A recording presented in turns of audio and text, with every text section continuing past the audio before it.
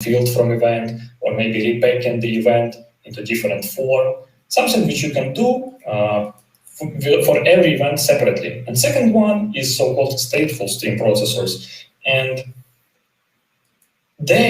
whenever they process any new event, they also keep all the history of previous events which they have processed. Examples here can be, for example, calculating some aggregations, or maybe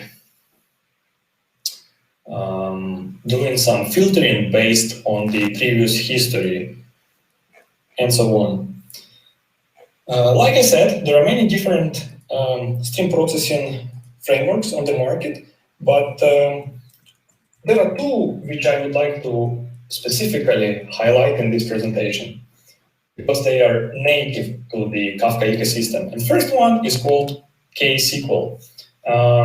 It allows you to do the stream processing in a syntaxis which is very, very SQL-like, which is very familiar to the engineers.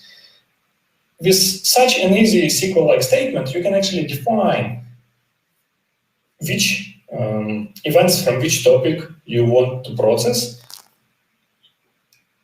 which fields you want to extract from them, and to which destination topic you want to persist them. Second one, KSQL is a good tool for, let's call them, lightweight stream processing. But sometimes you might want to do the some very sophisticated logic. It may be, for example, something related to your business logic when you need to, I don't know, do some kind of very specific aggregations or transformations and so on. And in this case, Kafka ecosystem provides you with the Kafka Streams library. It allows you to define the stream processing tasks as Java applications. So whatever you can express in your Java code, you can do with your stream processing. Very good news is that both of the frameworks are can be actually extended. If you need to implement something which is very, very much tailored towards your business, you can write the so-called user-defined functions. Basically, you define the Java function, and it can be whatever, like aggregation, or it can do some business logic. And then you can call this function both from the KSQL, like any SQL function here, or from your Kafka Streams application. And it can be everything. It can, like I already said, be something very much related towards your business logic, or it can also be some kind of fancy machine learning stuff, and it can be used for fraud prevention, for anomaly detection, anything. So that's the setup which we have adopted at Bolt. We ingest data from all the source databases, we persist them into the Kafka brokers, we do the stream processing with the libraries I have mentioned, and also persist the results to Kafka, and then those results are consumed by a number of different consumers. We store some events to our data lake, we also allow backend microservices to consume those events and do the business logic and decision making on top of them. Which problems have we encountered throughout our way? When I started this whole project, at that point, there was no single managed Kafka offering on the market. As of now, there are already few of them available, but there was no at that time. And if, in case you are planning to adopt Kafka, I actually would advise you to go with managed cloud offering, because setting up and managing Kafka clusters is not the easiest task, believe me. It's not actually a problem, but that was like one relatively big challenge and obstacle which we had to overcome. Second problem is actually, whenever you're working with stream processing, you can be getting hundreds of thousands events per second.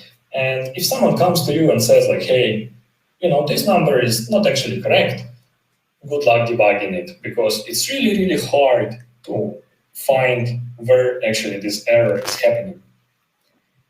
Next issue is that unfortunately, but currently most of the stream processing frameworks, they are JVM oriented mostly.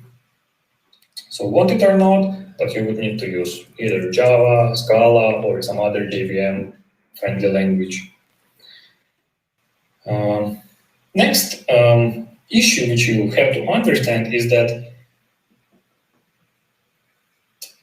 let's say, one of the big advantages of Kafka is that it actually also keeps the history of the events. It is configurable. You can set it up to 1 day, 1 week, or months, 1 year, whatever. And it actually allows you to replay some data from the past. Let's say you have released some new logic, and later on, a few days after that, you have realized that there was a mistake there. And now you can replay this history, replay those events, and correct your, make some adjustments towards your business logic.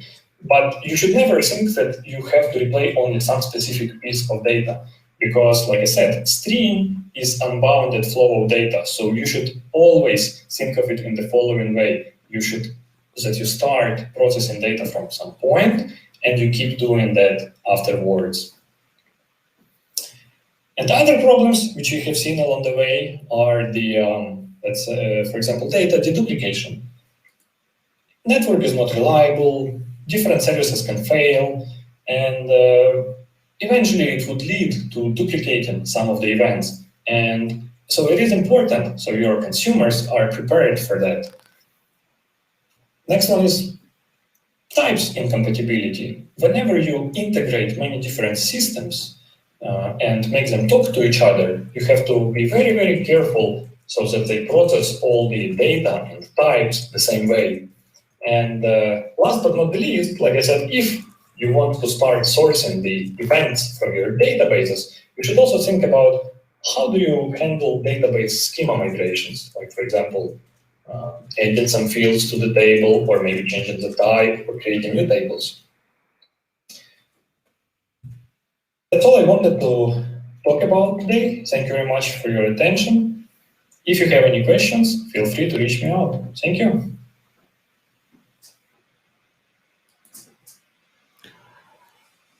Awesome. That was Ruslan's presentation.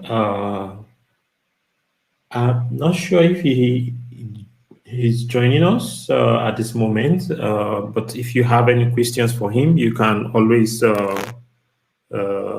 send him an email. His email is Ruslan, gibaiev@gmail.com. Now, the issues we had made us to have quite a little buffer time. So while we try to correct that and also fix any pending complications that is happening, we'll appreciate if you can join the community stage and listen to Uchechukwu Obasi on his own session. For the next presentation that will be starting in the next 18 minutes, everything should be fine. I'll be able to proceed as normal for the enterprise track. Thank you very much for your patience. Everything is being recorded and they'll be provided for they'll be uploaded online subsequently for you all to watch. Thank you very much for your understanding.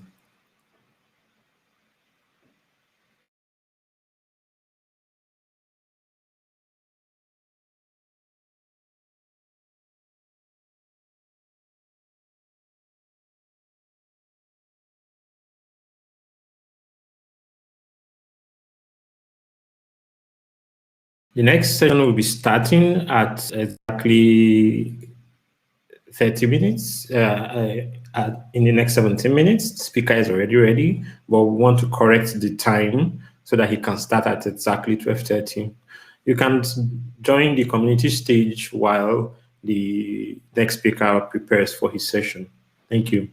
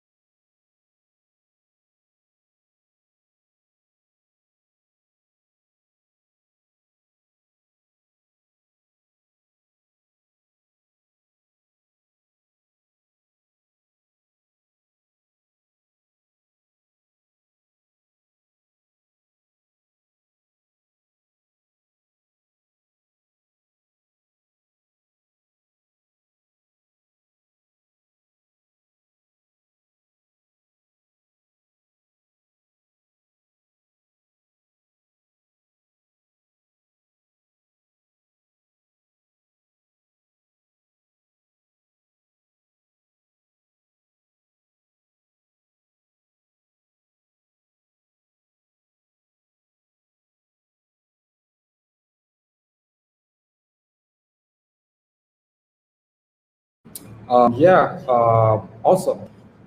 Yeah, welcome everyone to the enterprise track of the Kubernetes community with Africa. And yeah, I'm super excited to introduce our first speaker, I think. And he is Madhu Manase. So Madhu is a DevOps engineer at Demos Cloud. Oh, sorry. Okay, okay, cool, cool. I actually thought I mispronounced something. So yeah, Madhu is a DevOps engineer at Demos Cloud, and Madhu will be speaking to us about his topic, which is basically reducing attack surface using network policies. Yeah, Madhu, the floor is yours. Feel free to share, feel free to present.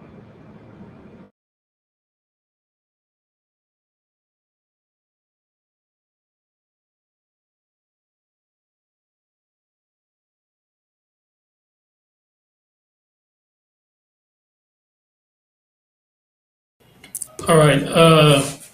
Good afternoon, everyone. Thank you for having me. Let me know if you can hear me.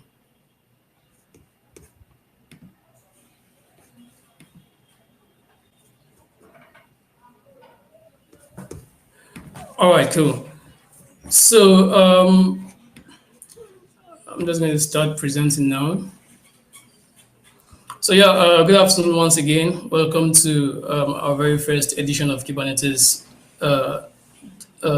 Days Africa. So I'm here to be talking about reducing attack surface using network policies. All right, so first of all, very briefly, my name is Manasi, and I work as an SRE at Demos. At Demos, we work on infrastructural design, security, and implementation. So yeah, for those of you who don't know what Demos do, Demos is a DevSecOps company that helps to guide other companies into their path of cloud adoption. So we offer a range of services from migration to cloud to SecOps on your own infrastructure. And we also offer Google Workspaces as a service. All right, so cool. Today we'll be talking about security, which is a very interesting facet of infrastructural management. And in as much as most people don't like to hear it, it's one of the basic things, or one of the major things that affect your performance, the performance of your application and the security of your application. So basically, security is just ensuring you adhere to confidentiality of data, integrity of data, and the availability of data to your customers. That's what basically security is. And yeah, we get this question a lot. How do you make your system secure? So there's no, I think before we just proceed, I just want to state this out that there's no single solution to security. You just have to keep implementing layers of security defenses, and that would improve your the security of your system as a whole. All right, let's dig deep into this. Nice. Security, cloud security basically is you trying to implement a whole range of policies, services that's going to help you protect your data from the cloud. You want to protect your data from attackers. You want to ensure that your data is constantly available, and all these methods which you apply to help make all this possible is just basically cloud security. You're already being cloud secured. It goes from managing your IAM permissions, ensuring that the appropriate user has the appropriate permissions, to setting up firewalls. All of this, like all this, they constitute security in the cloud. And one of the major ways of improving your security is identifying ways which you can reduce attack surface. So basically, an attack surface is what an attacker can do when he gains access into your system. So, for example, when you walk into a compound, what can you do? You see a lot of rooms. You can walk into any of the rooms. So, the number of rooms you can walk into is basically like an attack surface an attacker has access to when he compromises your security and gains access to your infrastructure. So, one major thing to do in order to improve your security is just to try to reduce what this attacker can do. So we'll be talking mostly about Kubernetes. So the basic components of the Kubernetes is a pod or the containers, as most people would say. So yeah, what can a particular attacker do when he compromises your pod or your container? That's something we want to basically know. So one of the major things is he can have access to the kubeAPI server if the service account is mounted. So this is very important because the kubeAPI server contains accessing the kubeAPI server means the attacker can have access to understanding what is deployed in your cluster, knowing the namespaces, knowing the applications you have, and everything about your cluster basically is available once you have access to the kubeAPI server. So you really don't want to give him access to your kubeAPI server. Another thing is if your pods are running in privilege mode, the attacker can have access to the underlying node that the pod is running on. We've seen cases of what we call container escape. So the attacker can choose to compromise the node which the particular pod is running on. Another thing is if you have access to a pod on the cluster is also on a network. So the pod can have access to other workloads and other components of your network. So if you have a database on your network, you have other workloads running on your network, the attacker can have access to all of this once it compromises your pod. Another part which is very important is data exfiltration. When an attacker compromises a particular pod, he can be able to export data to like another location, and based on what data he needs and the data he has access to, that can be very dangerous when maybe he exports user information or let's say credit card details, for example, to a particular location. So what can we do? We've been able to identify what this attacker can do once he have access to a pod. We want to be able to reduce the attack surface. So that's what we said, basically what this talk is about. So we want to limit what the user can do once he compromises a particular pod. So most times architectures are in such a way that we have front-facing applications and then we have applications at the back. So your front-facing application can be probably your front end, and then you can have like back end applications that power those front end. So we want to limit the pods or the services that this user can access once our front-facing application is compromised, for example. So yeah, enters network policies. So yeah, network policies are basically a set of rules, that determines how our clusters would communicate. So if a pod is in your cluster and you want to restrict it only to be able to communicate only to a particular subset of pods, for example, the case I gave earlier, we have your front end, you have your back end, and you have your database, for example. The front end communicates to the back end communicates to the database. You don't want a direct communication from the front end to the back end. So you can implement things such as network policies, and these network policies would restrict the communication a particular pod can do when it is in the cluster. So you can just look at network policies like IP tables. For those of us coming from a Linux background, so we have IP tables are just like a way of setting firewall rules on VMs on Linux. And their network policies are akin to IP tables on Kubernetes. So why do we need network policies? Some people might say, okay, we have IP tables. We could probably just get an execution from IP table and do something around it. But one thing with Kubernetes is the IP addresses are quite dynamic. So when your pod spins up, it has an IP address that would change when it spins up again. And we know from deployments that this is bound to happen. So when you scale up, you scale down, new pods get created. All of these pods have different IP addresses. And yeah, that's why one of the major reasons why we needed something that is tailored to Kubernetes specifically. And yeah, another thing we have to note is Kubernetes. Most people don't know this, but Kubernetes by default don't give you all the security features implemented. So you have to do this yourself. And by default, all the pods in every namespace can communicate to each other. So you have a test namespace, you have a staging namespace, you have a production namespace, staging can communicate to production. So that's how Kubernetes works by default. There is no isolation of the pod traffic at all. So yeah, now you see why we need network policies. So how does network policies just basically work? So network policies, they use labels. So from Kubernetes services and deployment, we've seen this when you're defining your deployment or your service. One thing you would notice is we use what we call selector labels. So selectors are just labels that target specific pod. So that's the same thing with network policies. Network policies use labels, and these labels target specific pods to apply those policies to.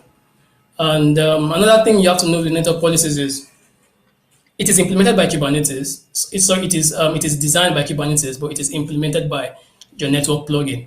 So if your network plugin doesn't support network policies, then I'm sorry, you wouldn't be able to use this functionality. So if some example of network plugins that do this, we have Calico, we have WaveNet, we have Cilium, and you have KubeRouter. There are others. These are not just the 4 limited network plugins, but you have to be sure if you want to implement network policy, you have to confirm that your network plugin actually supports network policy implementations themselves. So you also need to know that network policies are namespaced. That means they are limited to namespaces. If you apply a network policy in a particular namespace, it doesn't affect other pods on another namespace. Although you can have extensions, the basic network policies are namespaced, but as we've said, network policies are implemented by the network plugin. So Calico can choose to extend this by adding support for global network policies. Yeah, but just know that network policies by default are namespaced, except you want to go opt in for like customized network policies offered by network plugins. Those ones offer other enriched features for network policies. So yeah, this is like a quick link to a site you can use. It's built by Cilium, and it helps you design a network policy and visualize it properly so you can easily work with network policies. Cool. Let's look at the basic definition of a network policy. So we're just going to run through how to create a network policy, which is very important. So the first and important part of the network policy is the port selector. So the port selector determines which ports these network policies apply to. They are akin to selector labels on services or on deployment. So the labels you define that the port selector targets some specific set of ports and then applies these network policies to those ports.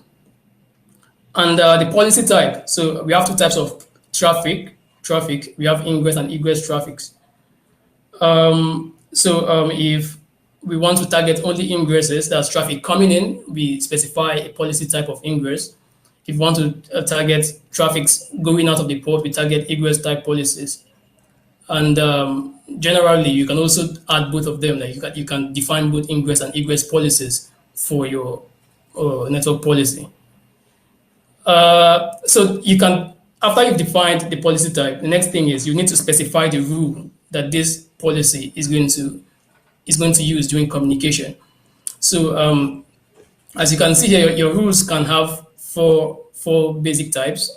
So you can define an IP block. So an IP block is basically saying this is a particular IP I want to limit the communication from O2. That's if you're using network ingress or egress. Namespace is just saying I want to limit communication to a particular namespace or from a particular namespace. This is very important, like when you are deploying isolated environments. Say you have a test environment and you want to isolate test environments from, say, demo environment, and they're all on the same cluster. So what you want to do is you want to limit traffic that can enter a particular port in the test or in the demo namespace. So yeah, then port selector, which are very granular. So this specifies the ports that you want to target, particularly, like this is specific. You want to target a specific set of ports in your particular cluster. So when you specify this port selector under egress or ingress rule, any traffic coming to or from that port only would be accepted. So any other traffic that is going to any other port or coming from any other port would be dropped by the network policy. Another thing is ports. So ports are a way of specifying the ports that we want the policy to apply to. So for example, you have a database, a MySQL database, and MySQL normally listens on 3306, port 3306. So you don't want the policy to allow access to other ports. So you limit the port that it can communicate to. So yeah, as a rule of thumb, when you're creating your network policy, you should start with a default deny all. So what this policy just means is drop every traffic in your cluster or in that particular namespace. No traffic comes in, no traffic goes out. So once you've done this, you can now build up on this gradually and define granular network policies for your pod. So you want to do this because you don't forget any you don't want to miss out on any traffic. It's just like permissions on you want to specify, you want to give granular permissions. You don't want to give excess permissions. So by default, you first drop everything and then you give them specific policy definitions to allow specific traffics. All right, so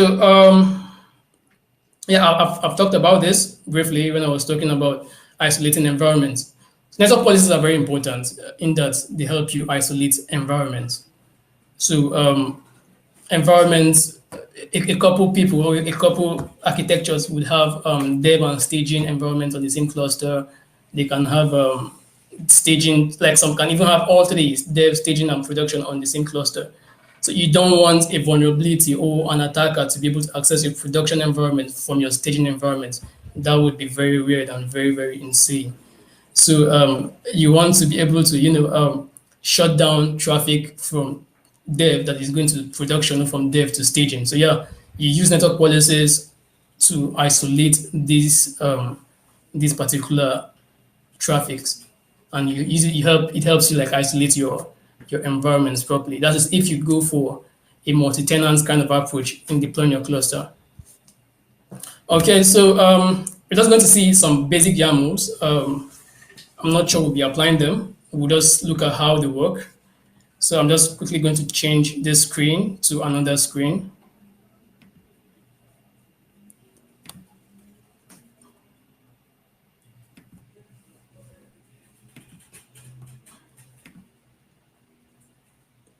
All right, so all right, good.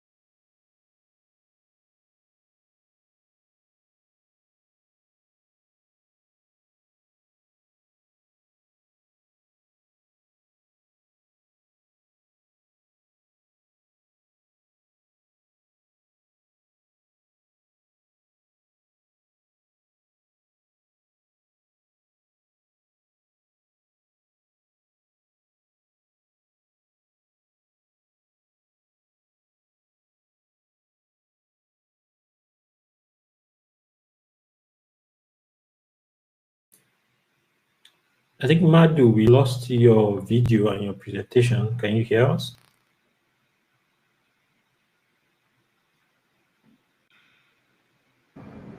Yeah, I think we lost him as well. At some point, I thought he was. Mother, can you hear us? Oh, yeah. Yeah, I can hear you. What a good day for my network to misbehave. Like for me, I've been contributing to Kubernetes. All right, so I'm just going to share my screen again. I'll probably just turn up the video for better throughput. All right, so I'm just going to share this again real quick.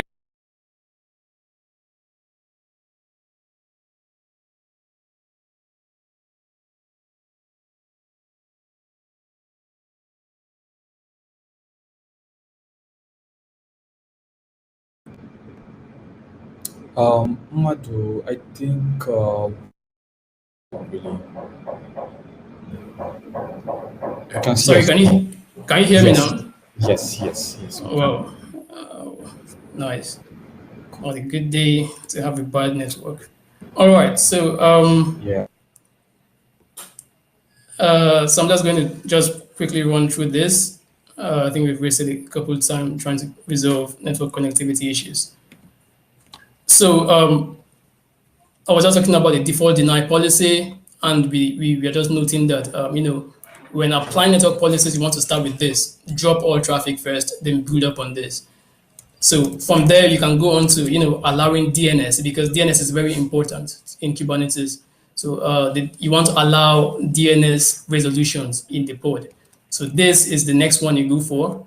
So as you've noticed, we are only allowing an egress policy. That means the pod should only be sent, should be able to only send traffic to port 53. And you will notice here we are not specifying any destination port labels or anything. That is because, as I said earlier, network policies are namespaced. So the DNS port is in another namespace entirely. So we cannot target it from here. So all you can do is we target port 53 and say, okay, let us allow all traffic from port 53 to go out of this particular port. The next thing you do then is you build up on this. You just build up, you keep building on these existing policies. So say you have a backend port like this, a backend deployment as this, very basic. As you can see, it has these labels here that just say, that just target this particular backend. And you can now build up on this and create other policies. So here we are saying, this is another policy that says we should allow backend access to ports. So this is, we are selecting any port that has this particular label. This is, so if a port has this label, networking, allow backend access set to true, we are going to allow it to be able to send egress to any port that has this tier called backend. So remember, we are dropping both ingress and egress policies. So that means we want to, if you want to create a network policy, if you want to create a network policy, you have to allow ingress and you have to also allow egress. So I want to communicate to the backend port. So you first have to allow me to be able to send traffic to the backend port, and you have to also set the backend to be able to allow traffic to come from me. So this is where we are setting traffic to go to the backend port. We are allowing any port that has this label to be able to send traffic to the backend port. And then in this policy now, what we are saying is we are going to target the backend port now, and it should allow traffic from any port that has this label set. So this is just basically something you can do. So by doing this already, we just limited who can communicate to the backend, and the only port that can communicate to the backend is a port that has this label, networking allow backend access. So you can set this label now in your front end ports. For example, if we just go down to front end real quick, this is the front end manifest, and you will see that it defines this port, this particular label, allow backend access. So this front end port now should be able to send traffic to the backend port.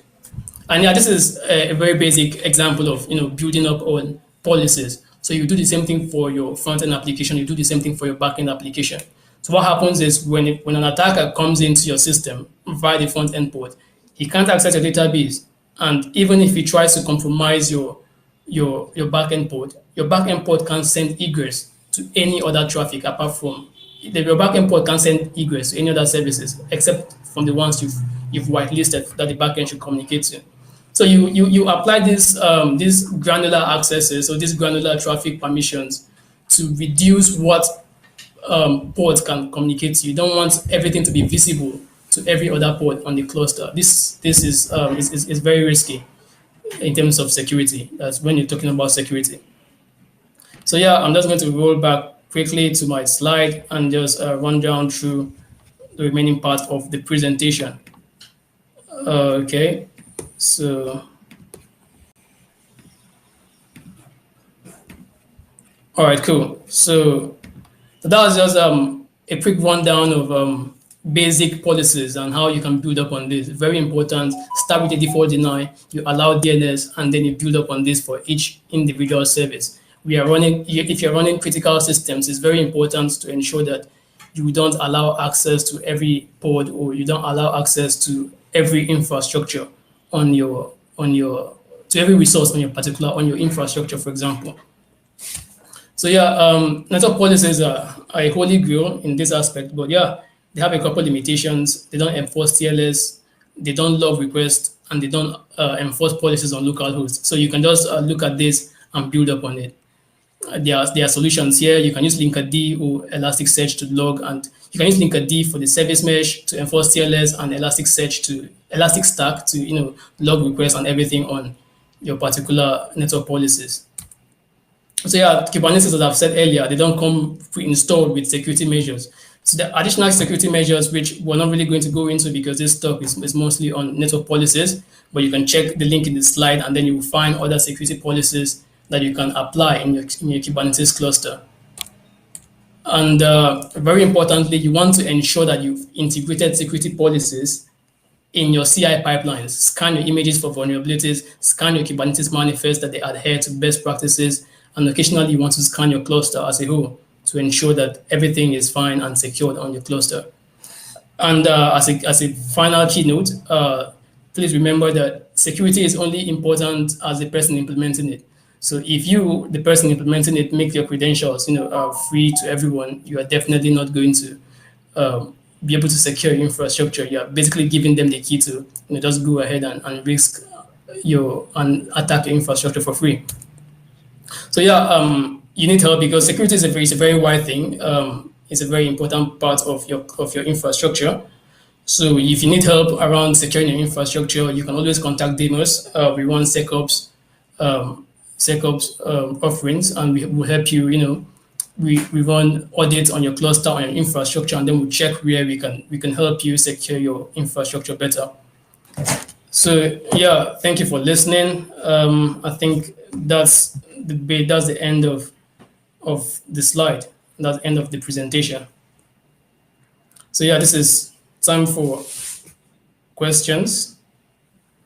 Yeah, exactly.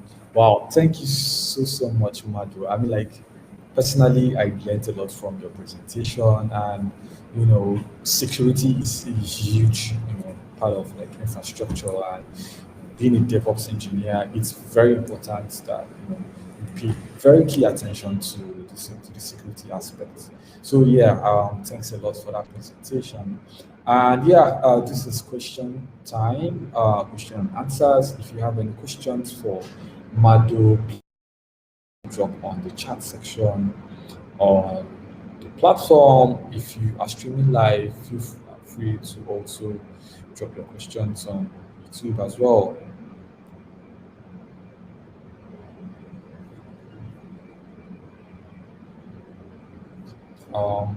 Yeah, well, let's wait for an extra minute, and if we don't get any questions, then we move to the next speaker. But yeah, so basically, I don't have any question, but I'll ask, can you be willing to make your slides available to the attendees? Because I think the resources and information you just shared is highly valuable, and it could be nice for the attendees to have access to them and then go back to those slides anytime they want. Yeah, sure. I'll be making the slides available afternoon. I'll be sending it to you or to any of the hosts here. Awesome. Oh, nice. We just have a question here. So, is there a link on how to get started with DevOps?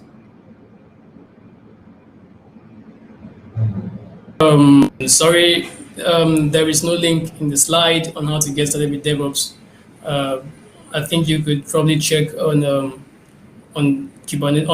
On GitHub. You could check. I like using the awesome list. You can check awesome GitHub, awesome DevOps on GitHub, and you can get you started from there.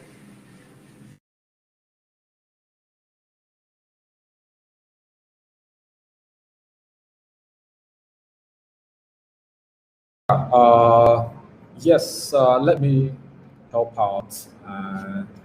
Let me just share the awesome DevOps for you, Gabriel. So this is the link to the awesome DevOps. So yeah, from here you could actually see some helpful links to some of the tools and technologies you need to know as a DevOps engineer. So yeah, thanks a lot, Madu. I really enjoyed the session. It was really insightful. Yeah, and I know for sure my attendees are also excited and they get a lot from the session as well. So yeah, thanks a lot, Madu, and yeah, hope to see you some other time, man. Thank you very much for having me. Cool. And yeah, our next speaker,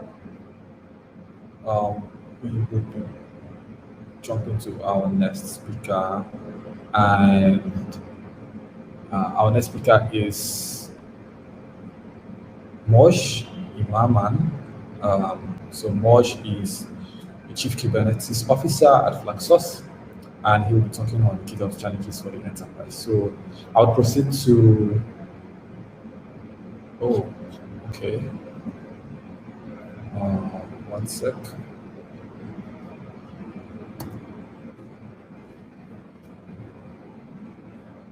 I think Mosh is not here. One sec.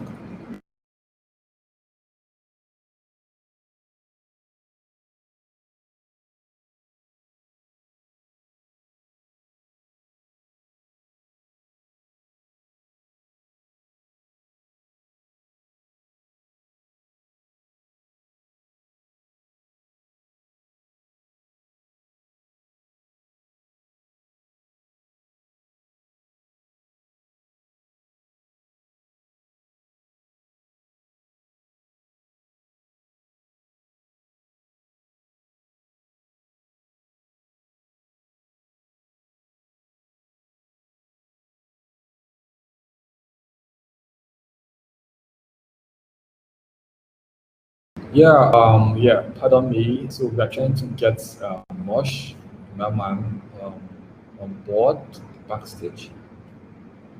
Yeah. Yeah, so just uh, give us a few minutes to get him on board.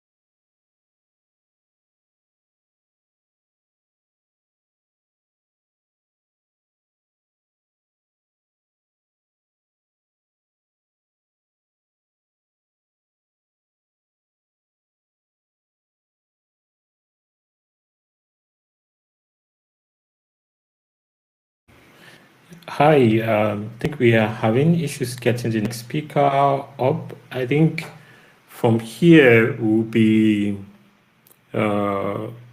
moving on to the next speaker, who is Raphael Natali. And if we are able to get Moshe to join in, then we can get him to speak subsequently. So we have the recorded presentation of Raphael. I'll be playing the presentation while we try to figure out how to get Moshe. Now, do we have Raphael in the chat? If we have Raphael, we can bring him up if he's online so that he'll be able to answer any questions the community might have. Okay, I'll be sharing my screen.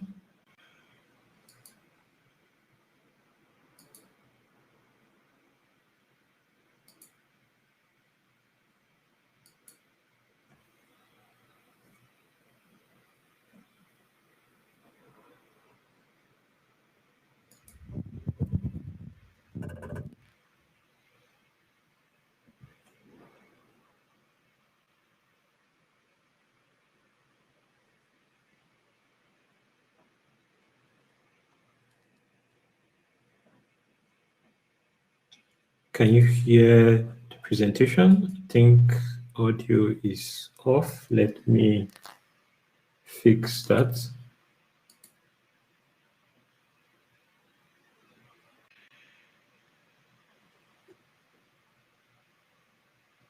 Sorry, can you hear me?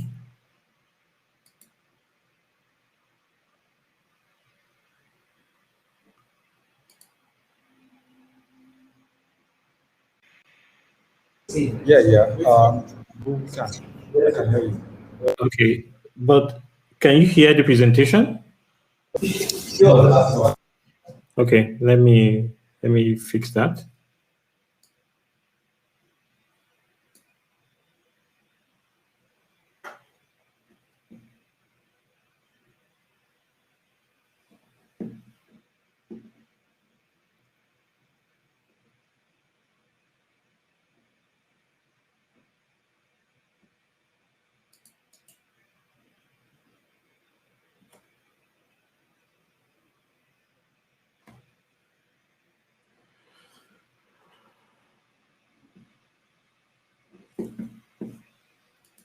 Internet will mess things up.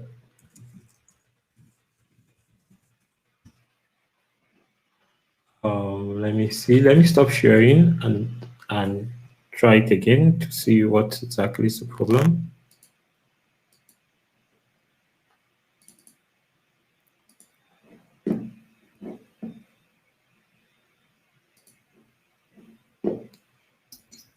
Hey, Abu Bakr, I think it's because your headphones are connected.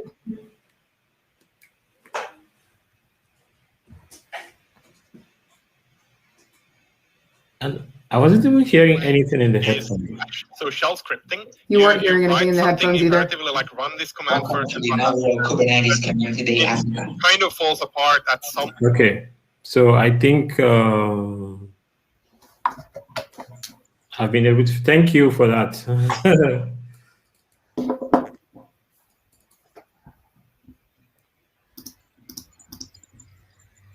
So awesome. Let me now share my screen. We have this and share screen, and I'll press.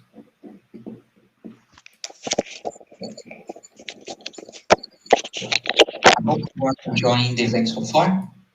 Hello, everyone. Welcome to the inaugural Kubernetes Community Day Africa. I hope you are enjoying the event so far. Let me introduce myself. My name is Raphael Natali, and I will be talking about Kubernetes, Ansible, automation, infrastructure as code, and how all they work together. A little bit about myself. I am currently a senior DevOps engineer at Marionette Consulting. I have been working with cloud and DevOps for about 5 years now. across different industries and geographies. Before that, I was a system administrator working mainly with middleware technologies. Also, I am an AWS and GCP certified professional, and more relevant for today's topic, I am a certified Kubernetes administrator. Okay, so let's get started. Infrastructure as code. Infrastructure as code is an intrinsic part of the DevOps culture and best practices. The goal is to guarantee configuration consistency and traceability across environments. There are a plethora of tools that can help us to code our infrastructure. Ansible is one of the most well-known automation tools in the DevOps space. It's a simple and powerful tool that we're going to be using today for provision or Kubernetes cluster on Google Cloud. Okay, so the first step to have our code up and running is to create a couple of folders for our Ansible. I will create just an Ansible folder and a couple of subfolders, inventory and rows. Okay. Inside of the inventory folder, I will create what we call inventory file.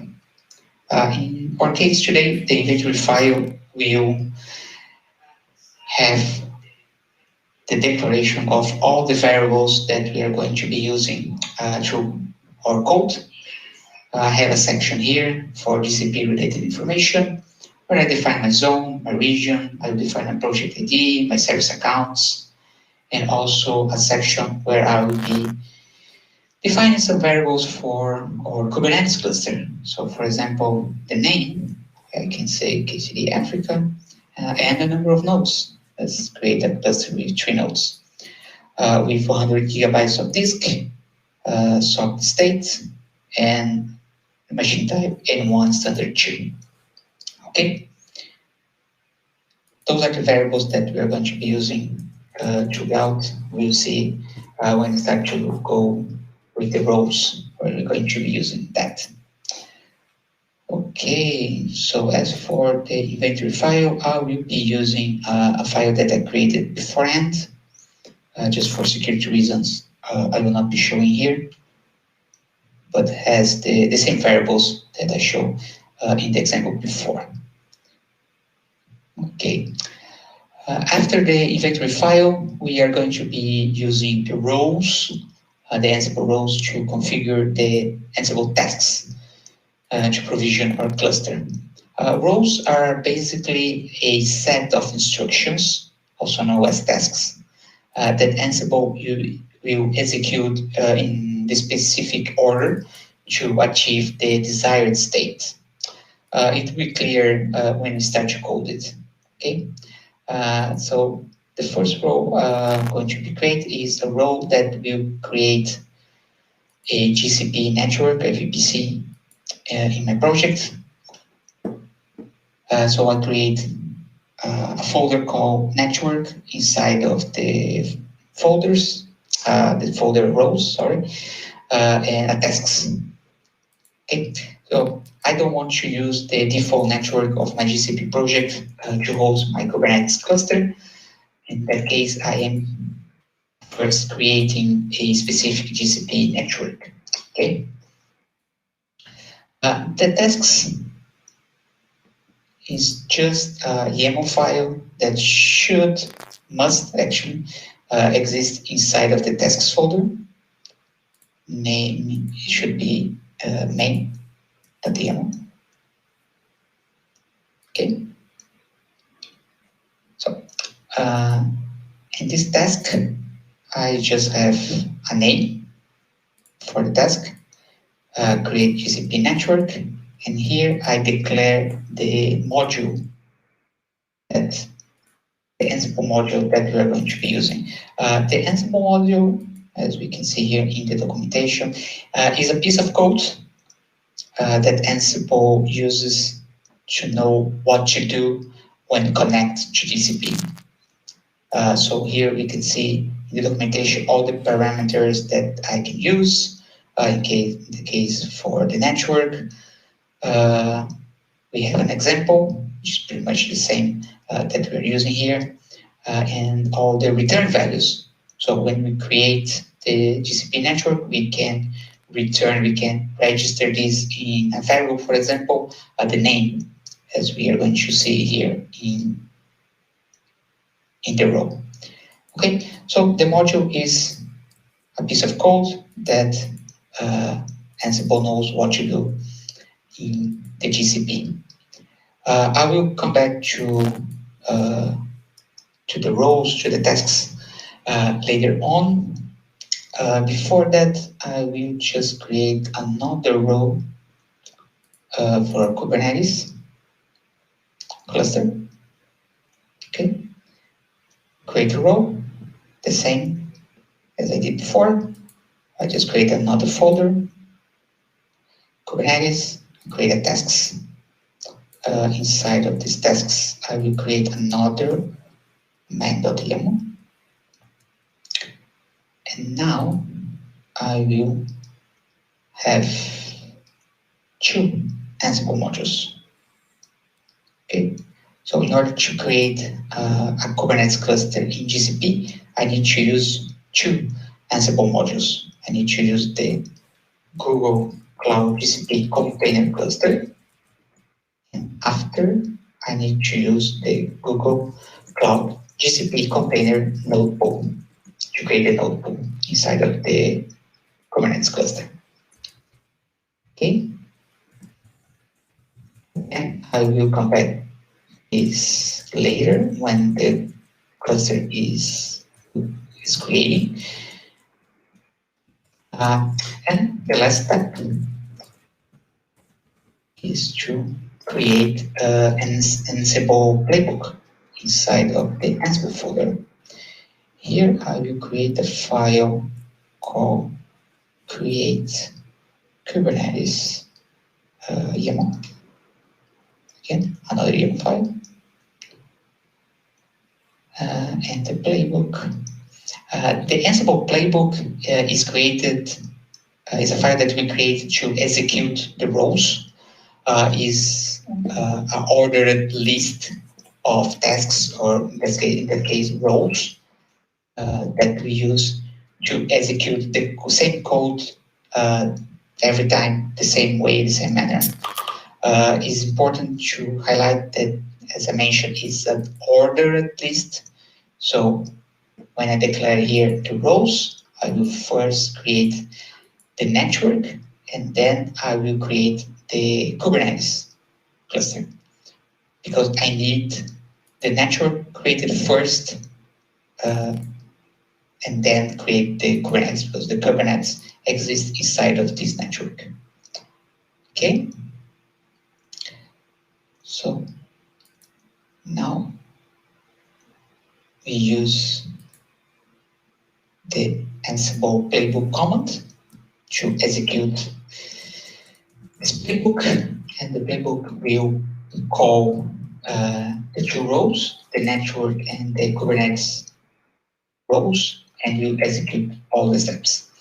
So as we can see here, it starts the play, create infra, which is this one.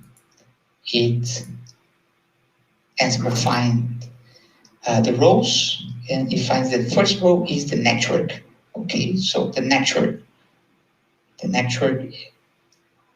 is here, network test main.yaml.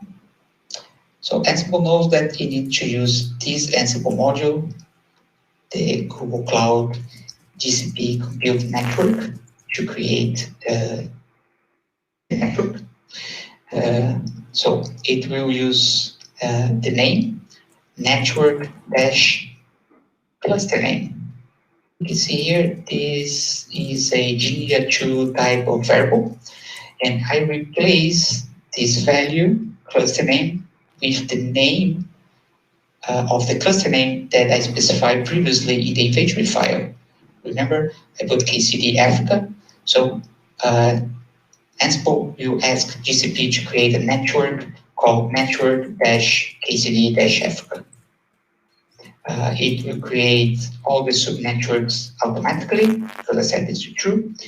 In the project ID, again, change the true type, it's going to replace with the project ID that is specified in the inventory file, with the credential file, again, that used in the inventory file. Okay. The state for this task is to be present, which means that I'm telling Ansible that whenever it runs, it needs to ensure that the network exists. Okay, so for now, I already run the first time, it changed it, which means that it already created. We can see here in the GCP console. See, already created with all the subnetworks. So that's why it's changed.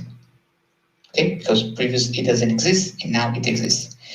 If for whatever reason this network is removed, is deleted, and we run this Ansible again, it will recreate. Okay, and if we run the Ansible again and the Ansible see that the network already exists, it doesn't do anything. It doesn't recreate or delete or do anything. It just say, okay, the state is present, so I'm okay with that. Using this keyword register, I am registering all the outcomes of this module. Remember when I show you guys the return values here in the documentation? So all these values, how to create the subnetwork, description, name, all of this is registered in this variable. Okay. This is important because when I am creating the Kubernetes cluster, I use this. Okay. Now, as we can see here in the playbook, it is running the task of the role Kubernetes and the task Kubernetes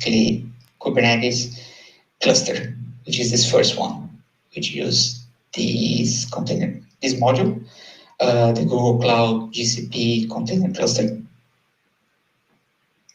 Again, the same in the documentation. It creates the cluster, the very first part of the cluster. There are several, all the parameters that you can specify through the console, you can specify here.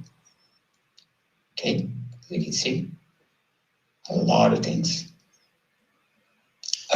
So what I did here, I used the name, which is the same name that I specified in the inventory file, the KCD Africa.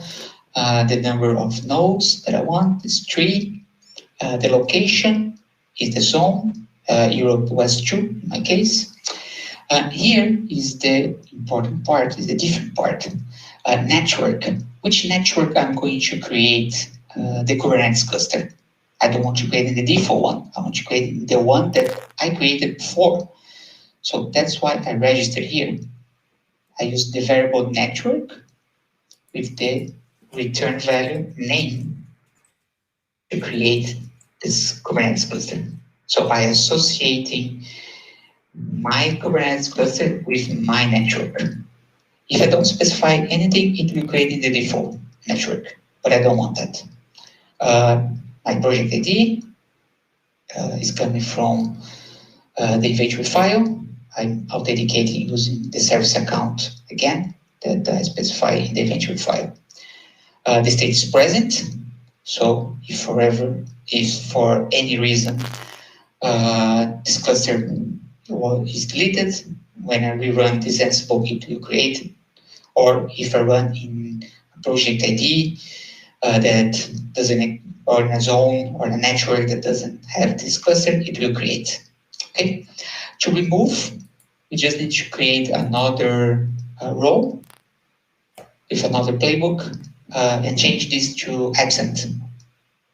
So if it exists, it will change the status, the state from present to absent. It will remove. Okay.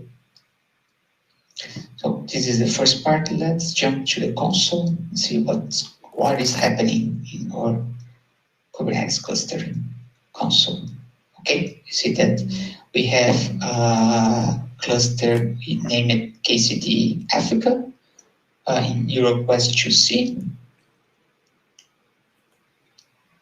with all the information here for the network. You see, it's created in the network that we specified previously. That's great. Now, the second part is the node pool. So this module only creates the cluster but doesn't have any nodes. That's why we need the second module, the Google Cloud GCP container node pool. Again, I'm specifying a name. Let's just jump for the documentation just for you guys to see again. In the same way, there are several parameters you can specify. I just choose a couple ones for this presentation for simplicity. So the name is node pool, and the cluster name, the initial node count is the same that is specified before. And the cluster, which cluster I am going to associate my node pool. I'm going to associate with the cluster that I created in the step before, the Kubernetes cluster. Okay, and I will create with the disk size of 100 gigabytes, SSD, the machine, and one other two, and again, present. So I want this to be present. Okay, so we can see here in the terminal that it already run. So it already created the Kubernetes cluster. It already created the Kubernetes node pool. So 3 are okay, 3 are changed. So if we go to Kubernetes cluster engine, we can see the nodes here. It's created as all the 3 nodes. For those who don't know, these nodes are nothing else than 3 compute engines instance that GCP creates automatically for us. We don't need to worry about that. See? Those are the 3 nodes of my Kubernetes cluster. Okay. Now, just to show you what happens if I run this Ansible playbook again. Now, all the resources that we want already exist. So I don't want Ansible to do anything. You see? So when we rerun this with this information, and Ansible checks that everything already exists in GCP, you just say, okay, okay, okay. So everything is okay. Because all these states are true. So I have a cluster, I have the node pool, I have the network, so everything's okay. Ansible doesn't need to do any change in the environment. Okay? And now, just to show how do we connect, I just increase a little bit my screen, and how do we, if you go here in the cluster, I just connect, I copy the gcloud command to connect with my cluster. I copy here, paste. Okay, my kube config was configured. And now I can just, oops, kubectl. get notes.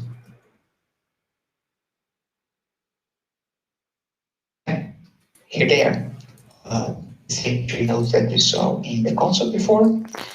If I do putctl get namespaces, I can see all the default namespaces.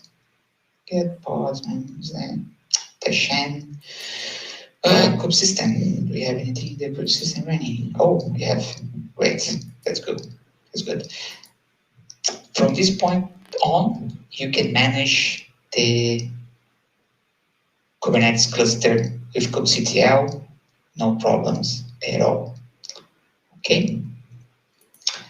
So that's what I wanted to show to you today. This presentation was just to demonstrate the use of infrastructure as code to install, set up, and configure a simple Kubernetes cluster on Google Cloud Platform, and also to show some essential concepts from Ansible, like roles and playbooks, and how to configure and structure them to provision resources in the cloud. Much more is possible with Ansible, GCP, Kubernetes. Obviously, this is just a starting point to you be able to organize your Kubernetes configuration, such as namespace, deployments, and policies as code. Okay, so thank you very much for being with me today, and continue enjoying the Kubernetes Community Africa. Bye.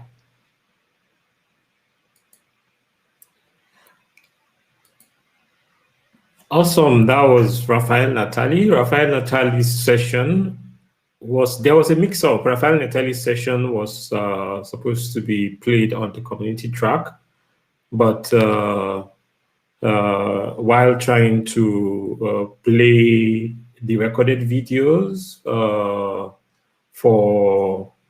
since Moshe was unable to join us, I mistakenly played it here, but no problem. The next presentation we'll be making will be that of Prithvi. I hope I pronounced Prithvi and Sayan. We'll be streaming the video on both the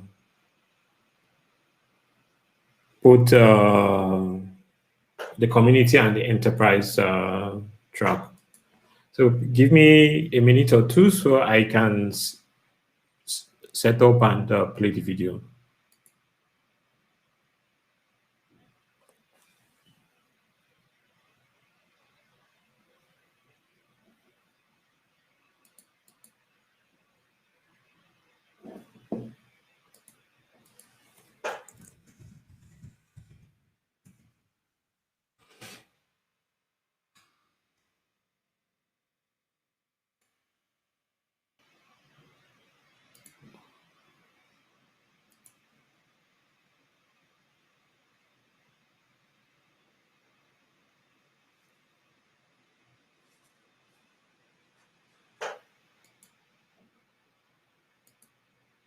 Contributor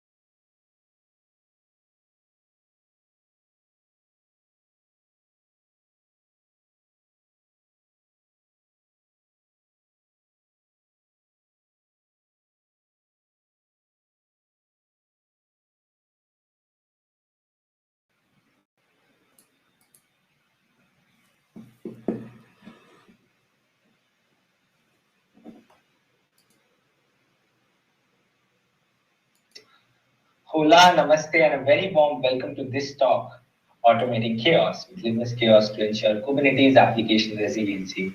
First things first, I would like to thank the organizers for organizing this amazing KCD Africa edition, and I would also like to thank all the viewers and all the participants and all the speakers who have ended up making this conference a success, and I look forward to many more editions of KCD Africa.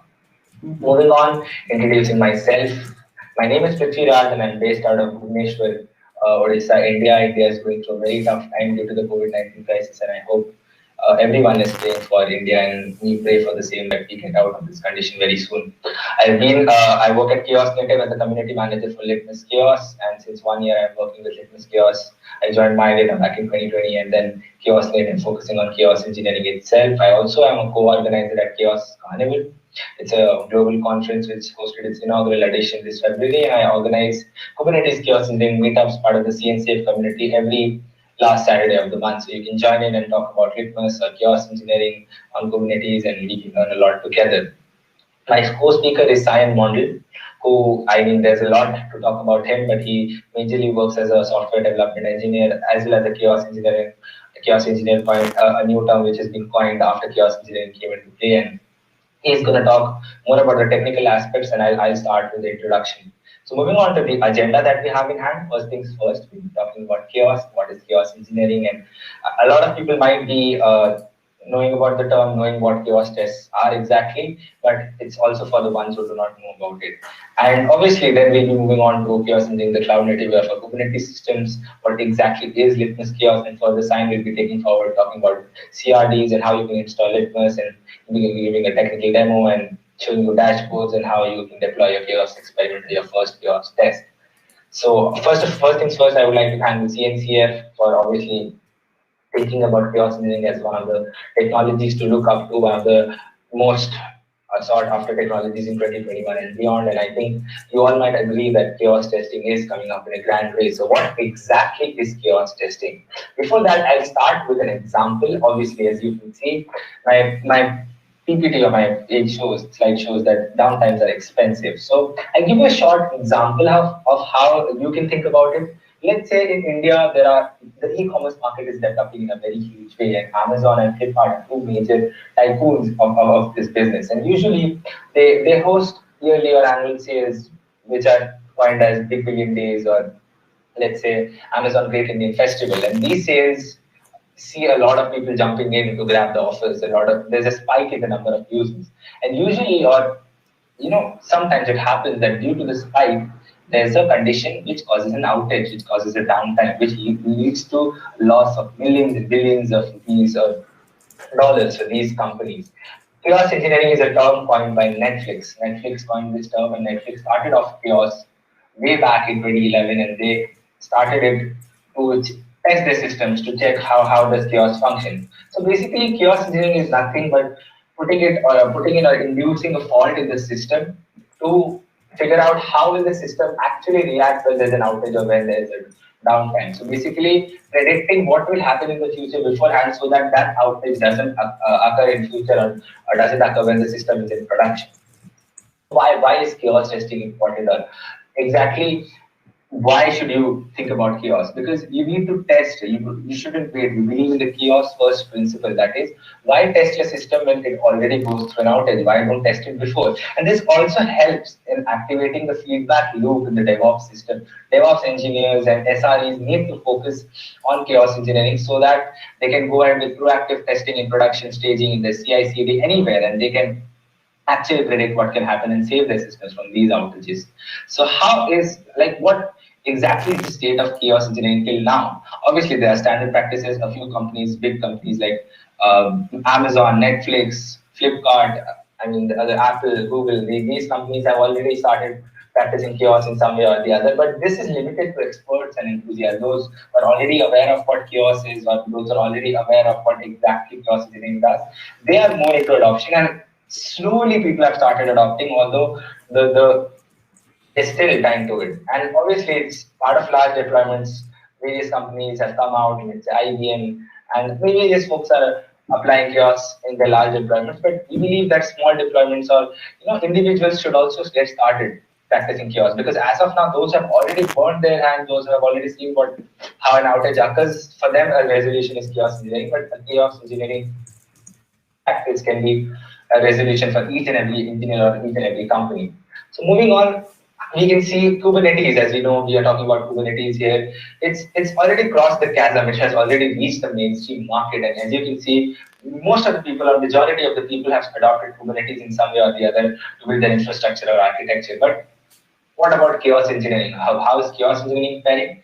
In the chasm, we believe chaos engineering is yet to cross the chasm. It's still in the early market, and we are seeing early adopters. There's early adoption, but it's yet to see go to the mainstream market in form of a huge business or in form of huge adoption. There's still a lot to do and a lot to develop so that people can adopt chaos. And there's a lot of fear in people's minds as well that should I adopt chaos? Undoubtedly, you should go ahead adopting chaos engineering, chaos testing for your infrastructure and systems. Moving on, how is it typically done? How is chaos engineering practice? Usually, chaos engineering practice to game days, and some of them have already integrated them in their CI/CDs. But as of now, only SREs are practicing chaos engineering. Chaos engineering is practiced by basically Q&A engineers, SREs, or DevOps engineers. But most of the developers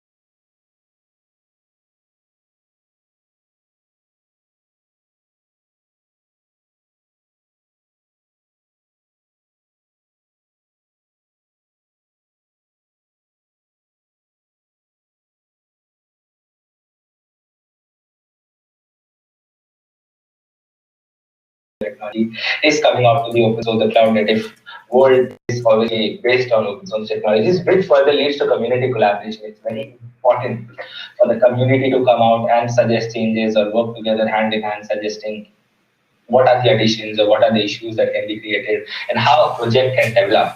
Obviously, with chaos engineering having custom resources and all the YAML files, I think an open API and lifecycle management is very important for chaos engineering to be cloud native. And obviously, scalability. We do not talk about scalability, but scalability is very important, and that is why as Kubernetes is being like the principle of Kubernetes are being changed by GitOps. GitOps is very important for chaos engineering to be adopted and for users to get a whole new experience. And observability, as you know, as I mentioned, monitoring is very important.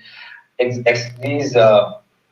experiments and how they function should be monitored. So open observability helps users to monitor these experiments properly. So moving on, Litmus, as you know, follows all these principles, and I think is a CNCF sandbox project having pool of amazing experiments. We'll go back to the next slide and talk about it. And they follow all these principles, and it is built for modern chaos engineering. It is coming up in such a way where chaos engineering, the dynamism of chaos engineering will change, and testing will become feasible and easier for each and every engineer out there testing on their Kubernetes architectures. So what exactly is Litmus? Litmus is nothing but an open source tool set practicing highly scalable chaos engineering practices for SREs, developers, Kubernetes engineers, software engineers who want to practice chaos testing somewhere and want to bring in resiliency in some form to their Kubernetes applications. As you can see, the stats, obviously stats do not define a lot, but it has got a pool of contributors, 1600 plus GitHub stars. We are talking about community here at the CNCF in KCD Africa, and community is what matters. When I joined back last year, this project just had 60 Slack members and 500 odd GitHub stars, but now you can see there's a pool of experiments, the GitHub stars are increasing, and the project is seeing amazing amount of attraction in the community. We believe that in the upcoming years, if this chaos testing is going to be the go-to project or go-to technology to look forward to. With this, I would like to hand over to my co-speaker, Sayan Montel, who will be getting into the in-depth of Litmus Chaos and Kubernetes applications resilience. Thank you, folks. Thanks, Prithvi, for sharing about chaos engineering and Litmus in general. So I'm Shayan. I'm a chaos engineer and chaos native, and I'm going to talk more about how you can use Litmus to inject chaos in use case where enterprise needs. So to start off with, I am going to show you how you can install Litmus. So there are two ways you can do it, either using Helm or you can directly apply the manifest. So if you visit the Litmus docs beta.netlify app, and you move over to this installation section over to control plane, you should be able to see installation using Helm and using kubectl manifest command. So this is the beta 2.0 manifest that is currently, we have the current version we have. You can use that version, or you can go to the GitHub repositories, it's litmus chaos/litmus, github.com/litmus chaos/litmus, and go to this folder called Litmus portal. Once you are inside the folder, scroll down to see the repo section, and you should be able to see installation using KTest manifest. So you can either apply the master latest cluster scope manifest or the 2.0 beta 4 manifest. So what I'm going to do is I'm going to use this master manifest for this demo. And to apply it, basically what I have is a Minikube running right now. You can either use Skyeng K3s or even do the same in your cloud provider. So now that I already have Minikube running, I'll just use this command to install Litmus in my local cluster. So while that is happening, I would just watch the same in the Litmus namespace. So when I do it, I should be able to see these three things. Now, while that is happening, I would want to come back to my slide and explain what exactly happens behind the hood. So if you take a look at this diagram, this is basically the CRDs that Litmus leverages. The three primary chaos CRDs we have is chaos experiment, chaos engine, and chaos results. So what we have here is chaos experiment comes first, which is being fetched from Chaos Hub. Now, what is Chaos Hub? We have a list of different experiments listed down in our hub, which is hub.litmuschaos.io. If you visit this particular hub, you would see a lot of public chaos experiments already up and running for you. So you can pick any one of these experiments. They are predefined, and you can either build on top of it, or you can just use the predefined ones. And this is what Chaos Hub is. You can pull these experiments inside your injecting chaos directly with the predefined configurations. So the chaos experiment.yaml is what pulls this particular chaos experiment. So the chaos experiment CID is basically a low-level chaos, your chaos experiment itself with the default enables. The chaos engine is what binds the application instance with this particular experiment. The chaos engine is what would trigger your chaos injection in your particular application. So chaos experiment is only installing the experiment, not injecting it. Chaos engine would bind your application instance with the experiment and inject it. And the chaos result is what would store all the default parameters, the status of your experiment and those things. So it will save a verdict. It will say if you have probes in your system, it will save the status of your probes, the success percent, and those things. So it's basically store the metrics.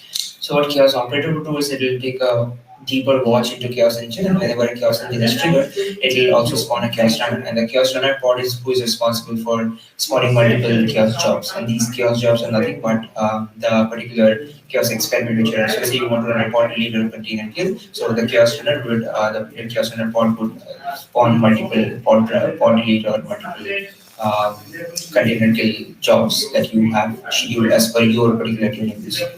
So you can do all these tunings in the chaos engine itself. So whatever way you have tuned and overridden the basic tunings in that particular manner, the chaos runner would generate successive chaos jobs. You can either change the chaos duration, you can add annotations to control the class radius and all those kinds of things. So that's it in a high level.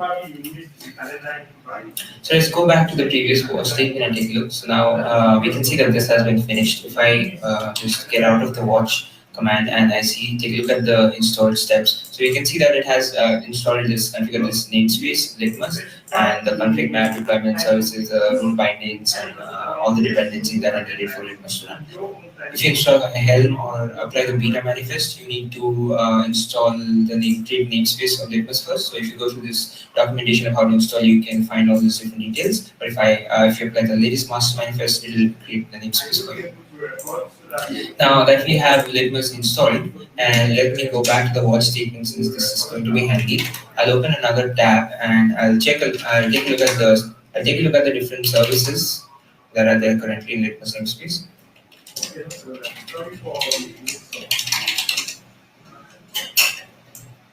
So we can see that there's the Litmus front end, the server service, and the Mongo service. So we need the node IP followed by the port in order to visit our front end service. So in this case, I'm going to use my Minikube IP with this particular front end port. There's going to be this colon this particular port. We just copy over the port, and with that, I should be able to access the front end service of Litmus. So now we have this. I'm going to log in with my admin and Litmus credentials. So by default, the username is admin and password is Litmus. Once you try to log in, since you're a new user and this is a fresh cluster you're installed it on, you will be greeted with a project creation onboarding step. So you need to confirm your password if you want to create a new password at the time of the first login. I'm just going to keep it the same, and my project name will be demo. So this is only a one-time thing for new users. So if you create another user as an admin, they would have to go through this onboarding process just once. So this is my control plane, the Litmus control plane that I have. And there are multiple options that you can do. You can schedule a workflow. If you have particularly one agent right now, you can see your project up at the top. You can see your details. If you have set up an email, which you won't, if you're a first-time login, you have to set it up manually. So you can set up your email, you can log out, you can edit your profile, and you'll see all the project-related details like who is sharing, who you are sharing your projects with. So you can invite other people as well into your project. You can give them viewer, editor, owner, different types of access. And there's something called as an agent. So what is an agent? It is basically when you install Litmus, by default we create a self-agent which is already running in your particular cluster. So with the help of this agent, we will be running all the chaos experiments in this particular agent. So if you want to create also include an external agent, you can do so. You can connect an external agent by clicking on this. You have to go through this process to download Litmus CTL binary and connect your own personal external agent. So we're going to use the self agent for now. And if you go to settings, you have the teaming option where you can invite new team members who are already a part of Litmus, and then you can choose the group like I mentioned. And there's another section called as a workflow, which is where your workflows will be scheduled whenever you schedule the workflow. This is where you'll be able to view all the different details on the workflow. If you create a schedule and you not just run it once, if you want it to be a scheduled cron job, then you can do the same, and all the schedules will be visible here. And you also have some predefined templates that you can use to directly inject chaos without any configuration. So you can just use this predefined templates. So what you're going to do is create a scheduler workflow on the particular agent, self-agent that we have already. Now moving forward, we have 4 different options, which is we can either create from a set of predefined workflows, which is the same as the templates. And let's say you have a particular pod delete or a certain template which you want to modify and extend its capabilities. So let's say you have pod delete and you want some sort of specific pod delete application that are to your enterprise requirements. So you can save it, you can modify it and save it as a template. And from the next time onwards, you can click on this create a new workflow by cloning an existing workflow. And so this is where you'll find a particular template that you have saved. So you can use that template and run your workflows again and again with the same configuration. And then you have this option of My Hub. So what My Hub is essentially, like I already showed you, there's a chaos hub. So My Hub is essentially your own personal chart, your own personal chart. So let's say for example, I have this demo chart here. So you have to make sure that this is exactly in this particular format. So you have to have a charts folder, and inside of it you can create your own personal chaos experiment. So I have generic experiments which are all this node taint, node drain, disk fill, disk loss. And I also have a code DNS, which is code DNS for delete experiment. And these are the different metadata, the icons and the package YAML experiment YAML. So now, if I go to the portal and I select the hub, I'll only be able to see Kiosk Hub. So if I visit this Kiosk Hub section, I should be able to see Kiosk Hub only, which is exactly, if I view this, it is exactly similar to this hub. So we already have this inbuilt with the Litmus portal. So whenever you open portal, you should already have a hub already there. But if you want to connect your own hub, you can choose the connect new hub section. I'll name my hub as demo hub, and I'll just give my get URL, which is in this case this one. So I'll just use this get URL and I just want the branch to be master. So it's public repo, so I'm using it as public. If you have a private repo, you can either choose to SSH or use the access token and just add the deploy key in your get repository, and that should work. So if I submit it now, I should be successfully adding the demo hub to my list of Chaos hubs. So if I view this demo hub now, I should be able to see all the generic experiments as well as the Core DNS experiment, which is just one that I had in this Git repo. So this is one feature that allows you to create your own custom charts if you want to, and then use your enterprise particular enterprise use case. So you can create your own experiments, and push them on GitHub, and then use your own hubs to schedule chaos according to your needs. So now if I go to workflows and I schedule a workflow and I select my demo hub, there's also an option to import a workflow from YAML. So if you have a custom YAML already created, you can just click on this and drag and drop or upload your YAML, and the experiment would be picked up from this particular YAML. So I'm going to select my demo hub that I have just set newly. So I will keep the experiment name as demo. Let me move forward. So that right now I don't have any experiment. So when I add a new experiment, let's say a container kill and a pod delete experiment, I should be able to see a visualization on the right side, which is giving me an exact example of what would happen when, like how this experiment would look, how this workflow would look when I finalize it and I see the visualization. So this is just a demo visualization of a predicted visualization that it should happen once we schedule it. So we can of course click on edit YAML and see the different YAML configuration. So like I mentioned, Chaos Engine, Chaos Experiments, at the top you would have the Chaos Experiments. These are all the different Chaos Experiments. And if I scroll down to the bottom, I should be able to see the different Chaos Engine. These are all different Chaos Experiments. And if I scroll down, I should be able to see the Chaos Kind Chaos Engine, and these are the Chaos Engine of the two particular experiments that I just installed. Alright, so there's an option called revert schedule. So revert schedule actually allows you to revert all the particular chaos that has been happened. If you turn it to false, it will not revert it, and your chaos metadata, all the experiment details, job details will be persistent and will be present there. So now if I click on next, I should be able to adjust the weights of the particular experiment.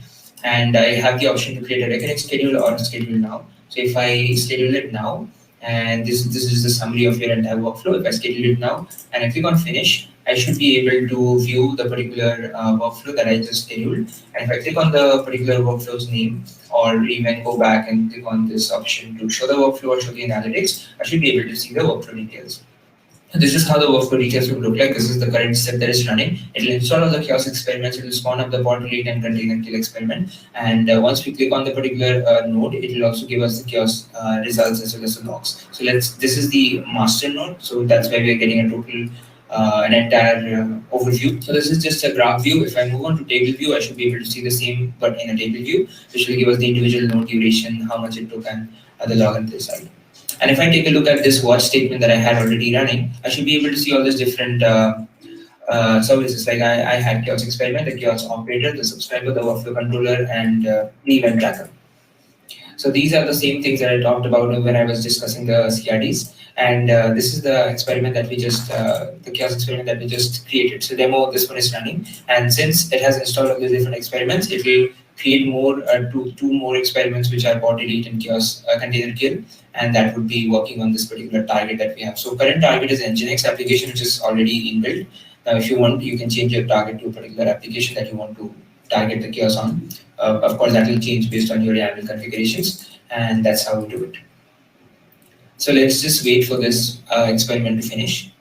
So now that the install experiment finished, we have a container kill that is in the pending state. So if I visit the logs again, if I visit the watch statement again, I should be able to see another instance pop up, which is called initializing state. And this is the container kill chaos experiment that is trying to install itself and inject chaos. So after container kill, we'll be also able to see pod delete spawn up. So yeah, now you can see container kill runner is being there. So this is a chaos runner and it is spawning the chaos jobs. So now if I visit the container kill node, I should be able to see the logs as well as the chaos results as well. So right now it's running, that's why we don't have any chaos results. Once it finishes, we'll be able to see the chaos results. So yeah, that's it for the portal, how you can inject your personal, your own chaos. So if I also go ahead and change my charts detail in this section, let's say generic pod delete. If I modify the pod delete experiment here, and I come back to this scheduling a workflow and viewing that particular experiment, I should be able to also see the changes there. So whatever change you do in GitHub will also be reflected in your workflow itself. And yeah, that's all about Litmus and how you can leverage it in a high level view. So this is the exact architecture that I talked about. So you have the portal, you have your chaos workflows and the metrics and events, the operators and the different experiments that are running. So these are all exported into chaos results. So the chaos results, you can also monitor the chaos results using Prometheus with the chaos intelligent analytics. Also, you can run this on a bare metal environment as well as public clouds, AWS, Azure, or VMware with the bare metal environment. So that's all from my side, and that's how you can leverage Litmus to your own enterprise requirements and inject chaos as you want. Thank you.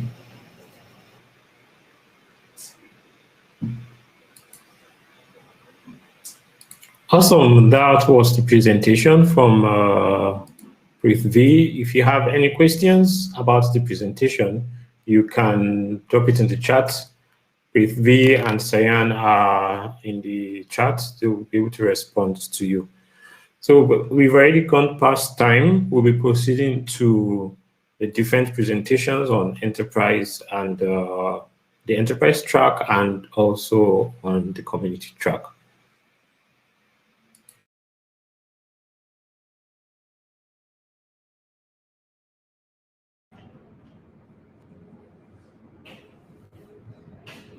Yeah, welcome back once again.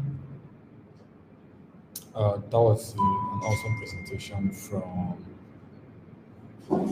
Oscar. So yeah, we are moving to the next session, and the next session is I think Mario.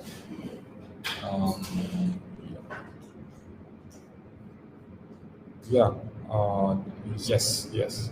So the next session is Mario, and Mario will be talking about complete. What else?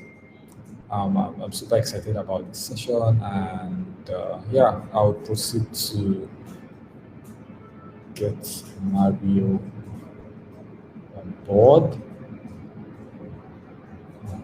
Oh, nice. Mario, here you are. Hi. Hi. Awesome. So yeah, I would basically just introduce Mario. So Mario is the team lead and cloud solution architect at Strayback. I can't pronounce the other, but yeah, he's a seasoned DevOps. Yeah, and he'll be sharing his experience and basically talking to us about Complete and everything you need to know about Complete. So Mario, the floor is yours. Thank you. So welcome to my talk for this KCD Africa 2021. My name is Mario, and of course I'm working at the Strabag construction company. So we are building up buildings and bridges and tunnels and so on. And we have also a large IT department. And there I'm working with my team since 20 years or since a little bit more than 20 years. And we have done a lot of different technical stuff like containers or virtualizations in the past. And nowadays we are also covering the situation of cloud native applications and much more. And I'm also a GitLab hero. I'm a Docker community leader. And of course, I'm also engaged to the community. And so I would like to say thank you that I can be part today for this talk. You can reach out for me on the internet. Of course, just Google for me and you can get in touch with me, especially on Twitter. So today I would like to talk a little bit about Gomplate. I think in one of the previous talks, I guess it was Rafael, he talked or he showed you some information about how you can set up a GCP Kubernetes cluster with just Terraform, for example. And Gomplate is an utility which enables you to make, for example, templates out of your Terraform configurations. The Gomplate utility was written by Dave Henderson, or is written still by Dave Henderson. And the first commit on this repository was done in 2016, I guess. What is Gomplate? Gomplate is, simply said, is a template processing utility. So you write some templates. So this can be a simple configuration file, for example, and then you put in some double brackets and you can access some variables or data within your templates. And then if you run the Gomplate utility, the result will be rendered into a new file or whatever you need. So Gomplate basically is based on Golang templating language. Inside Golang, maybe if you have already programmed something with Golang, you might know that there is a template language for it. It's nearly the same thing like it is for Python with the Jinja templates and so on. And you can also write templates for Golang or within Golang, and then you can process these templates. And Gomplate gets a little bit further. Gomplate is a single binary which you can put in a container, for example, and which you can use to just process maybe environmental variables or something like that to get your data into these templates. And then you can run these templates, for example, to deploy some resources into a Kubernetes cluster. So what are the biggest benefits of Gomplate? Well, as the second screenshot shows, this one here is that you can just write the template easily. It's just nothing more than a text file or multiple text files, whatever you need. And then you can process this text file, as example, with this echo command, and then you can read out the environment. The user from the environment pass this to Gomplate, to the single binary, and then as you can see, it will be put out, or it will put out the data from your environment and put it into the line. But what's the biggest benefit of Gomplate as such? Well, there are a lot of different data sources already available inside Gomplate. Gomplate is open source. And of course, you can just head over to the GitHub repository, which I will show a little bit later. And there you can just read about the different data sources. The data sources are very interesting because most of the time, if you are working with, for example, Ansible or with Terraform or with some tools like that, you have the problem that if you would like to reuse these templates, you have to build in some kind of variables. For example, or one of the simplest examples is if you would like to create a GCP project, a Google Cloud project, you have to put in a name.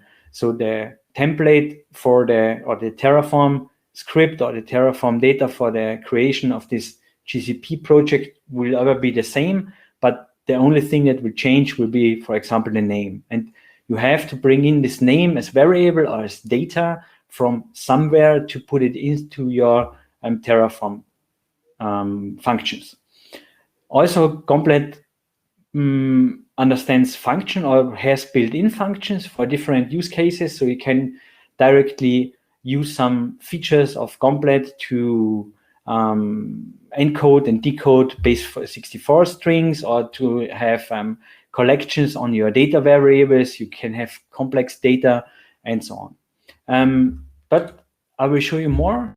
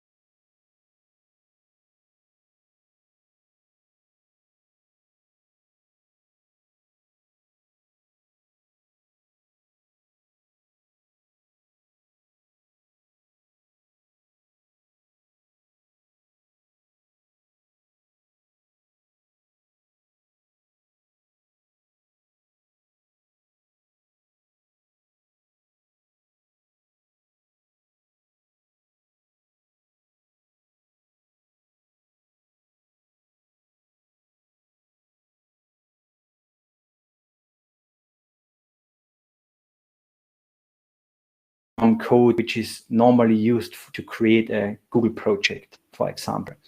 So as you can see here, there is no fixed data inside. So for example, the name of the to be created Google project will come from something like that. As you can see here, that's the Gomblet language, which is used from Golang. So these double brackets will just enable us to put in data from a data source, obviously, and they're from a different path where we put in the name. How is this working? The Gomblet repository or the Gomblet project, for example, you can head over to the documentation of the Gomblet project, and there you can see something like data sources. And as you can see, there are a lot of different data sources. So for example, you can put your variables or your project metadata, which you need to use to create the GCP project, for example, with the correct names or with the correct settings, for example, you can put them onto a S3 bucket, or you can use Bolt database, or can use a file database, for example, or a file data source or something like that. In this demo, we will use the file data source, more exactly a YAML file, where we put in some data, and then we go ahead and take this data and put it into the template and render our Terraform output. Furthermore, as I explained before, there are also a lot of functions which you can use out of the box and which are very, very helpful if you have to make some comparison, or you have to run for loops inside your templates, or if you have to make conditions, which is also possible with the Golang template language, then you often have to convert data from, example, integer to string, or from string to integer to make it comparable, and so on. And there are a lot of functions already in the Gomblet project that you can just use and go ahead and make some substringing and so on without the need to program. So, okay, then let's head over and make some demo, or do some demo. We just try to log into my, hopefully it is working, yes. Hopefully I can connect, yes. So here we go. On the right-hand side, you can see that I've checked out this GitLab repository, and inside this GitLab repository, there is our template. So as I showed you in the web overview from the GitLab project, we can head over to the TPL. Then we can just head over to GCP and in the project folder, and there you can see the project template. That's a template file for Gomblet, and as I've shown in the screenshot of the first slide, you can also use Gomblet if it is installed directly on your machine to just do something like that. You can just do an echo with an hello with an hello string, and then use an environment variable which is already existing, but which can also come from an environment parameter from a Kubernetes resource description file or something like that. And then you can access the user variable to put out hello Mario. And of course, you can put out, or you can show every environment variable that is currently inside here. So I can just delete the user addendum from this environment, and I can just print out what is currently in my environment inside this template. So if I go ahead, then I get a map where it's standing hello, and then there is a lot of environment variable printed where we are, which represents the Linux variables that are currently configured in my machine. So this is the repository that we will use, for example, as a central repository for the templating. Okay. Then I've also put in a script here that's called IAC Terraform SH for infrastructure as code Terraform, which does the following. If I put this out, this is just a second liner. The first one is the shebang that we will run in bash script, and the second line will just run the Gomblet command and will put some additional information here. So the -d parameter will just add the data under the tf meter parameter or key which will be read out from a file which is called TMP and so on, and reflects to this metadata YAML. So what is this metadata YAML? If I head over to the left side, then you can see that I'm now in the GCD GV use repository. And if I do here NLS, then you can see that I have created here metadata YAML. So for example, think about it that you have a central repository where all of your templates are residing. So how you would like to create a GCP project on one central place, and this is one truth, and every project which uses this central repository is residing in another repository where you are storing your metadata which you would like to put into this Terraform template.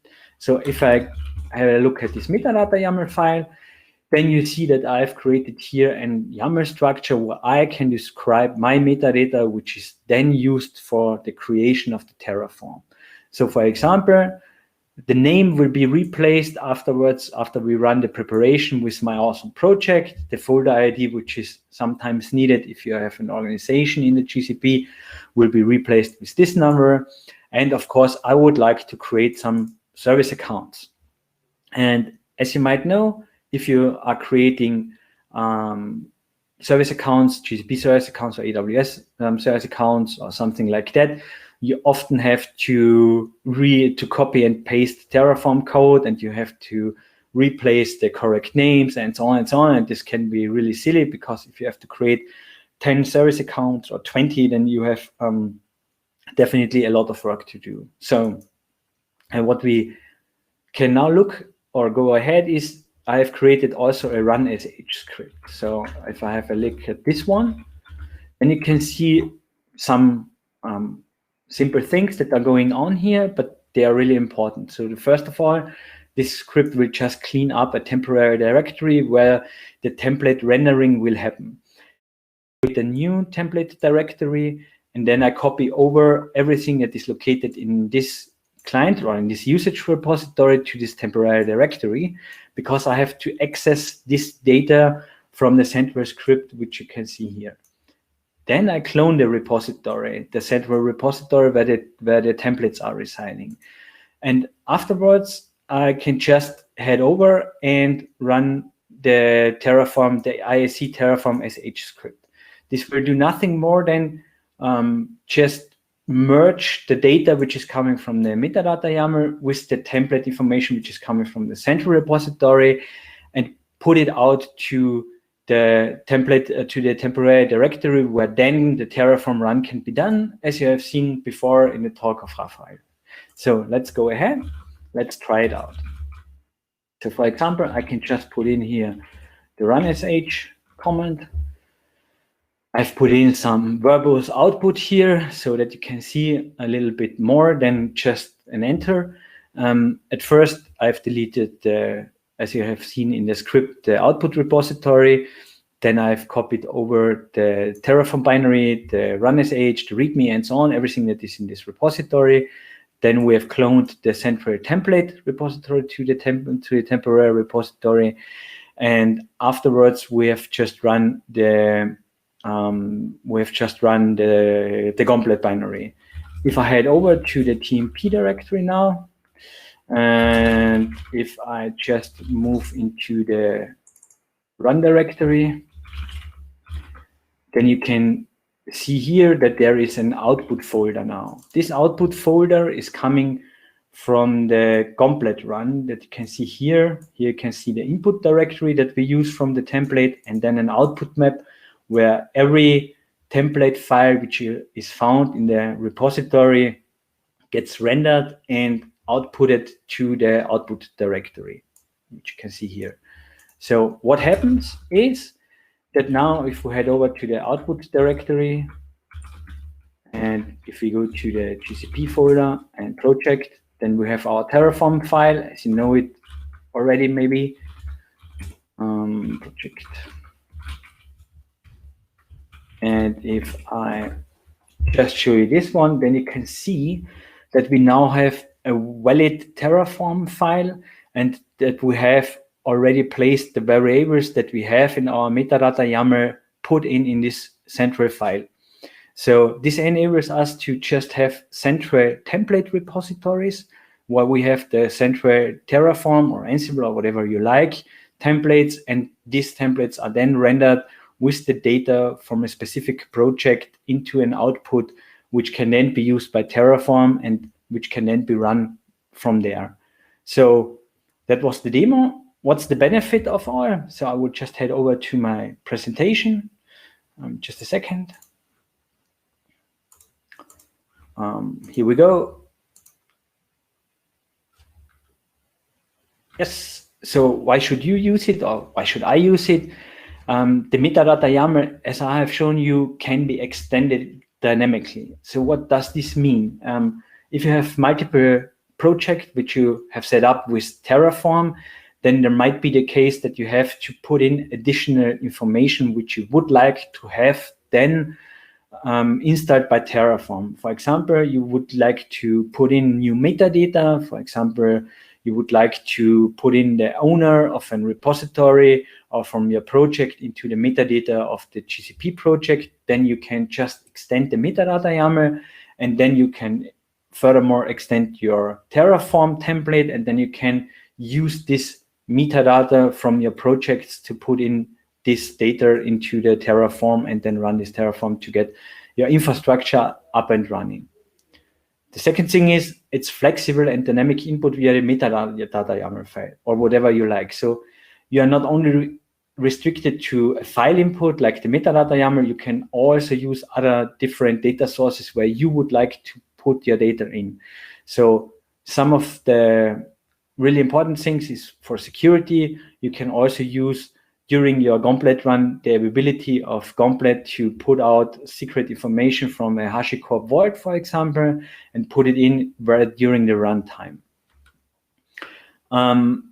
You can use a central repository for all of your templates. As I've said it before, it's really important to have a central repository because projects are evolving over the time, and if you have to do changes, then you might be in the need that you have to make sure that in the central templates these changes are reflected.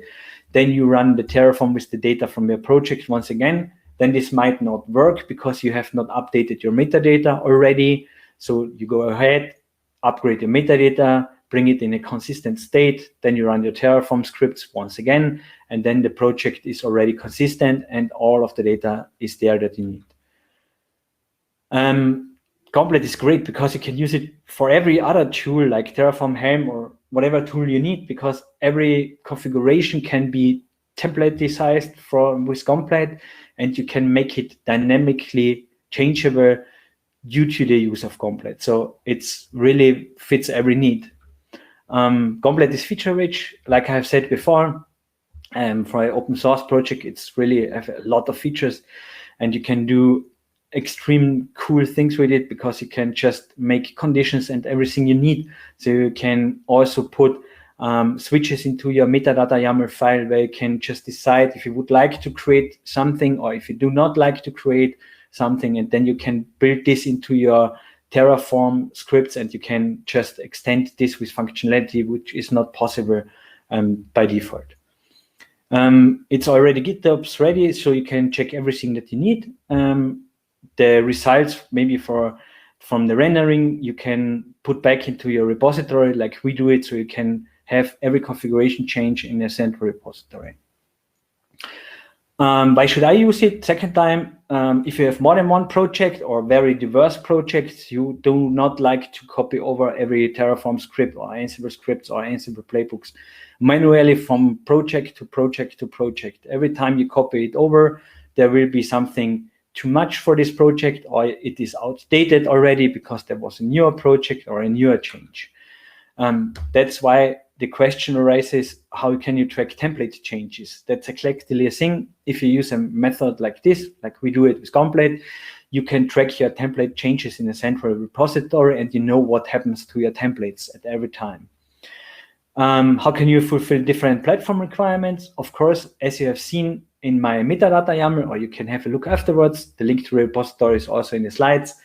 I've used the GCP example, but you can also create a folder inside this template repository called AWS or CloudFormation template, or you can use whatever you need, and you can use it for different providers.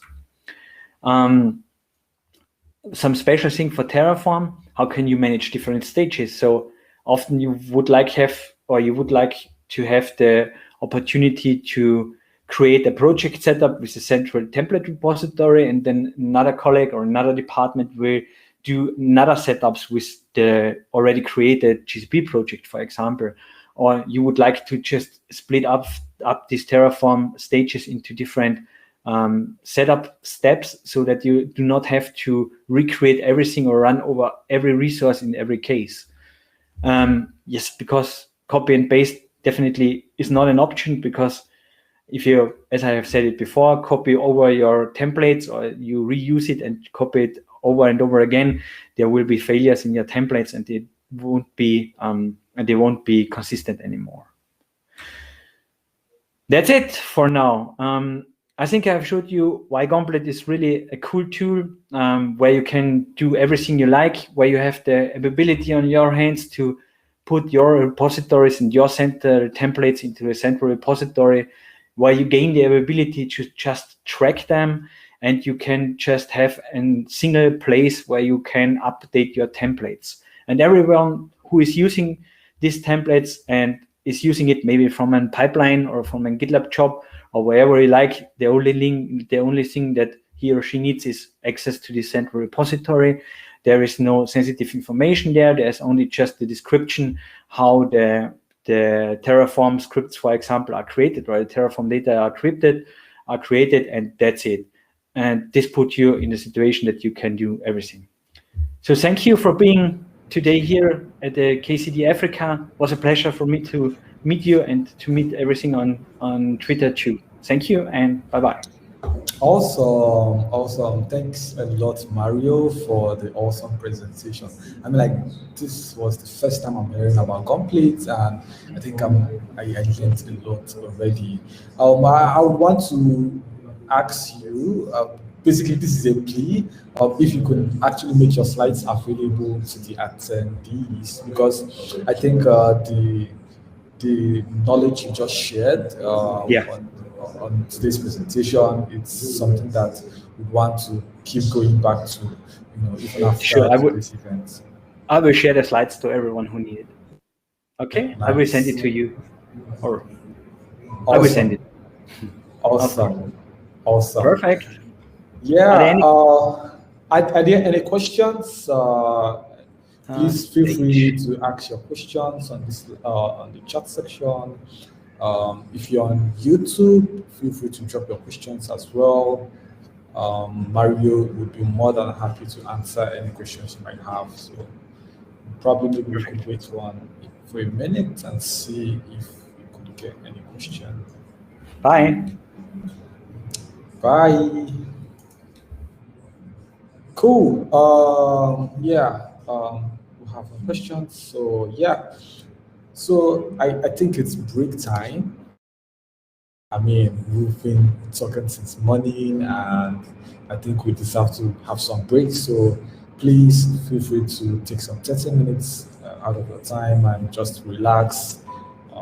If you have something to drink, take some shots. If you're hungry, go and eat some food. And I'll see you in 27 minutes time. Bye.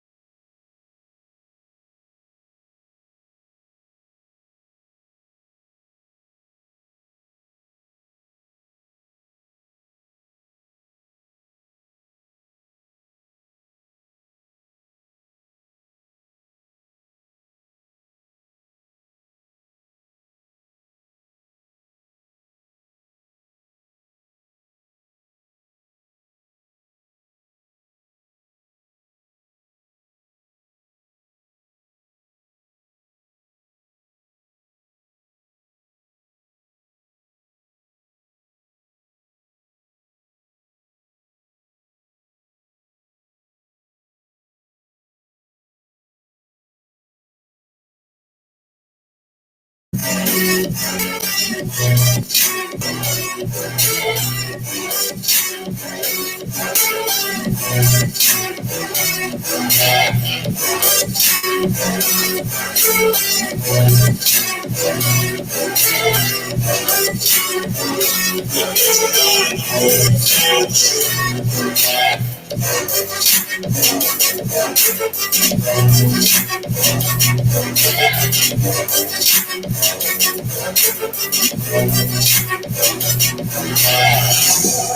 could be losing myself.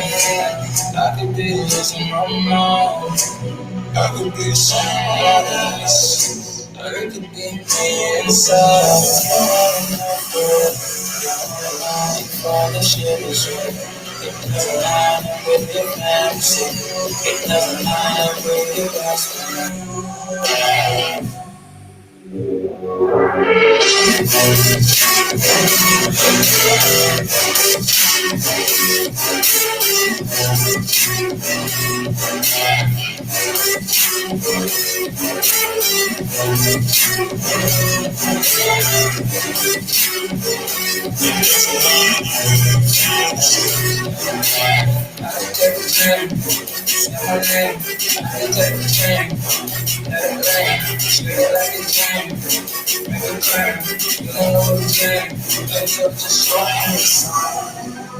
I think that it should be fine, but I could just be a lie.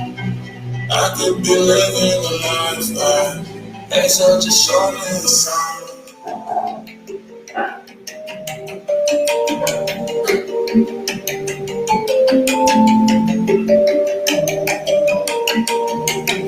I can feel you slowly making your way into my veins. Everywhere I look, I see the outline of your face. Maybe I don't like it, maybe I don't. Maybe it's just scary because it's new. I don't wanna fight it, but I don't wanna lose. Taking all my space. Don't know who gave you the right. It's been like this for days, and all throughout the night. Heart is racing, head is dizzy. I can see it better, 'cause I just want you there for me. You're taking up my space.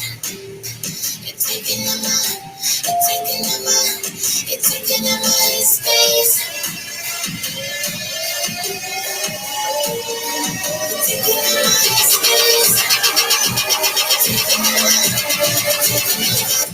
You're taking up my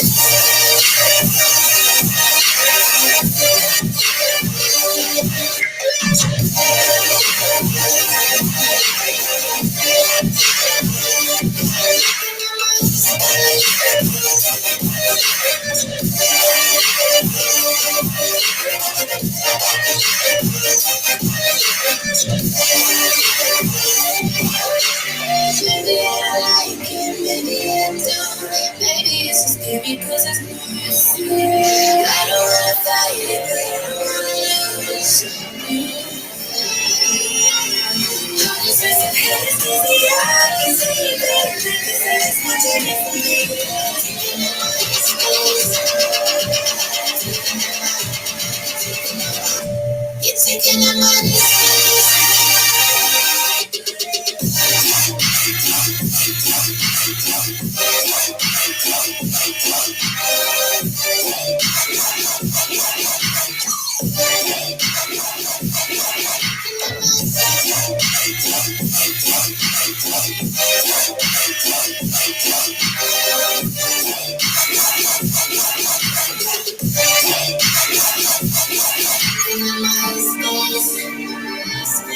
Don't know who gave you the right.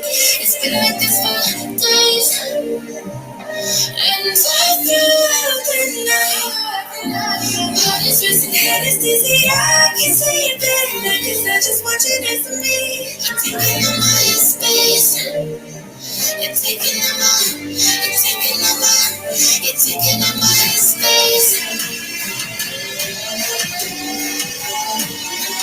Taking up my space. Taking up my, taking up my, taking up my space.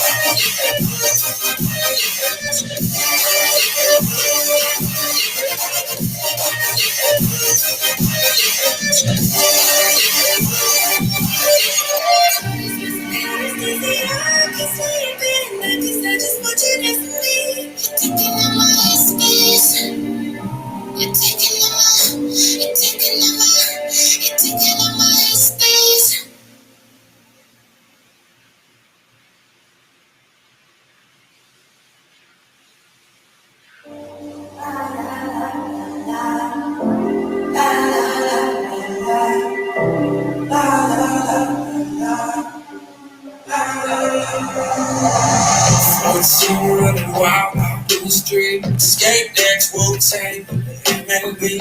Everybody's gotta make it insane. Out jeans, puffin' smoke like a fool. Chasing dreams.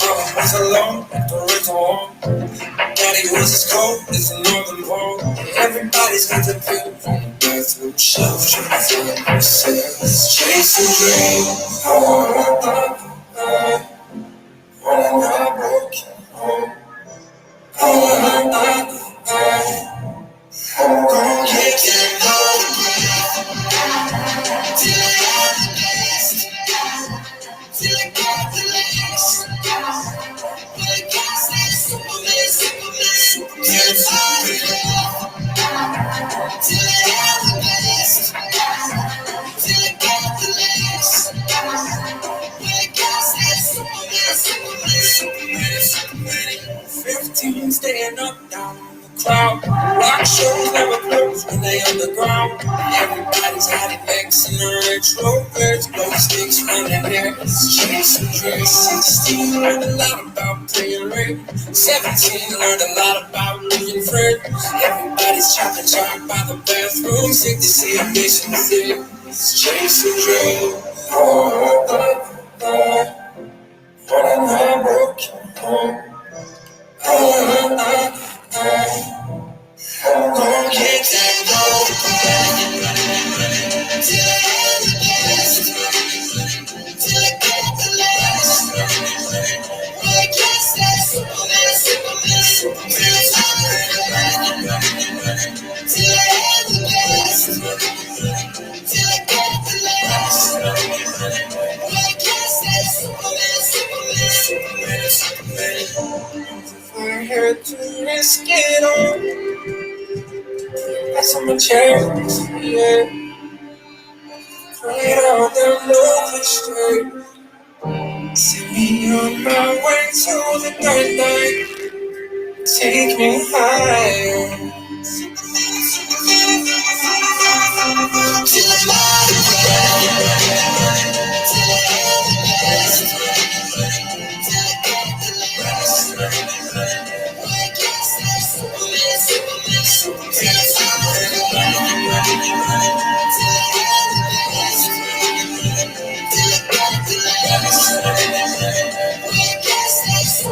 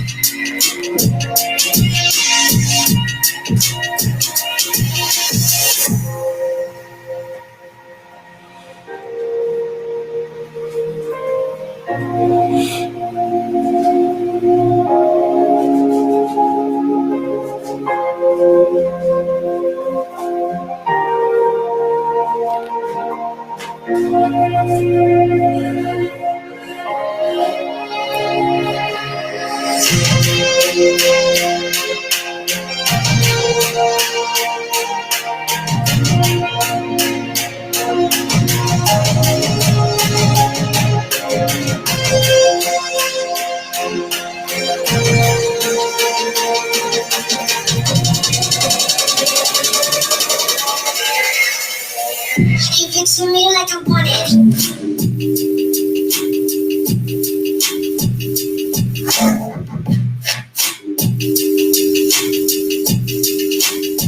Give it to me like I want it.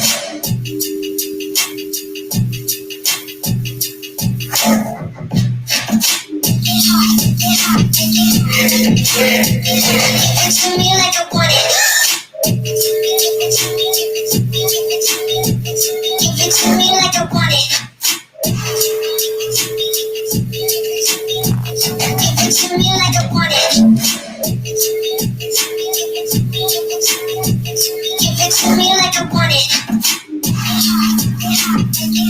it to me like I want it. Give it to me like I want it. Give it to me like I want it. Give it to me like I want it. Give it to me like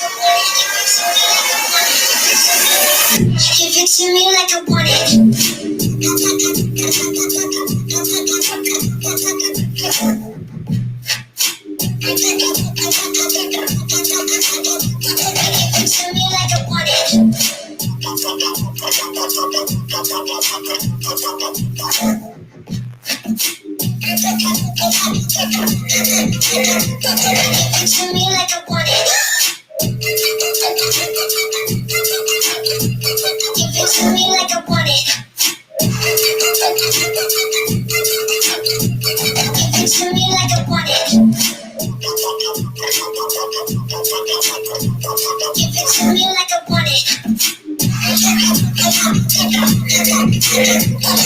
it to me like I want it.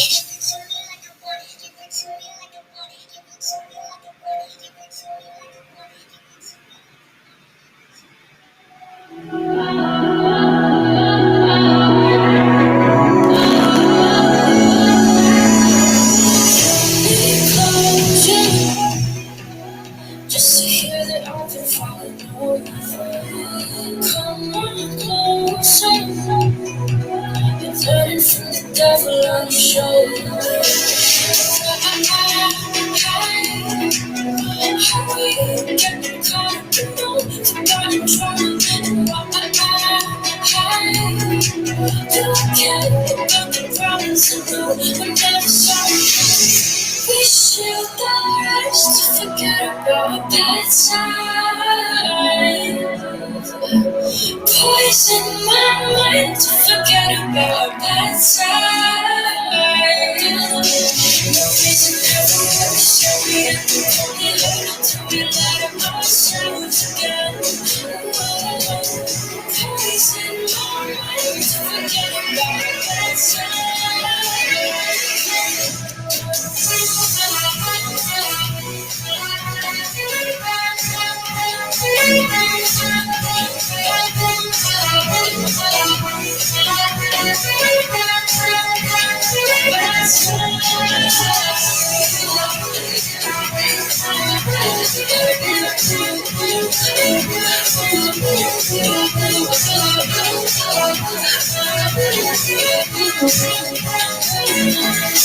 Is it really my fault? 'Cause you try to hit me with your pity till I can't trust, but I still push on.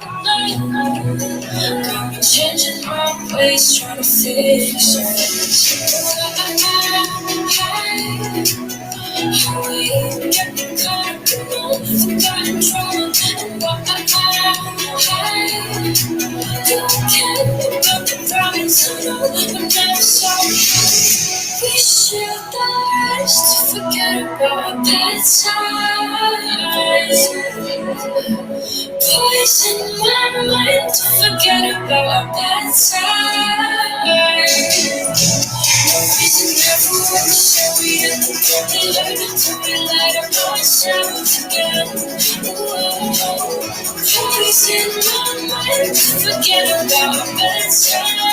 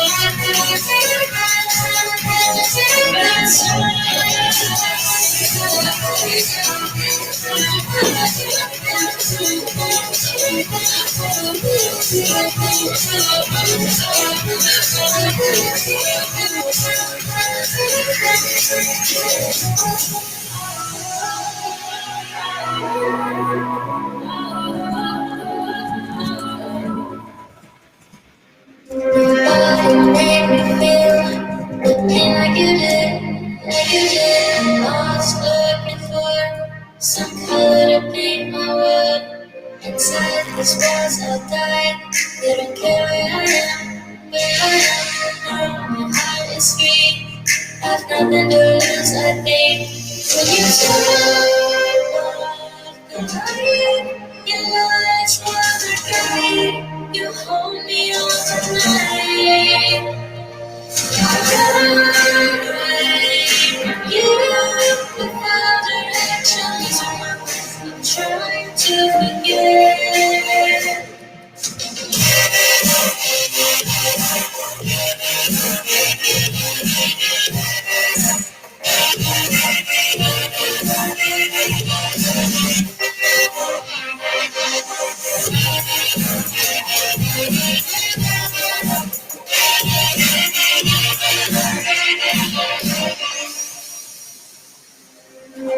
If you still love me, please let me go, let me go.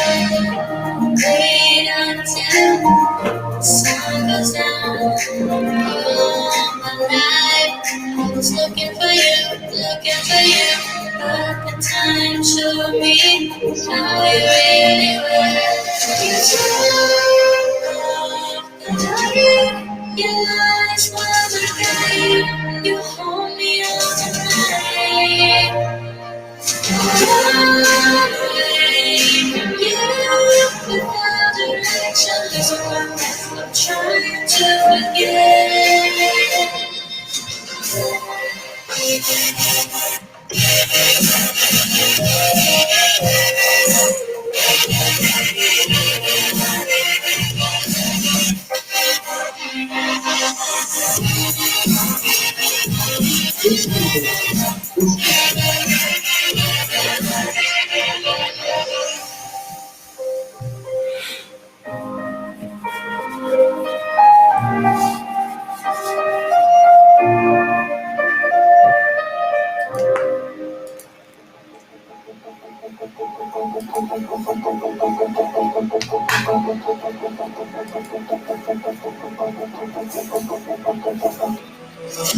I don't know what it is, but there's something about you. You've got me hypnotized with everything that you do. While I'm in here writing songs, only singing about you. You're out drinking with my friends, damn, I wish I never knew.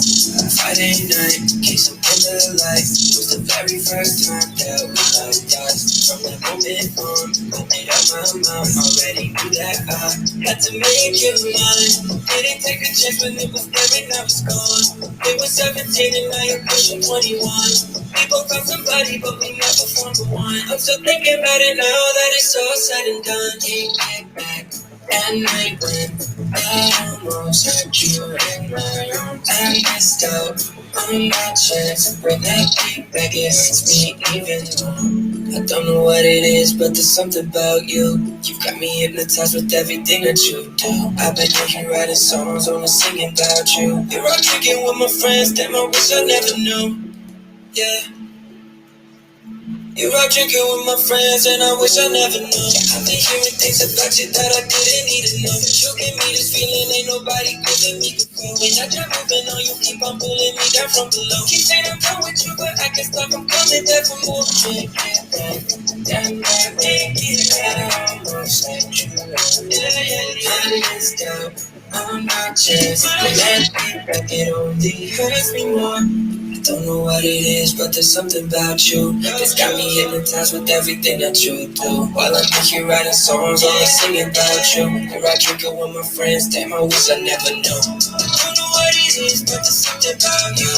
Got me hypnotized with everything that you do. While I'm here writing songs, only singing about you. You're out drinking with my friends, damn, I wish I never knew. Wish I never knew. Yeah, I wish I never knew.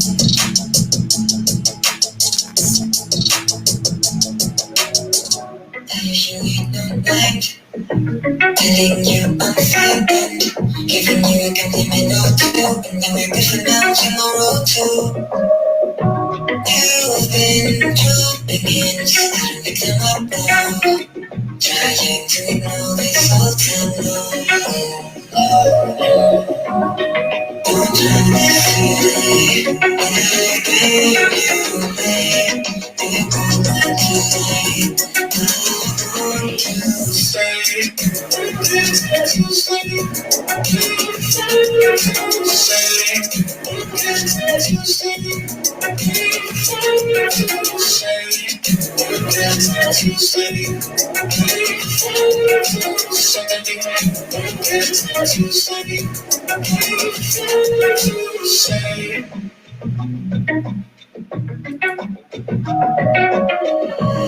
usually don't mind telling you I'm fine and giving you a good limit or two, and then we're missing out tomorrow too. You don't like it, I want to say,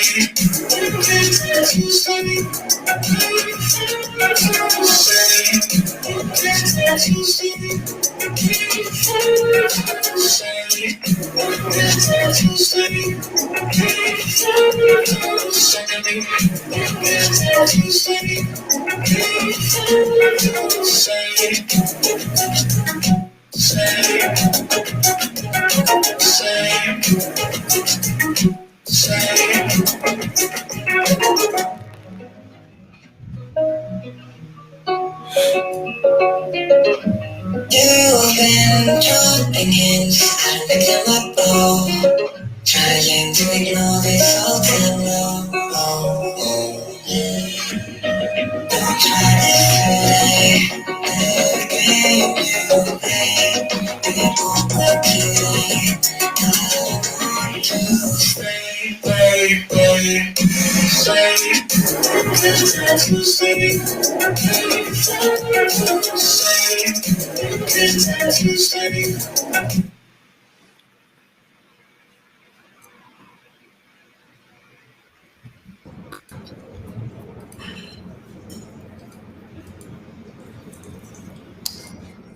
Hello, everyone. Welcome back to the enterprise track. And yeah, I hope you took some time to refresh. And yeah, we have Vasant, and Vasant will be speaking on strengthening your Kubernetes security the cloud native way. And yeah, just a bit of context. Vasant is security architect, so he has a lot of experience with within the security space and DevSecOps. So yeah, Vasant, the floor is yours. I think you muted.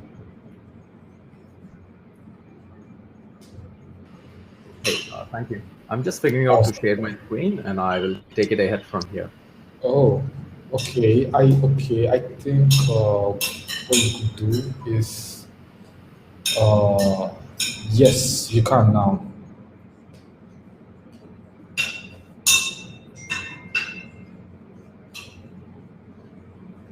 Oh, I think you just lost it.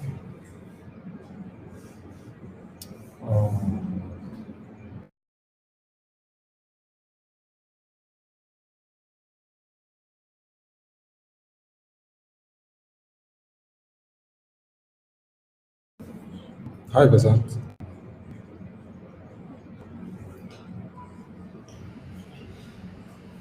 Hello. Yeah, I've been made a presenter now. So, Oh, nice. Yeah. Can you see my screen? Not yet. Not yet. Let me turn off my presentation.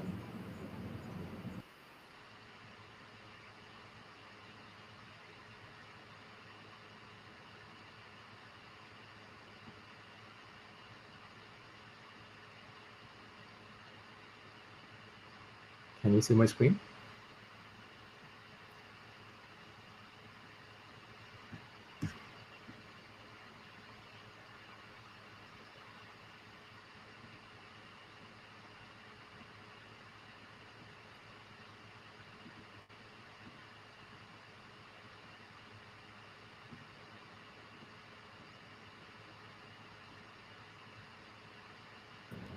I just wanted to ask, were you able to find the share screen button? Yeah, I'm clicking on share screen. Then it is giving me an option to select the screen. I'm selecting the screen that I want to share. Okay. And I click on allow.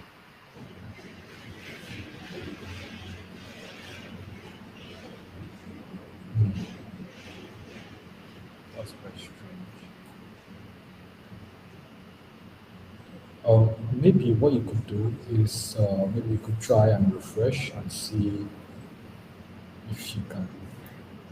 Okay, just give me 1 second. Yep. Okay, cool.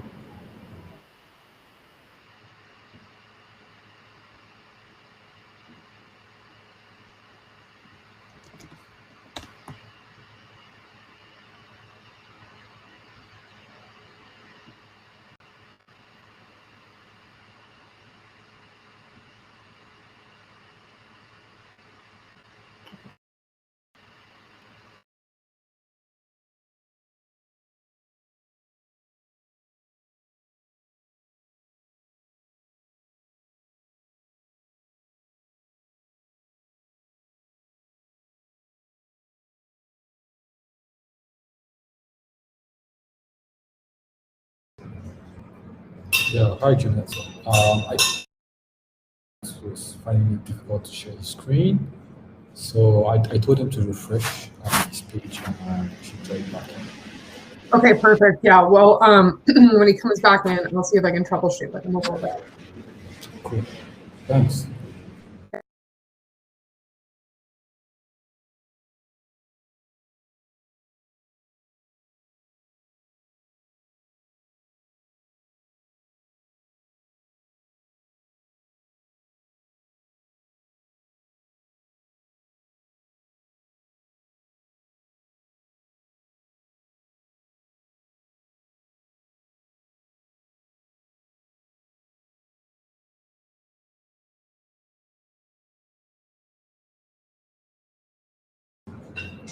Hi, Vasant. Cool. Can you try sharing one more time? Yes, I'm trying to share my screen again. Can you see my screen now? Yes. Oh, yes. Okay, perfect. Cool. Let's get started. Cool. Welcome, fellow Kubernetes enthusiasts, and thank you for joining the session today. And of course, we will be talking about the Kubernetes and securing numerous moving pieces in Kubernetes cluster in order to build a secure Kubernetes ecosystem. We will also be looking at an open source tool named KubeStriker that I have been developing for the last few months. So let me start by introducing myself. My name is Vasant Chinipilli. Like many of you, I'm sure, I am an IT and security fanatic, and my experience spans across various domains of information security, such as like cloud security, container security, and penetration testing.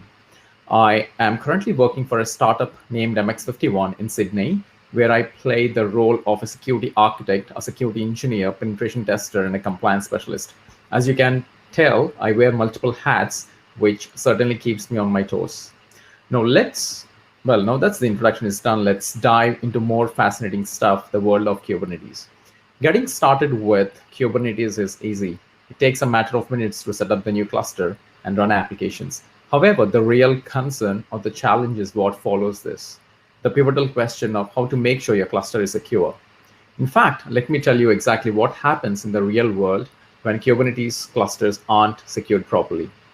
In mid-2019, second largest auto finance company in the United States was hacked, and huge amounts of credit card data, social security numbers, and bank account numbers of more than 100 million customers was leaked. Do you recall who this was? It was Capital One. And world's famous automaker was one of the earlier victims of cryptojacking when a Kubernetes cluster was compromised due to an administrative console not being password protected. Can you guess who this was? It's Tesla. There are many other instances like Microsoft's Kubeflow breach and Docker Hub last year, where attackers managed to plant malicious images. Well, now that we have understood the dangers facing our industry and given the knowledge gap among the teams and the lack of solid security measures to protect Kubernetes, you might be wondering how in the world are we ever going to secure all these moving pieces and stop these attacks? I had the same exact thought, and that's what led me to build a tool named KubeStriker. In simple terms, the objective of KubeStriker is to secure the cloud native in the most efficient and user-friendly way. The cornerstone of security is visibility. You can't secure what you can't see. Therefore, KubeStriker adopts this philosophy and aims to enhance the visibility by acting as a security auditing tool for Kubernetes. It is platform-agnostic tool and compatible with various platforms such as self-hosted Kubernetes, Amazon EKS, Azure AKS, and Google GKE. It is specifically designed to tackle Kubernetes cluster security issues due to misconfigurations and will help strengthen the overall IT infrastructure of any organization. Now, let me show you exactly how the magic happens. You can install KubeStriker using Python or pip in just a matter of seconds. In addition to that, you can also spin up the KubeStriker with just one command, and it can run anywhere regardless of the operating system as long as you have a container runtime installed. Now, let me spin up the KubeStriker container. There we go. And KubeStriker accepts three forms of inputs: a URL on an IP address, or you can choose from your kubeconfig file, or you can provide a range of IP addresses, which could be a combination of your master node and the worker nodes. For the first scenario, let's scan a cluster that is hosted in the Google Cloud, the GKE engine. So let me provide the IP address of the cluster. And KubeStriker gears up with a reconnaissance phase where it checks for a host of ports and various services such as like kube server secure service, insecure service, kubelet read-write and read-only ports, etcd ports, and kubeproxy ports, and any other ports that are open on the cluster. And once the services are identified, it lists all the different services that are identified during the reconnaissance phase. In this scenario, it has identified kube server secure endpoint identified, and it also tells us the version of the Kubernetes that is running on the cluster. And then it gives us two options, whether we want to perform an authenticated scan or an unauthenticated scan. So you can relate them as a black box and a white box testing. In order to perform an authenticated scan, we need to provide the token so that the tool will assume the token and reach out to the Kubernetes cluster and enumerate all the misconfigured services. Because the cluster is hosted in the Google Cloud, let's grab the Google Cloud token. Have the token, and let me punch in the token, and it says authentication successful, and gives us two options whether we want to perform all the checks and individual checks. So let's start by performing all the checks. So it will gear up by scanning for a wide range of IAM misconfigurations in the cluster, such as like admin roles, read admin roles, secrets roles, privileged roles, etc. And then it moves on to detecting a variety of misconfigured containers, and then initiates scans on misconfigured pod security policies and network policies. Not only that, it can also assess the excessive privileges of the subjects inside the cluster and also run commands on the containers and streams back the output. So let's see an example how we can execute commands on the containers. So it will list all the pods that we have in the container. Let's choose this pod, and it will list the containers that are running inside this pod. And it says execute, enter the command that needs to be executed. There you go, it streams us the output. So if I click on exit, it says the scan has been completed and the results generated with the target file name. So after a couple of scans, we will go through the results. Well, in the second scenario, let's scan a cluster that is hosted on the Amazon EKS. And for this one, let's use the second option like config file. I have like so many clusters in my kubeconfig file, and this is the dev cluster which I use for our demos. I have chosen the cluster. It goes through all the basic checks that we have seen in the first scenario.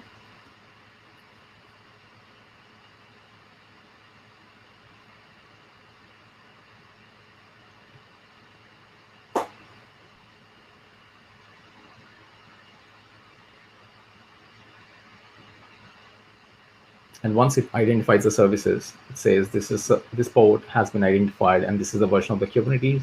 And let's go through the authenticated scan. Because this is hosted in AWS EKS, let's grab the token for this one. EKS token. There we go. I have the token now. And now let me punch in the token. It says authentication successful, and you can perform all the checks. So the tool supports all kinds of Kubernetes cluster hosted in Amazon EKS, Azure EKS, the Google Cloud, or it could be like OpenShift or IBM Kubernetes Engine, or even your like self-hosted Kubernetes clusters. Well, in the first two scenarios, we have seen scanning like the Kubernetes clusters. Now let's look at scanning a Kubernetes worker node, which will have important components such as like kubelet, read-write port, read-only ports. Although these are like not enabled to public by default, however, some engineers like me might end up enabling it for testing purposes and then forget to revert those changes once the testing is done. This issue might escalate over the time, especially during the pandemic where most people work from home. So this time, let's quickly scan a worker node.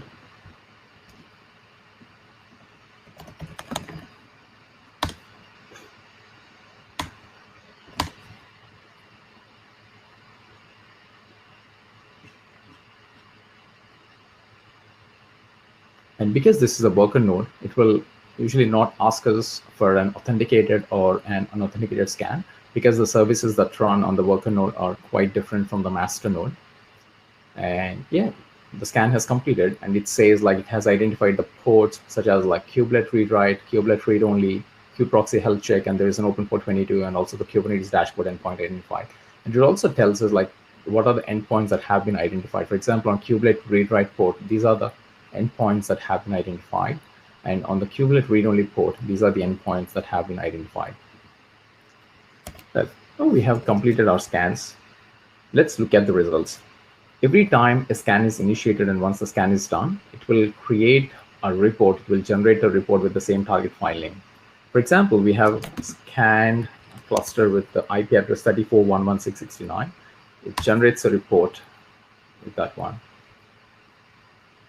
KubeStriker creates a very elaborate report. It says what all ports it has scanned for, and once identifies, it says, hey, endpoint has been identified on this IP on this port, and it gives us all the information such as like admin roles, read-only admin roles, the destructive roles, and the secret privileged roles. It will also give us very clear information like, hey, this is a role which has privileges to secrets, and this role has been attached to these service accounts. This service account can access secrets in this namespace ingress and Nginx.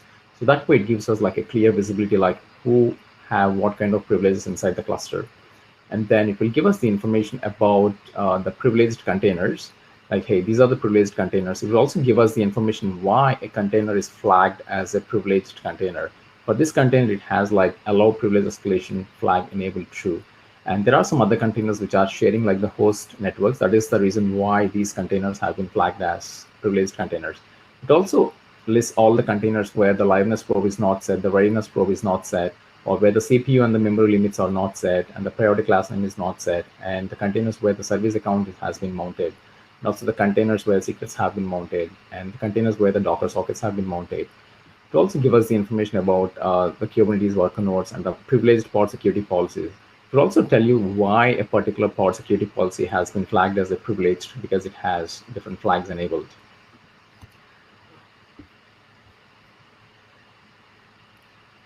Well, what I have showed you so far are the capabilities of the first version of the KubeStriker, which was released 4 months ago.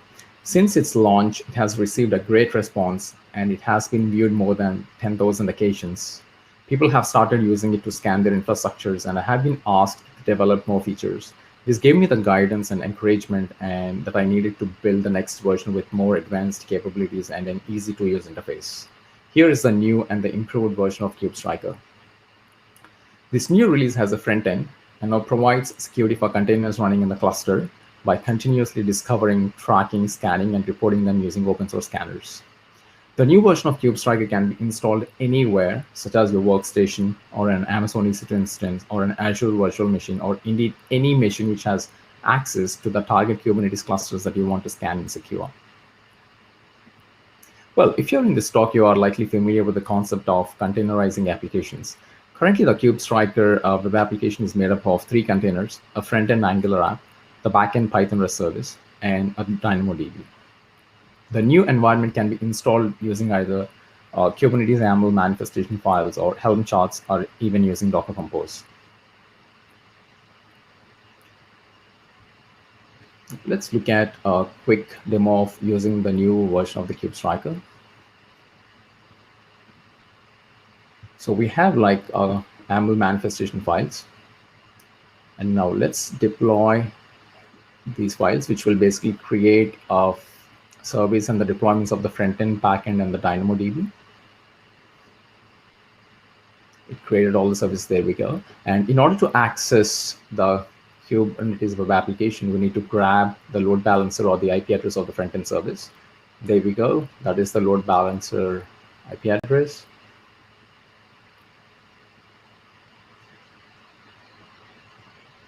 Let me put it in the browser. And the very first time it takes like a couple of minutes, not because it usually takes like a few seconds in order to interact with the underlying instances. And once everything is done, it will start working. And there we go. That is like the new version of the KubeStriker, which I'm about to release in the next 1 week. So it will give us the information about the clusters and the containers inside, running inside the clusters. And you can add or scan a cluster by creating that button, and it will add AWS, Azure, Google, and generic clusters, such as like self-hosted or OpenShift. And in order to scan a cluster, you need to provide the name of the cluster, and then the IAM role, which has enough privileges to scan the cluster, and the region where the cluster has been hosted. And once if you create, it may take anywhere close to 7 to 8 seconds to scan the cluster and show the results on the dashboard. There we go. The scan has been completed. It says the scans total number count 1, and here are the results that we have on the screen. So it says it has scanned total 149 roles, out of which 113 are misconfigured. So total 7 misconfigured containers, 10 power security policies, network policies, total nodes. And if you want to see further down the results of each and every cluster, click on the cluster name. It will give you the version of the Kubernetes that is running inside the cluster and the version of the Docker and the total count of the misconfigured roles, containers, pod security policies, etc. And if you further go down, whatever we have seen using the CLI, it will give us all the information like admin roles, read admin roles, secret roles. And it will also give us the information why a particular role is called an admin role. For this one, the web app has the verbs star resources, which means this particular role or any service account that has this role attached can perform any actions inside the cluster. So the destructive roles, anywhere, any role which has the privileges to delete something is considered as a destructive, and any role which has the privileges to play with secrets inside the cluster is called the secret roles. And then if you look at the misconfigured containers, it will give us the list of all the privileged containers, containers where liveness probe, readiness probe, CPU, memory limits are missing. And when we click on a particular container, it will also tell why that particular container has been marked or flagged as a privileged container.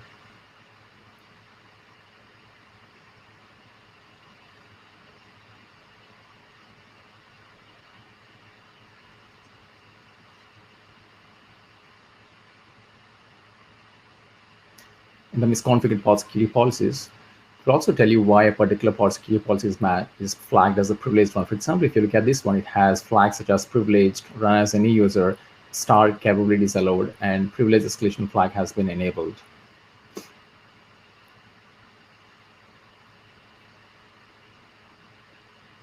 It will also give us the information of the nodes for that cluster. And now let's quickly add a couple more clusters, the demo clusters that I have. So let me quickly give the cluster name and the IAM role and the region.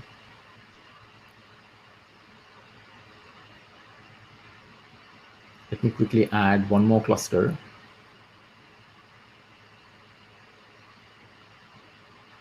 In fact, it just takes like a few seconds to scan your cluster and identify all the misconfigurations. In the next 4 to 5 seconds, we should have all the information. There we go. The page has been refreshed, and we have all the culminative reports or the count of the clusters on the main dashboard. And when we go to the clusters section, we can see the different clusters that we have. And if you click on each and every cluster, it will give the individual results of that particular cluster. And on the containers section, it will also give you the list of containers that are running in each and every cluster.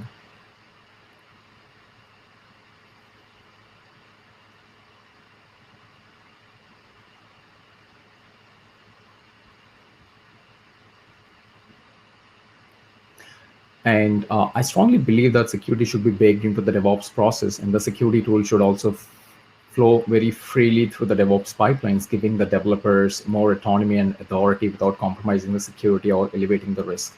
Keeping this in mind, I made KubeStriker KCD integration with DevOps pipelines tools such as like Jenkins, Azure pipelines, or Bitbucket pipelines, or Bamboo.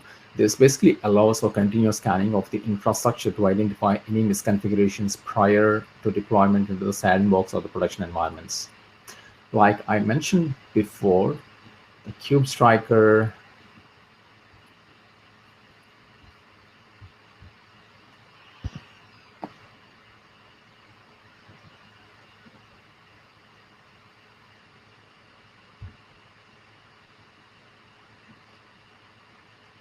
KubeStriker, this new version of KubeStriker, also incorporates the ability to see some critical resources in the Kubernetes infrastructure and the ways which it could be compromised. You can see like visualized attack paths of how hackers can advance their attacks by chaining different misconfigured components in the Kubernetes cluster. This feature is currently in the beta version and will be further improved as the threat analysis and the visualization tool. For example, if you click on the roles, it will give you the list of all the admin roles, destructive roles, privileged roles. And if you click on the admin roles, on the cluster-wide roles, it will say which subject has access over the cluster-wide and what resources they can access. And in any particular namespace, in the namespace called Kube system, it says these are the users and they can access these resources. Or if we choose like admin roles, it will give us information like cluster-wide. These are the users that can access everything inside the cluster. Or in a particular namespace, it says in this namespace, these users have admin access.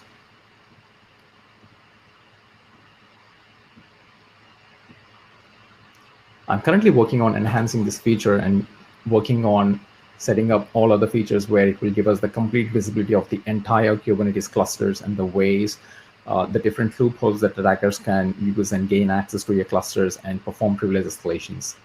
And I'm also currently working on setting up documentation for this website. This new version of KubeStriker will go live on May 9th, and also the documentation site will be available. The documentation site will have all the information such as how to use different versions like CLI and the web app, how to use them on different infrastructures such as like AWS, GKE, AKS, OpenShift, self-managed and scanning worker nodes, etc.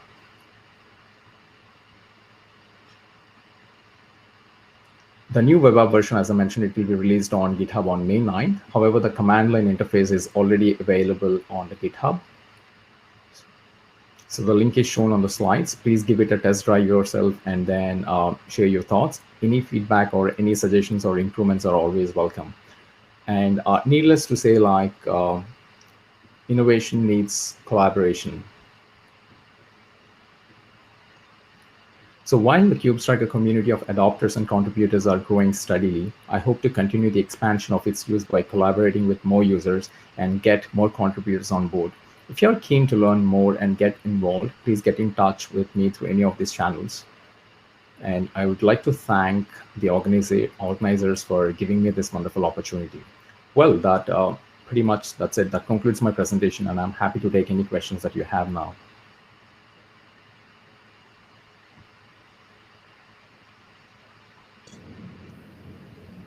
Yeah, awesome presentation, Vincent. I think that was really awesome. So yeah, it's Q&A session. If you have any questions, please feel free to ask or use the chat section on this platform. If you're streaming live, please feel free to ask your questions on YouTube live as well.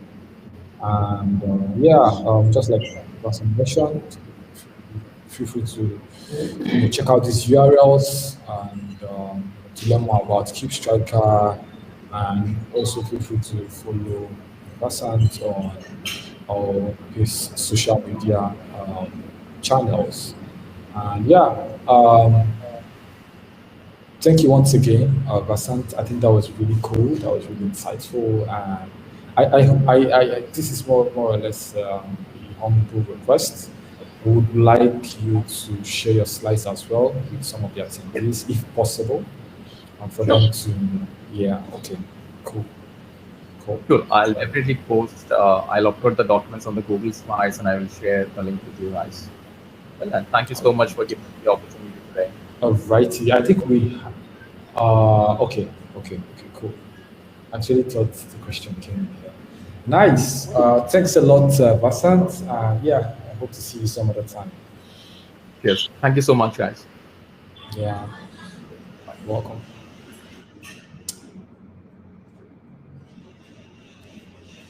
Awesome. I hope you all are enjoying yourselves, because truth be told, I am enjoying all of the sessions.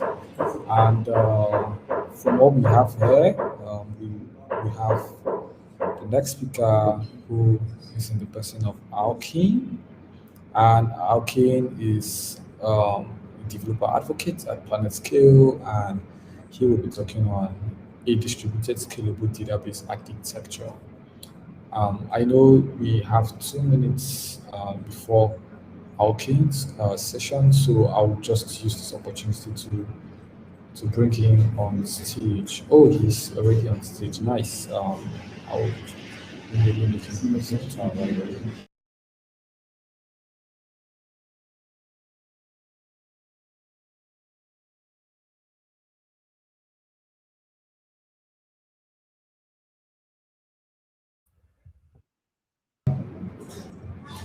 All right.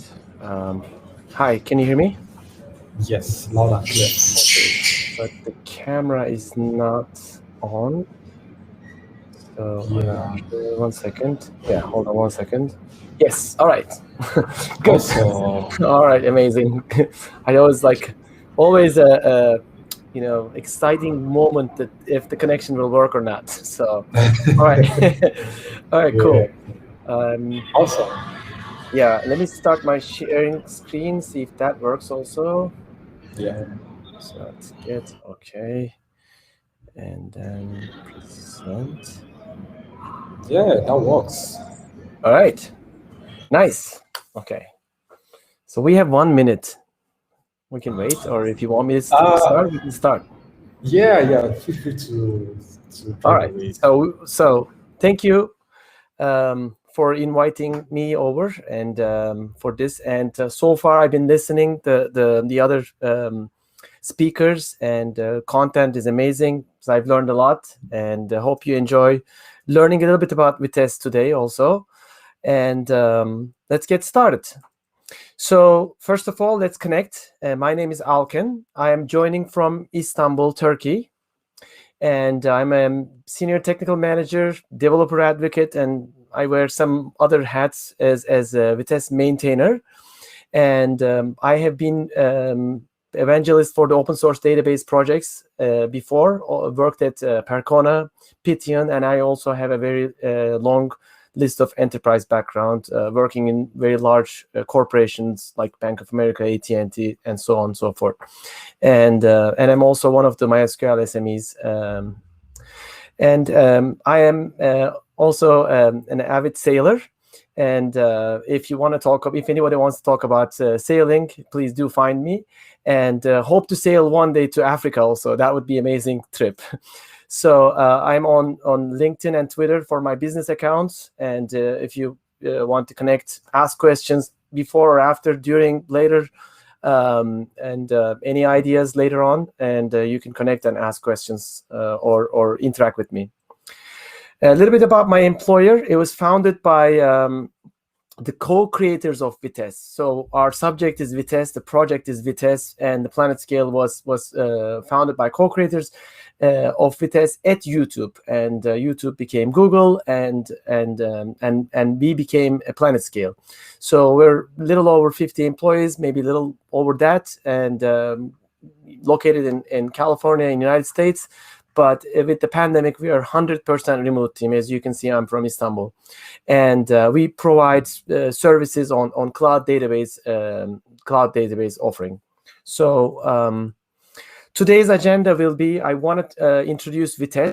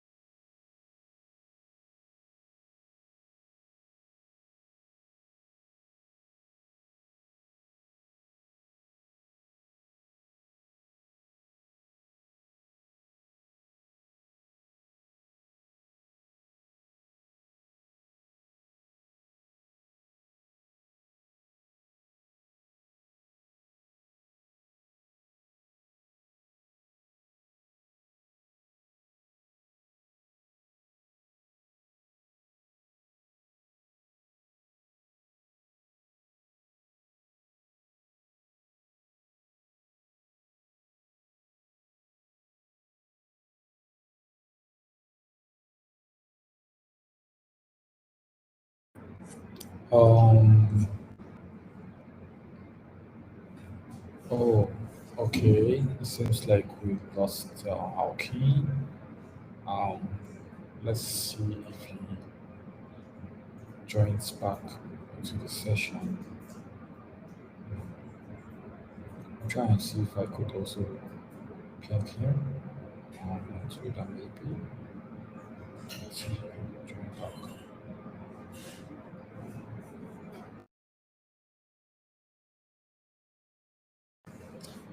Okay, we can't hear you actually. We can't see you as well. So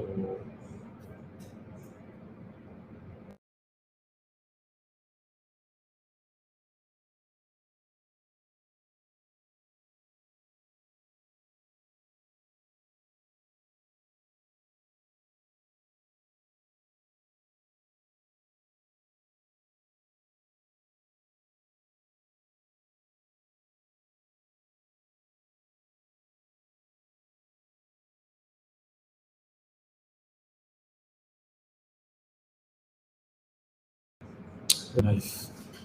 I think we have our Yes, I'm back. Okay. Cool. Got disconnected for a moment. Sorry about that. I don't know what happened, but it just seems to die. But all right. I think we're on back again. Okay. We were going to talk about Vitess architecture basics, and then we're going to put together the puzzle together. Okay. And basically, Vitess wants to enable transparent database infrastructure for the applications that you're actually going to point. And it has its own terminology, which is slightly different because it's a different than the database in the backend. It's a framework that sits on top of a database. In this case, MySQL. So we call it a database, logical database, a key space. And then the reason for that is we're not going to go in too much detail, but because this is a sharded implementation or designed for sharding of the database, it actually has a key space concept with a key space ID. There's a primary Windex and the Windex settings into that. So there's a VT gate, and that's a proxy server, VT tablet, and then we have a topology manager. So we're going to look into these a little bit. So you have, consider a common replication cluster. You have a replicated cluster. Usually, it's actually one primary and then multiple replicas behind it.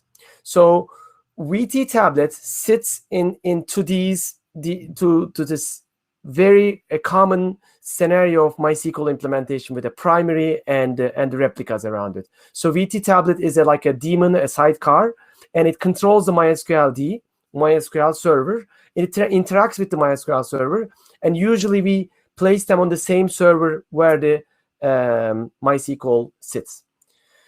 But in large scale database implementations, you will have multiple clusters, and then to be able to drive these multiple clusters, you will actually have some sort of a proxy server. So Vitess comes with a built-in proxy server that is called VT-Gate. And it's a stateless proxy. It is stateless, but it's smart. It speaks the MySQL protocol. Also, it does connection pooling, caching, and some other stuff. And it acts like a monolith MySQL database in the backend. Basically, you connect to the VT gate.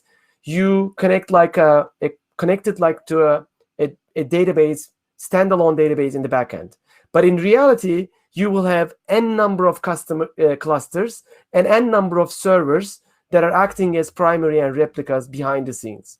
So it relays the queries to VT tablets.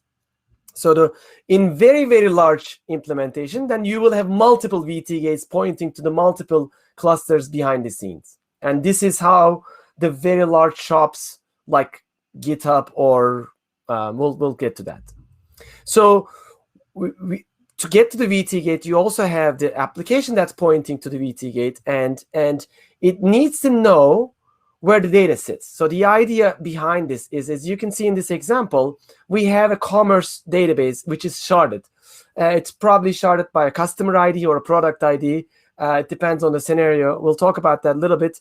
But then you can also have an internal unsharded database. So the application pointing to the VT gate knows where the shard is. So this is the Vitess. So this is what we can achieve with Vitess architecture, given the the simple example of select order ID price from orders and equals to 4. It knows where that shard is. So usually sharding is a very complex terminology in the databases, but usually you shard by the key ID, which is in this case customer ID, and then you split up depending on how big is your cluster, and then you have smaller set of clusters behind the scenes instead of having the largest host or largest instances of the implementation that's going to serve your database traffic.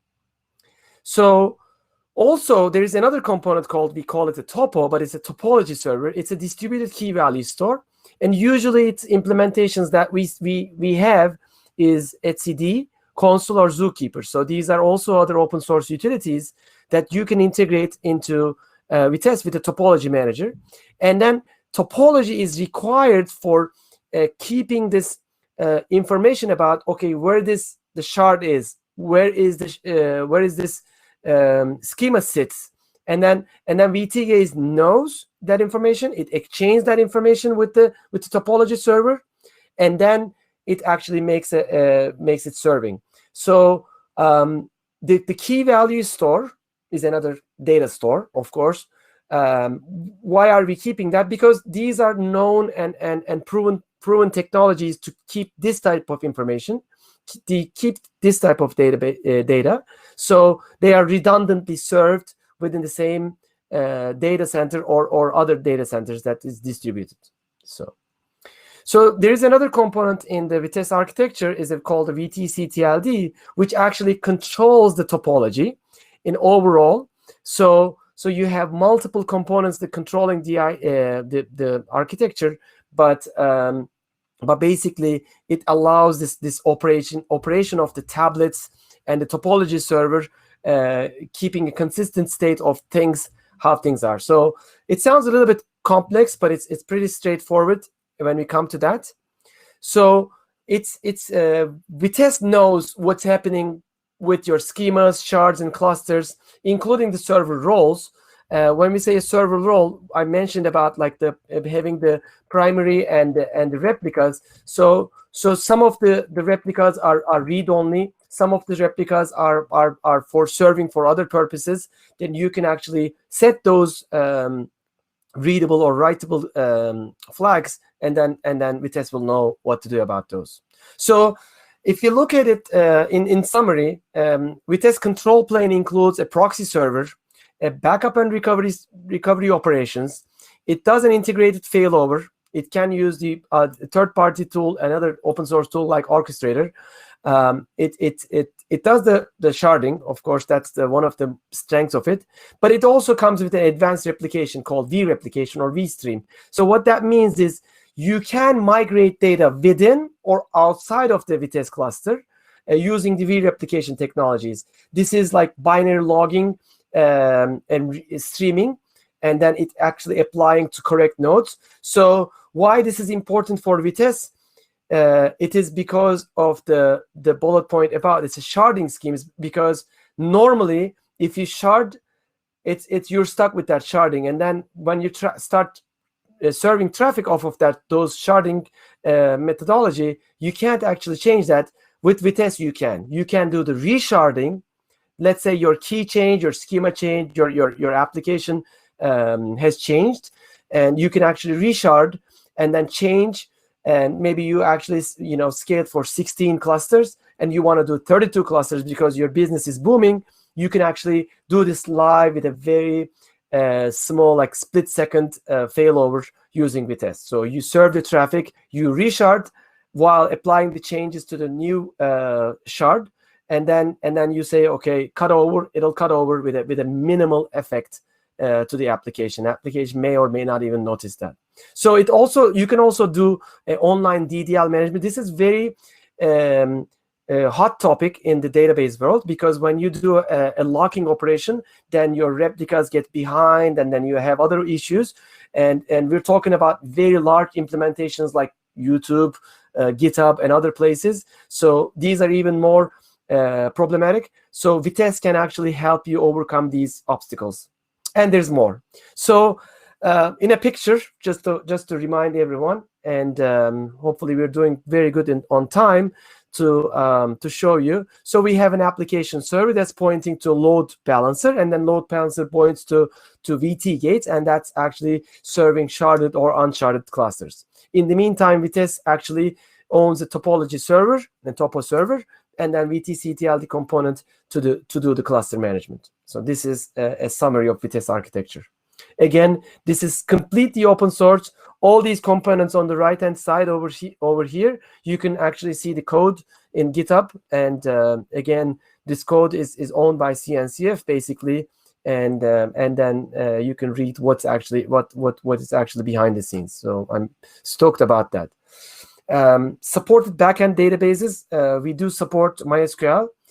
Vitess is very MySQL-centric implementation. We can say that clearly, and adopters are very MySQL focused shops. So MySQL 5.7, 8.0 are supported. MariaDB were supported until 10.3, and we don't have extensive experience or user base in MariaDB. Just as a side, there are no implementations pointing Vitess into Postgres, but it's not on the roadmap for this year. Maybe it will come depending on the contributions coming up from those communities. It may be a possibility, but at this point, that is not the case. So we're going to talk about a little bit, very briefly about the use cases. So when I have a Vitess, do I actually have the shard? No, you don't have to actually shard. You can still do unsharded implementation, and if you think you will hit some sort of a scaling issues in the future, that will prepare you for scaling. And so management of MySQL topology, yes, if you put it behind Vitess does its own management with the VT tablets topology. It knows where things are. It gives you other tooling, other command line tools to do. Like, let's say you want to do reparenting. Normally, you have to do like change master to, and then typing commands, find the coordinates of the master, and then fail over to that and cut over the application. This all of that you can contain it with a simple command, with a maybe simple shortcut within Vitess world. So it because Vitess knows which one is a primary, which one is a replica, and the primary is no good, or you want to do a maintenance on it. You want to assign one of the replicas as a primary on that cluster. You can give one command just with their tablet ID, and it'll be done. So Vitess also is very open source friendly as an open source tool. We mentioned about backup and recovery. So Extra Backup is an online hot backup utility, very known by the Percona toolkit. It's part of the Percona toolkit, and it's supported by Vitess. So large databases having to back up and restore and implement it, it will be a very wise thing to do. PT online schema change, again, is a Percona toolkit utility to do the online schema changes, and GitHub online schema transfers is a Ghost utility by GitHub. These are all already built into Vitess, so you actually can just set the DDL strategy and then run it. It'll basically drive these open source utilities along with the Vitess operations. So see, the other one is an orchestrator. That's a high availability and a failover cluster management utility. vTorque, we call it, is a still in progress. It's experimental. It works. I have a talk in Percona Live in May 12th and 13th, if I'm not mistaken by the date, and then there's going to be some representation of that also. So we talked about online schema change utilities, but also there is a way to do this in migration style within the Vitess. So we are very excited about this technology because this vReplication can actually make schema changes while you're serving the data, and then you can flip over to that schema when you're ready. So there's a link over here. I will share the slides. So do some reading about if you think you have a large cluster and then you will hit some scalability issues, and how do I do online schema changes. Vitess may be your option to help over there. So the other thing is vTorque. It's an experimental. There's a development ongoing, but the orchestrator itself is an amazing tool. If you haven't heard about it, managing as a SRE or a DBA, it's a very de facto utility for topology management and a high availability solution. So it has smart settings, and it can fail over if it detects lags or other flags, and it's useful. So we are actually planning to integrate more into this to the Vitess. So who uses Vitess? I happened to mention GitHub already, but one of our early adopter is Slack. As you know, Slack is very popular, and Slack needed to scale. During the pandemic, they have grown extremely, and they are like, at the time of this slide, maybe it was 99.9%, or they migrated completely serving all traffic using Vitess. So you think about a Slack implementation. Every customer ID needs to have its own space, and then you're scaling. That's a very good example. There's a Square. It's an online transaction. There's Pinterest. There's GitHub, HubSpots. There's more adopters in that. Some of them are very large shops. Some of them are going to be growing into expecting an exponential growth in the coming months or years. So that is the case over here.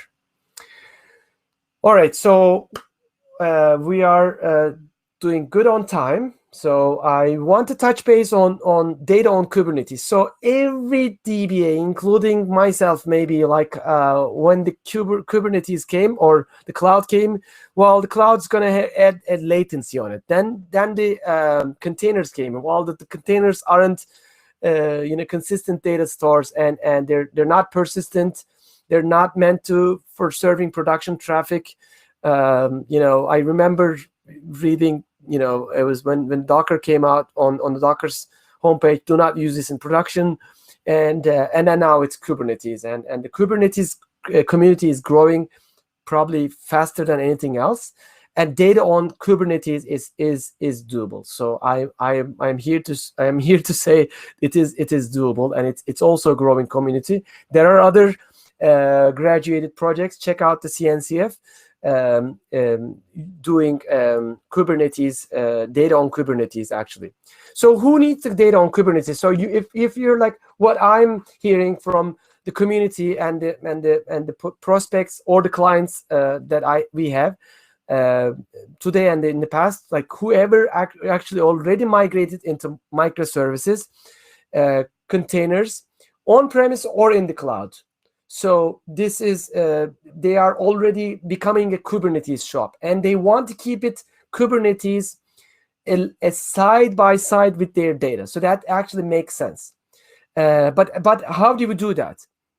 So MySQL in Kubernetes itself is if you look at outside of the box, MySQL wasn't designed for this type of operation because it's a very consistent ACID data store, right? So you actually MySQL internally actually keeps a very consistent data, and it serves the data if only it's consistent. And so MySQL provides high availability and works with persistent storage. It does backup and recovery. So you can all orchestrate this in Kubernetes using with MySQL.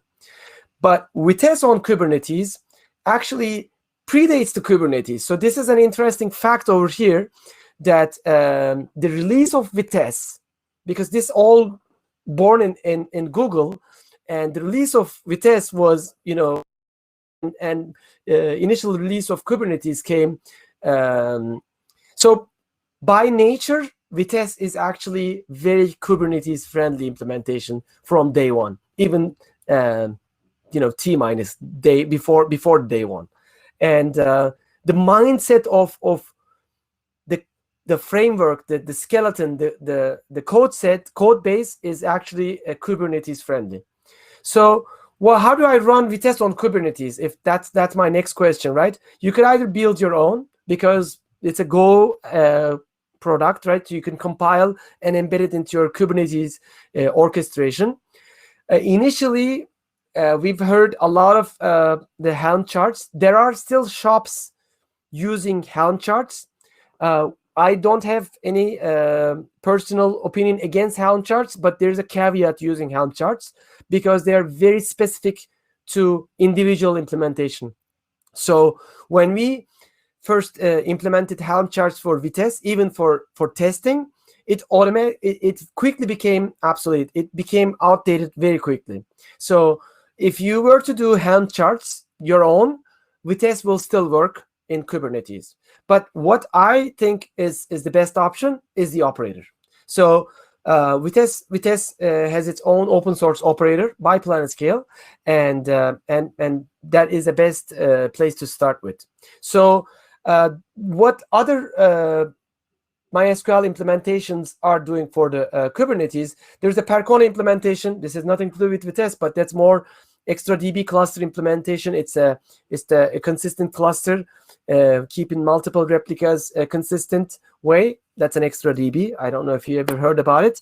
There's a PressLabs implementation of the MySQL, and there's a Vitess operator, and there are some others, and more others are coming. If you look at the operators world are the key for success in Kubernetes. So, and I also have Vitess operator for Kubernetes blog post, and that is a good way if you're interested in Kubernetes, if you're interested in operators, and you want to try some data source like MySQL and Vitess.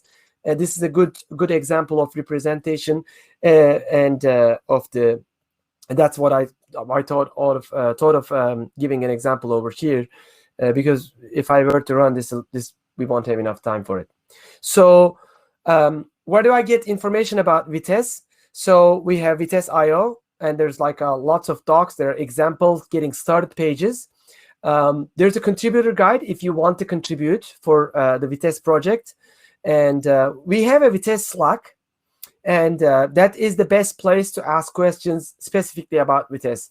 Your experience, if you run into issues, understanding any issues, because we have maintainers in the Slack, and watching this space, and then we get help around the community about the Vitess. And thank you very much. And my Twitter handle is over here. I'm also on GitHub, LinkedIn, and that's was my presentation about Vitess. Hopefully we did good on time.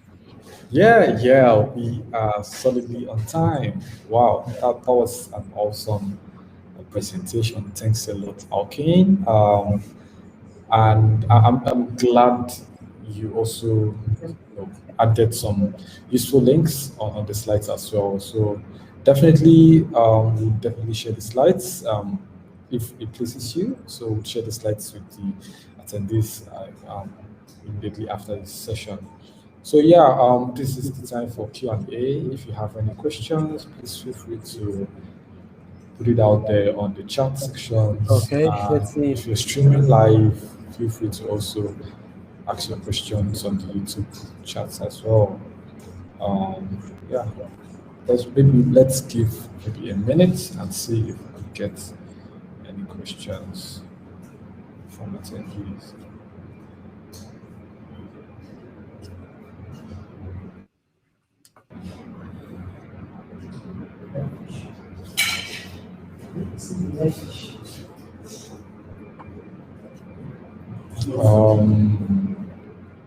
I think we have none. Okay. Well, thank you very much for organizing and inviting us over, and appreciate all the great work that you did this community days in Africa. Hopefully, I'll get to see you in Africa someday. Oh yeah, definitely. That would be amazing. After the pandemic, all right? Of course.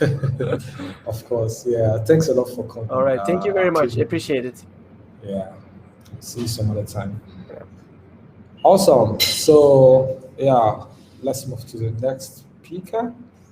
And the next speaker is no other person than Brandon O'Leary. I don't know if I pronounced it correctly. So Brandon is a senior developer evangelist at GitLab, and he will be talking on the topic predictions in the cloud native ecosystem. Brandon, take it away. Yeah, how's it going? Thanks. You did perfect on the name, so thank you. It was Awesome. Thanks so much for having me. I'm really excited to be here. And yeah, I'm just gonna share my screen. Hopefully, hopefully I can just do this window. Great, awesome. Okay, hopefully you're seeing my slides now. All right. Well, thanks again so much for having me. I'm really, really excited to be here.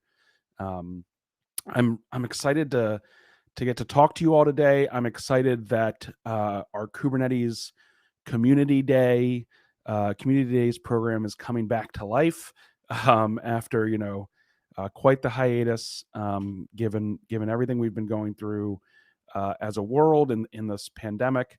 I'm excited that the first Community Day back is in Africa. I like the previous speaker. I wish I could be there with you. I'd love to come visit. I've only ever been to Africa once. Me and my team got to go to Cape Town, so kind of all the way in the south. I flew over the whole continent from London on the way, but I'd love to visit more. I think everybody's kind of feeling that.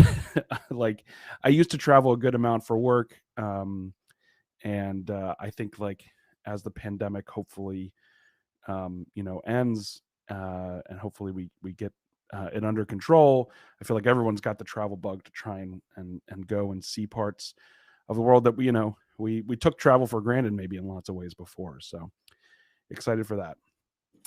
Again, my name is Brendan O'Leary. I'm really excited to be here. I work at GitLab, actually with Abubakar, who's one of the organizers of the event.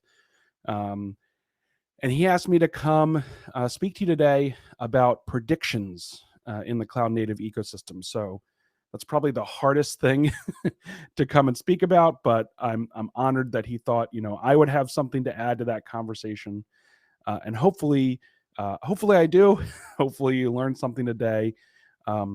Also really interested in any questions you have for me. I'm in addition to working at GitLab, I'm actually a member of the governing board of the CNCF.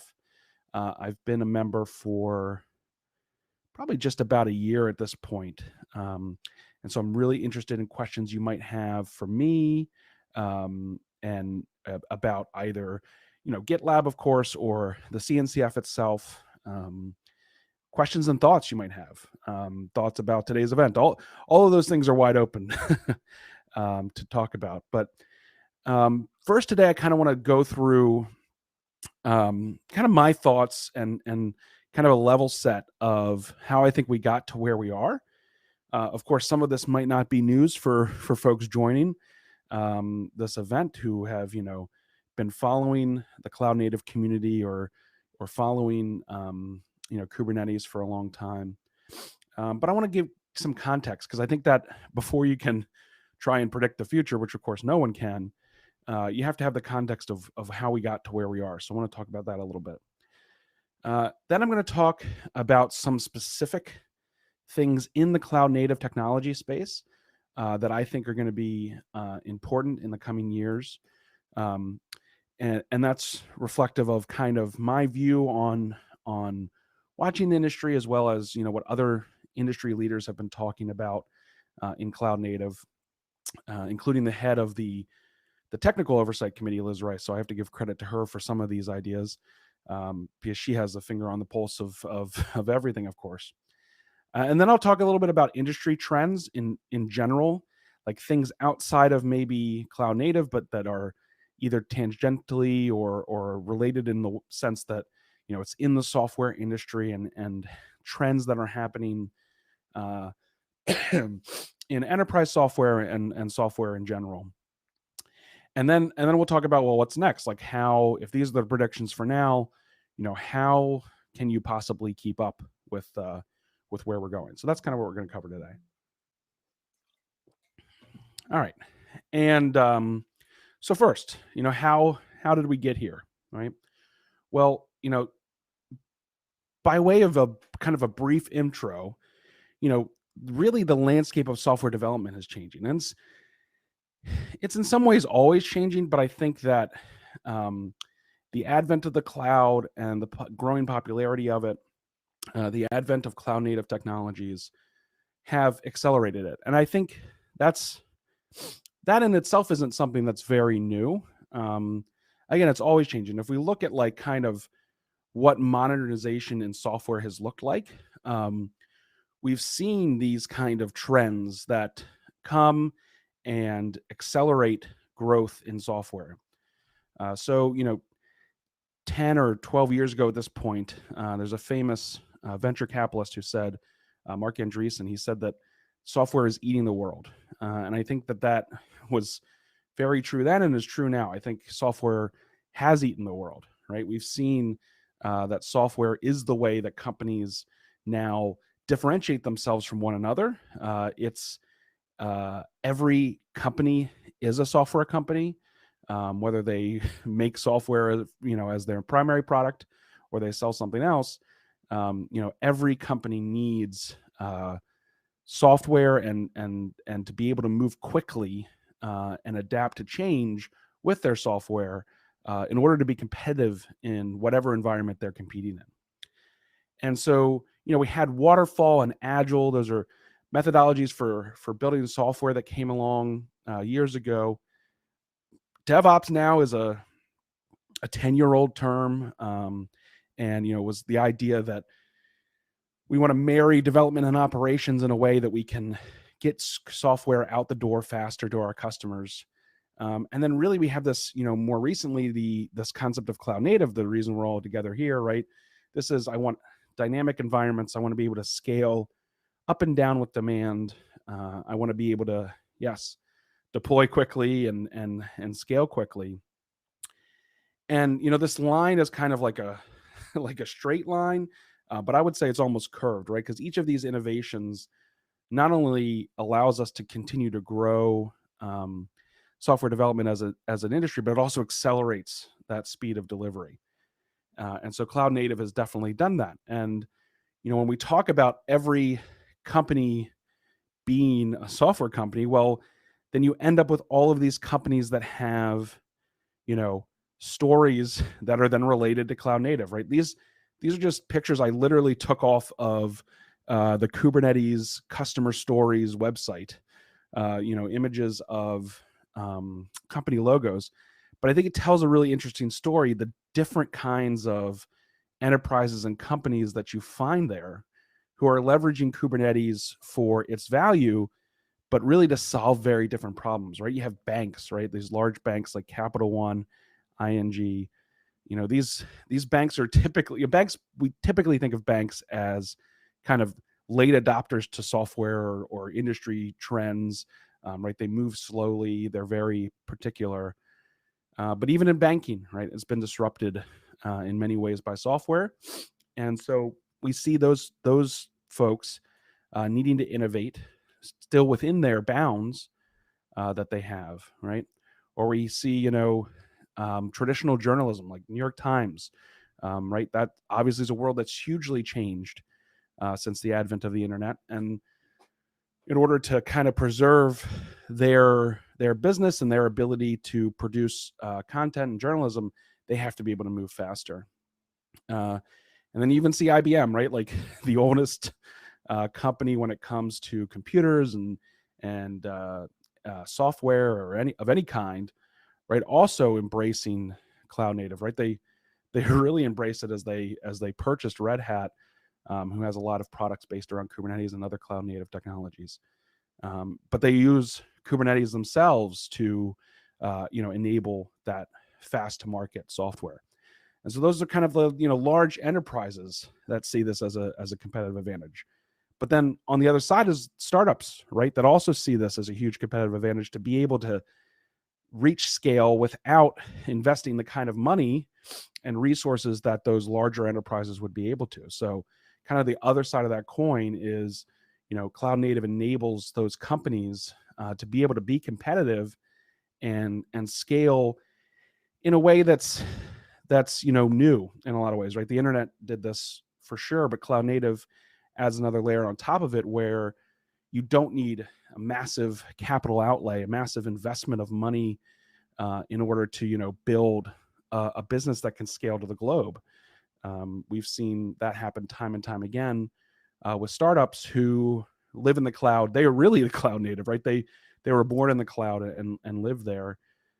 But we've also seen academia and research institutions make huge strides, right? We just heard about data and data in cloud native. Right? We have these universities and large academic or nonprofit organizations that are leveraging cloud native to do exactly that, to level up what they're doing with data, again, to build scale that they wouldn't otherwise be able to, just from a cost prohibitive perspective. They can do things that they weren't able to even dream of before the cloud and cloud native technology. And so those stories really show us that cloud native touches all of these different areas. And so because of that, that's, I guess, again, a lot of preaching to the choir, if you will.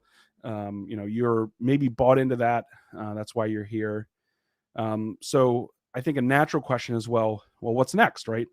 So we've got Kubernetes. It's been around for quite some time. We have all these other fantastic projects, many of which are presenting here today. Where do I focus my energy as a technologist to say, these are the things that I want to understand more because they're up and coming. And so one of those things is Kubernetes at the edge. And so the edge can mean a lot of things. It can mean, connected devices or Internet of Things or IoT devices, but it can also mean sensors and equipment for lots of different platforms that live at the edge. And the sheer volume of the data created by all of these devices, right? There's something like 30 billion connected devices. I don't even know how you count that, but folks make an attempt to count that in a market of 700 billion going to $1 trillion in the next 6 years for these kinds of devices. So the volume of data and information, data created by, let's separate data and information. So data, just raw data created by these devices, staggering amount of data. And so to turn that data into useful information, you have to have more processing power out near them to process and send that collected data, that aggregated information back into your cloud services, right? You can't just stream all of that data all the time necessarily. And so that's where the edge comes to be. And so again, I haven't really clearly defined what the edge is, right? It could be these Internet of Things devices, but really I think the way to think about the edge is to define it as to what it's not, right? So you have endpoints, which are the end user devices and the other data generating devices. And you have your core, which is like your core infrastructure. Maybe that's in the cloud or it's on premise. And the edge lives somewhere in the middle there, right? So this is things that are closer to those endpoints, but might have computing power requirements before that data gets sent back into the core infrastructure. And so it can mean a lot of things. And we've seen it mean a lot of things. So there's a lot of mission critical decisions that happen on that edge, right? Based on what the current data is, what the previous models we had were. And these are, grandiose versions of that, right? Kubernetes in your car. Obviously that's something we could all think of. But then also NASA is, putting Kubernetes clusters now in devices that it's flying out into space, into the moon. We see the European Space Agency and other space agencies doing that as well. And the US Air Force putting it inside of a fighter jet. So these are places where there's a lot of data being generated and a huge need for processing power there at the edge. But there's other simpler things, right? These are kind of grandiose things, if you think of surveillance systems or road or toll or traffic management systems, lighting, asset tracking, right? There's lots and lots of things at the edge that need this kind of computing power. And that's why talking about Kubernetes at the edge and things like K3S and ways of running Kubernetes in a lightweight way, but still leveraging all the benefits of it is going to be a trend that's going to be around for a while. And, the growing spread of 5G and other, fast broadband wireless technology is going to only increase that throughput and increase the amount of data that's coming through the edge.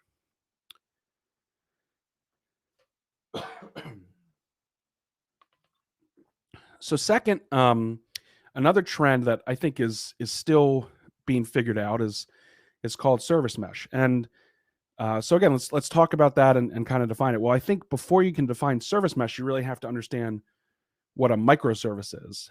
And then again, differentiating microservices from a service mesh because they're kind of interrelated. So a microservice, right? The idea of that is, we used to build only these large monolith software applications that, kind of is one code base that does everything, does all of the transaction processing, it does all of the business logic, it does all of the, handling of login and identity and all of that in kind of one massive monolith. The idea of microservices is you break that into distinct services, right? There's an identity service, there's a payment processing service. And that's a fantastic idea for a lot of businesses because at a large enterprise, you're going to have massive teams that have to then figure out, who's working on what and how do we, distinguish changes between one another. But the question quickly becomes, how will you scale it? And this is a fantastic little fun illustration from a friend of mine on Twitter, Chloe Condon. And I have to, anytime I talk about scale, I have to just include it just because I think it's a lot of fun. And that's really where service mesh comes in and why there's been so much discussion over the past year and will continue to be a lot of discussion about service mesh in the cloud native space. And the reason for that, if I can click, is service mesh tries to create a layer where we're able to control, a lot about these microservices, right? We have all these microservices. If we just connect them all together individually, you have a lot of connection points to think about and what's the right, level of data access between this service A and service B. But using a service mesh allows you to place kind of a proxy layer where all of the metrics about traffic and routing and how do we retry and when do we time out and how do we turn something on and off is controlled within that service mesh control plane. And so that's why you see a lot of folks talking about, there was a lot of kerfuffle last year about which service mesh is best. I won't get into all of that, but I do think service mesh is something that's going to be around for a while as more folks adopt microservices and see that while it is a great model, it quickly can spiral out of control if you don't have a way to centrally control it, which of course you did in a monolith. So those are the kind of cloud native technologies I want to look after. But I also think there's some industry trends, and I honestly don't know why I drew this line. I mean, it's somewhat arbitrary, but I think that these trends really impact the whole software industry and not just the cloud native community, although that could be argued for either side of any of these. And so there's a couple of things I want to talk about there that I think are becoming really important. The first and maybe the most critical is supply chain security. This is something that's gotten a lot of attention recently. And I think the reason that it's now getting so much attention, I mean, supply chain attacks, right? Attacking somewhere along the supply chain. It has been around as long as humanity has been around, right? That's, if you read Sun Tzu's The Art of War, you'll read about supply chain attacks.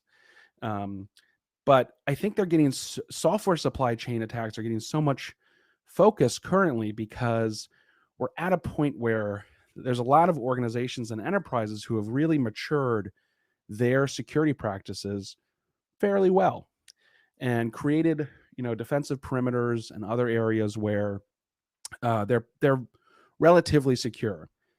And so then attackers decide to then find the suppliers to those organizations that may be less mature security-wise and attack there. We've seen that in the Sunburst SolarWinds attack, just this week, an attack on Homebrew. And so these kinds of attacks and how you secure everything along your supply chain is something that's really being focused on, and it's going to lead to a lot of discussions.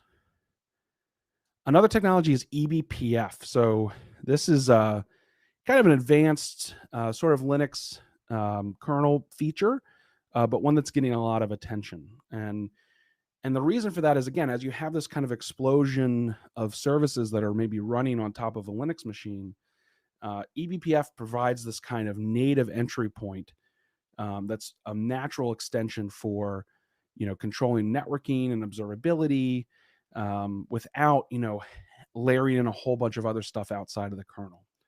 And so I think this is a technology that, developers may want to follow, but definitely operators and folks that are running systems are going to want to understand as it becomes more popular. And then finally, I think this is kind of a general catch-all category, but I think it's one that's important. And this is like tooling and the experience for developers and operators. So we're seeing a huge kind of influx in how do we give developers and operators a great experience and make it really easy to do their jobs. And so there's probably a dozen things I could talk about here. GitOps is one thing you hear a lot about, right? This is the, how do I get the code that we're writing into production, into Kubernetes, into my cloud native technology as best as I can. And a lot of folks are seeing that, maybe having an agent that's pulling those changes into the cluster is better than something that pushes it. It's kind of, again, more of a Kubernetes methodology that I want to state my desired state and have some agent making that true, right? So that's how you can think of GitOps. Of course, artificial intelligence and machine learning. I mean, it's something we talk about a lot, but it's more and more being seen as like a key solution to a wide scope of challenges for businesses. And, it's really challenging to design and build and implement successfully at scale and production settings. And so tools around cloud native like Kubeflow are really bringing a lot of that tooling, kind of to maturity in a way that you can bring all of that together. And then DX, or developer experience, again, this is something that we've seen a huge focus on. We're seeing consolidation in the DevOps tooling space. There's less and less companies doing it. More companies are doing more. And I think developers and operators are going to come to expect that all of these tools are just integrated into a single platform that allows kind of the dual goal of getting software built and shipped quickly, but also maintaining and operating that software in the future together. So, okay, let's say those are the trends today. What's next? How can you possibly keep up with all this? And so that's a great question. And so how could you possibly keep up with all these trends? Well, I think the clear answer is, well, you can't. It's not possible, right? And I don't think you should put pressure on yourselves, to understand and have a grasp of all of these technology changes and know everything about them and dive a mile deep. I mean, they're going to come and go.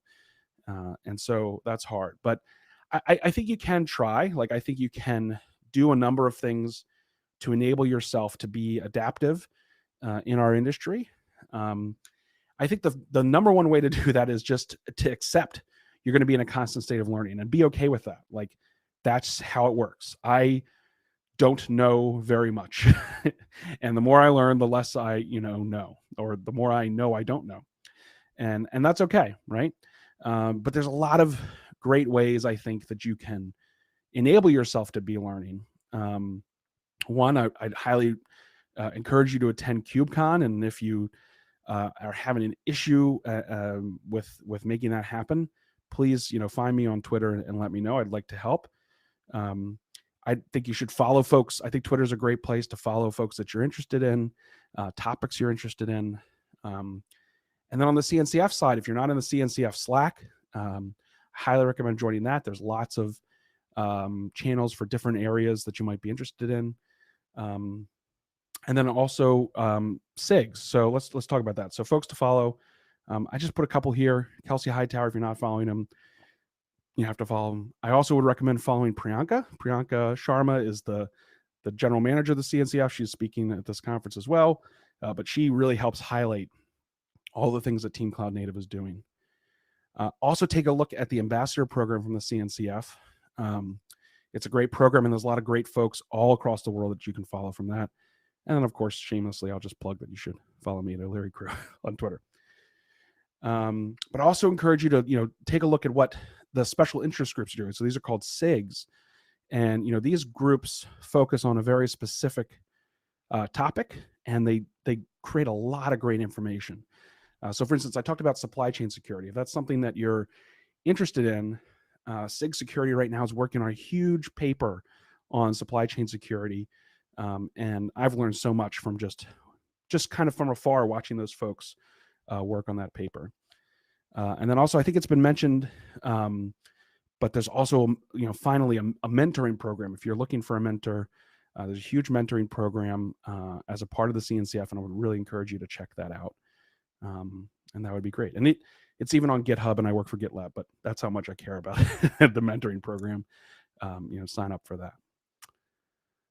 So thank you so much again for having me today. It was really my pleasure to be speaking with you. Again, if you've got questions, I'd love to take them now. And if not, if you want to follow up with me on Twitter afterwards, again, I'm very open. My DMs are wide open if you have any questions after today. Awesome. Like, that was a wonderful presentation. Like, I really enjoyed the presentation. I don't think I've actually had the opportunity to learn, how the whole cloud ecosystem came to be, and how basically what the future is for Kubernetes and the cloud native technologies. I mean, this was a really, really insightful session. Thanks a lot for that, Brandon. And this is time for Q&A. If you have any questions for Brandon, please feel free to drop it on the chat section. And if you're also streaming live on YouTube, feel free to as well drop some questions on the live chat. Brandon and I will be happy to answer your questions. For the slides, Brendan, I don't know if you can be able to access your slides. Yes, I just dropped a link in the chat. Happy to share those. Awesome. So yeah, take a look. It should be in the chat now. Yeah. I just say now. Cool. Awesome. Yeah, and please, if you are watching this live, please feel free to tweet, on Twitter, push out some tweets. If you're on Facebook, if you're on YouTube, feel free to talk about the event using the hashtag KCD Africa, and let people know about this event. I mean, I think this has been awesome. I mean, the quality of content we've been able to absorb has been really, really amazing. So thanks once again, Brandon, and happy to be able to facilitate this session with you, and I look forward to meeting you some other time.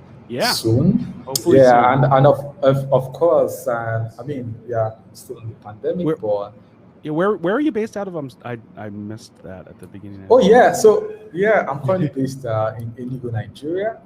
Okay, great. Nigeria, it's awesome. Eastern part of Nigeria. So cool. Great. Awesome. Yeah. Thanks once again, Brandon. And we'll move to the next speaker then. Great. Thank you. Yeah. Okay. Cool. So for the next speaker,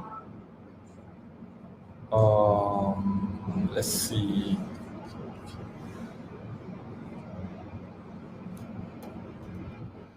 So for the next we have, I suppose, we have NWC Onyemenam. So NWC is a software engineer at Artificial Technologies. He's also a contributor to the Open Telemetry project. And he'll be speaking on Open Telemetry for developers, how to have full visibility in your applications. So I'll proceed to making NWC a presenter now. NWC, can you hear me now? Are you able to share your screen?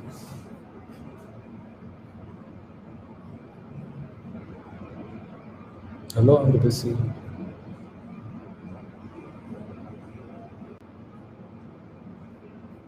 Oh, nice. Hello, Uche, I can hear you clearly. Nice. Cool.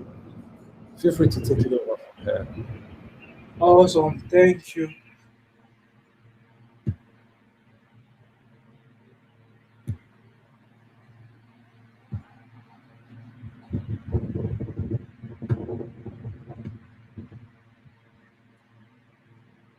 I don't know. Can you see my screen? Yes, I can.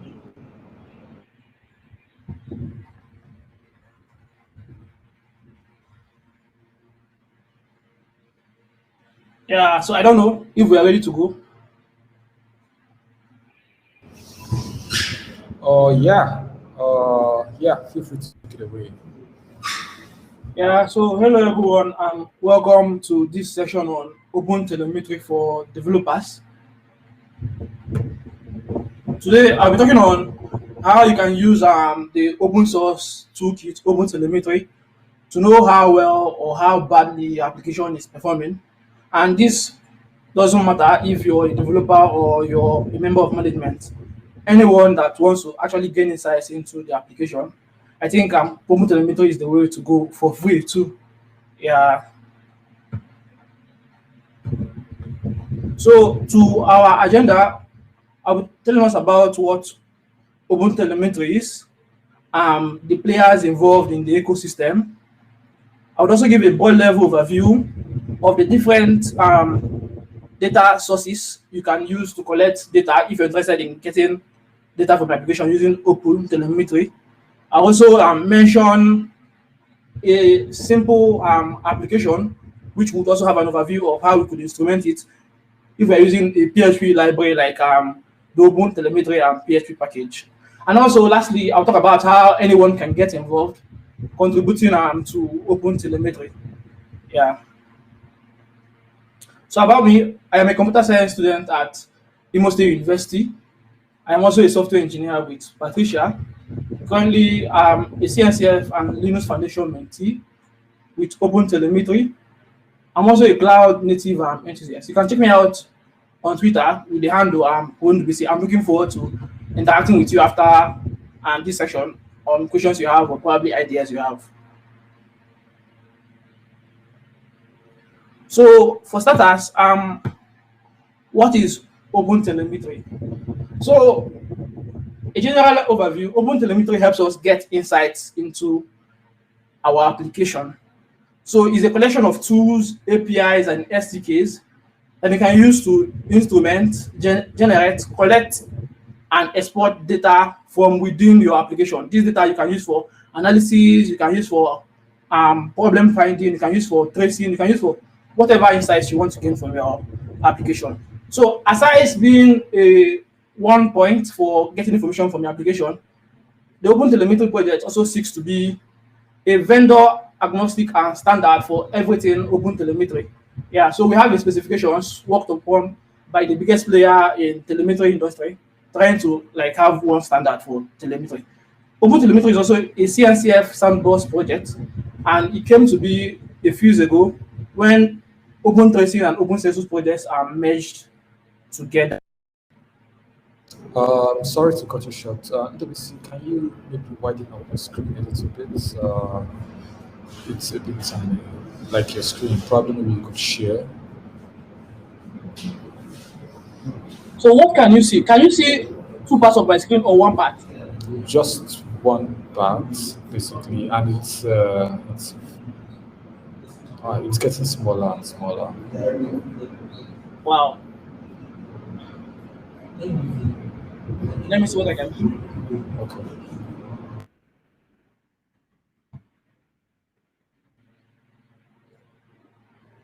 Probably I could try resharing. Do you think that could make it better? Yes, maybe you could try and share.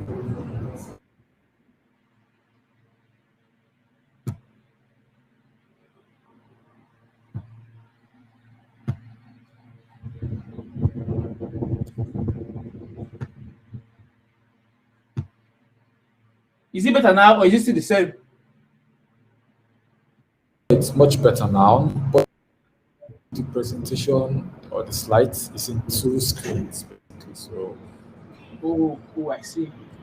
yeah. Let me see how I can undo this now.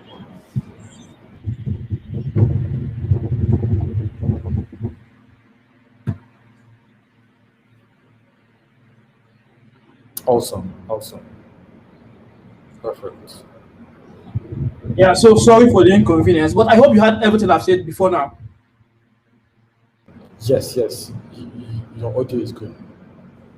Okay, so in terms of the ecosystem, the Open Telemetry project is actually one of the most contributed to projects on CNCF, just after Kubernetes, and it has language support for both Go, Ruby, and a lot of other languages.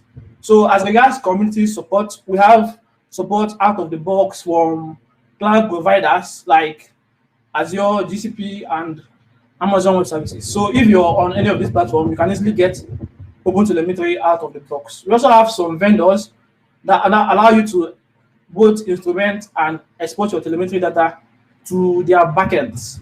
We have Datadog, Dynatrace, Honeycomb, Lightstep, and all of that, definitely for a fee. And also, we also have some persons who use Open Telemetry as part of the application toolkit. We have MailChimp, Shopify, and Zillow.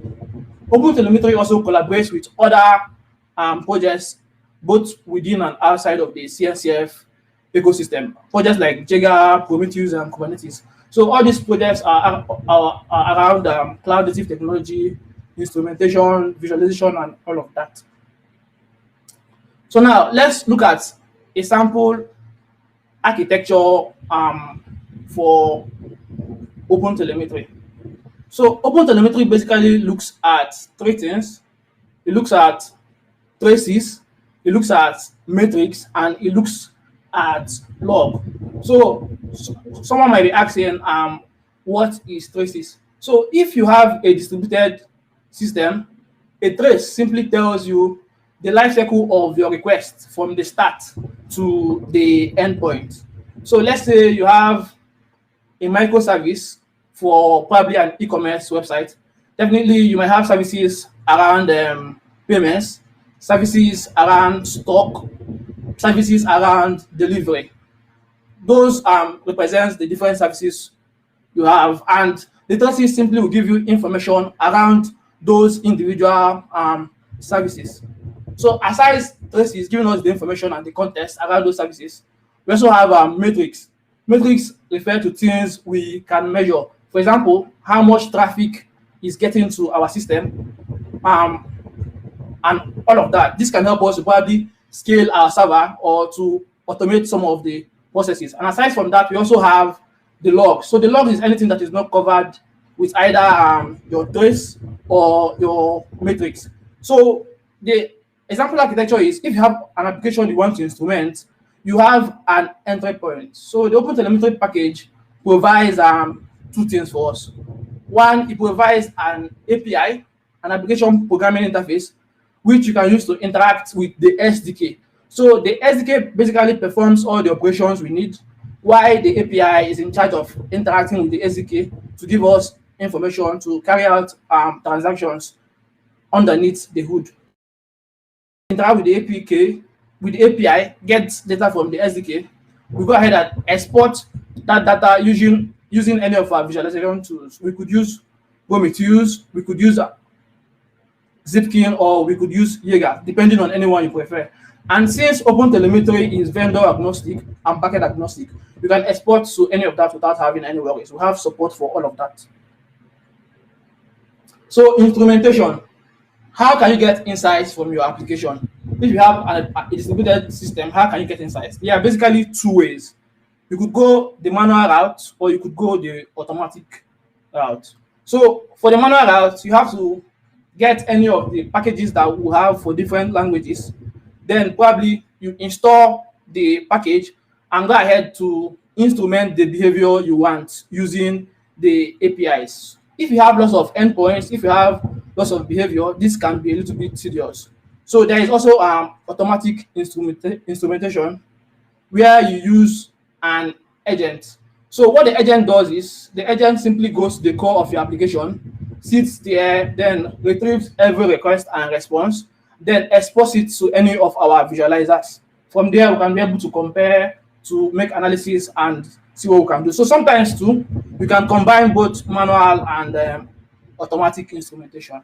So currently, I think it's only the Java project that has automatic instrumentation. For others, we just have manual instrumentation, but all of these are moving towards having something automatic. So you can be able to get insights from your application without doing much of the coding, just by plugging in the agent that we are using.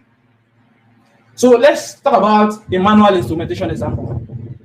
Let's say you have a Laravel application which you want to instrument with the OpenTelemetry PHP library. How would you go about that? So first things first, you have to create a Laravel application using the necessary commands. Then you go ahead and you require the OpenTelemetry PHP package.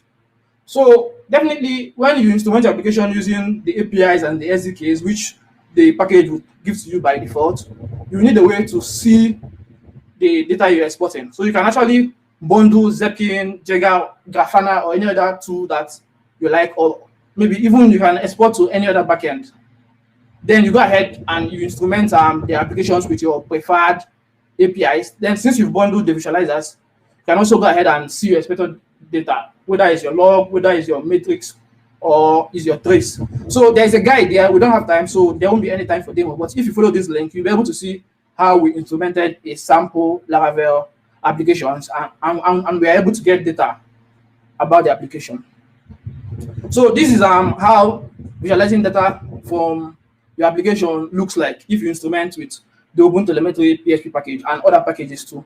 You're able to see your spans, you're able to see your traces, you're able to see your logs, you're able to see timestamps. So let's say a request is taking 1 minute, you can actually go and see which request is that. You can actually see from which of your microservices, then you can help debug all of that and make the whole process better. Yeah. So finally, I would also want to tell us about contributions to OpenTelemetry, because the language, the project features different languages, different frameworks, and different experience levels. So no matter the language you write, there is something for you in OpenTelemetry, no matter the framework and no matter the experience level. And currently, most of the projects on OpenTelemetry are in beta. Only a few have reached general availability. So there is still a lot of work to be done. Also, as the last speaker mentioned, the different projects with OpenTelemetry offer mentorship. So if you're looking to get mentored, you can check out the CNCF mentorship repo on GitHub. So frankly, I think the OpenTelemetry project is actually very, very important. And we can see this by the fact that almost every cloud vendor supports it, and they are actually working to have a standard specs. So I think persons from Africa should actually come around. We have stuff for docs, we have stuff for code, for design.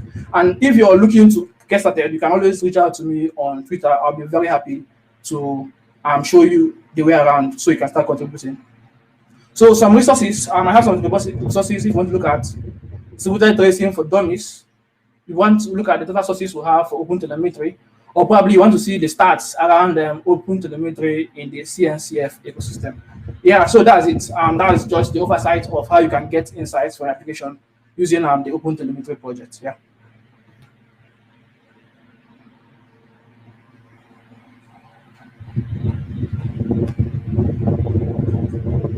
Yeah, Obasi, did you hear me?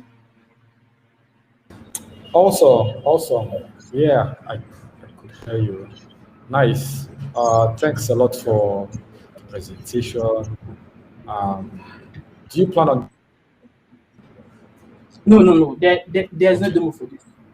Oh, nice. Cool. Thanks a lot for the awesome presentation, and we see.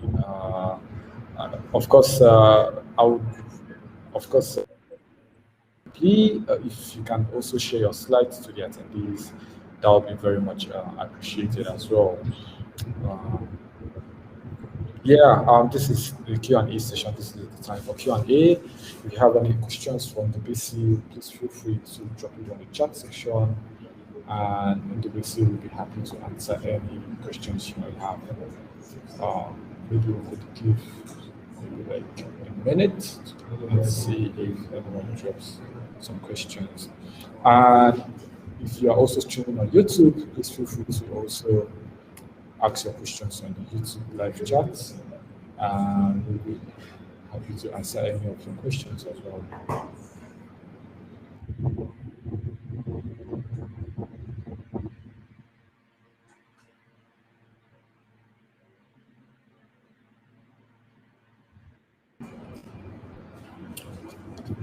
All right. I think we don't have any questions. Okay. Yeah. Thanks a lot, WC, once again. I think we'll have to go to the next speaker then. Okay. Thank you very much, Obasi. Cool. Thanks.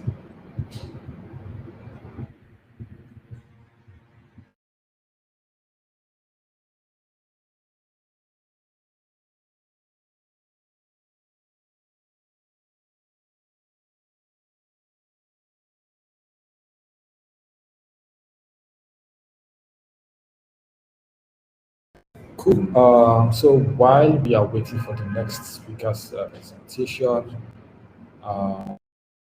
to know if you all are enjoying this session as I am. I mean, like the sessions are amazing, they are awesome, and yeah, I hope you are all enjoying this session. So the next speaker is no other person than Lupusayo Amori, and she'll be talking on how to deploy your .NET Core apps in Azure Kubernetes. So I would have to wait for Bubakar to join in the session. So yeah, I'll be leaving you in the hands of Abubakar in a few minutes' time. Yeah.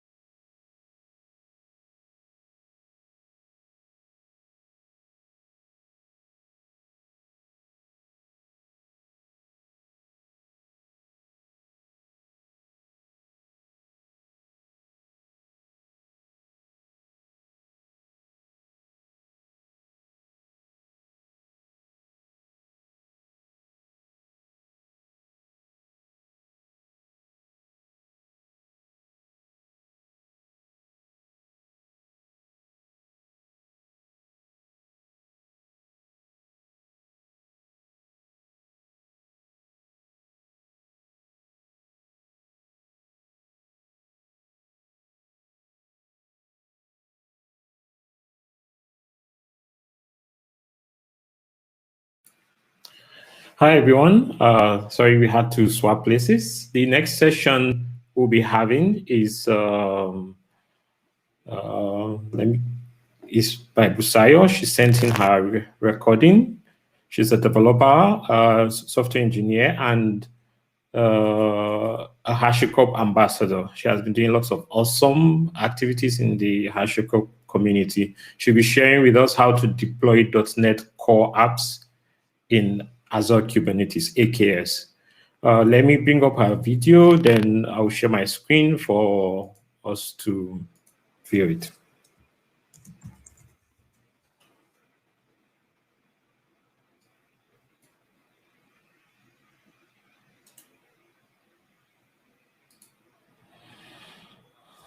Hello, everyone. My name is Busayo, and I'm a software.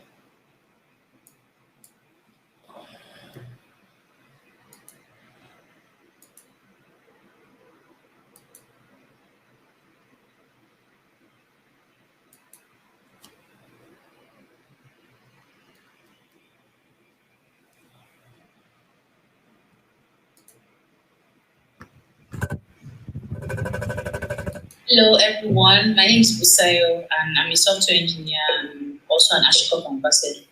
So today I'm going to be talking about how you can deploy your .NET Core apps to Azure Kubernetes. So I'm not going to give a brief summary about what .NET Core is. So .NET Core is an open source and cross-platform framework. It's used to build applications such as web apps, IoT apps, web APIs, mobile backends, and so on. And the .NET Core app runs on .NET Core or the full .NET framework. So there's this thing that .NET Core has. It's called Kestrel. It's a managed cross-platform web server, and you typically run behind a production web server like IIS, Nginx. So there are various ways and different ways to publish and deploy your .NET Core app. So I listed some of them here. You can publish your app to IIS. You can publish your app to an FTP server, and you can publish your app to a container registry that works with Docker images, which is what we're going to be looking at today. So what's a Kubernetes service? It's a logical abstraction for deploying group of pods in a cluster that typically performs the same function. So there's AKS, which is Azure Kubernetes Service. And what it helps you do is it helps simplify your deployment process. So your workload or your operational overhead is handed over to Azure. And so what Azure does is it handles critical tasks for you. Tasks such as health monitoring, maintenance, the pod is being restored if there's a failure. So your when you deploy your cluster, things like your nodes and your Kubernetes master, they're all deployed and they're configured for you. So yeah, I mentioned earlier that one way to publish or deploy your app is by using a container registry. So we have what is called Azure Container Registry. It's a private Docker registry in Azure, and you can use it to store and manage your Docker container images. Also use to store related artifacts. And one way to use Azure Registry or a way to use Azure Container Registry is by pushing your image to the registry using Docker commands. So we have Docker commands that can use to push your image to the registry. You can pull from a registry. You can run an image from a registry. You can also deploy to your Kubernetes cluster. So here is the workflow, and this is how typically deploy your app. I move from just a basic normal app here, and I mean you can run it from your Azure Kubernetes.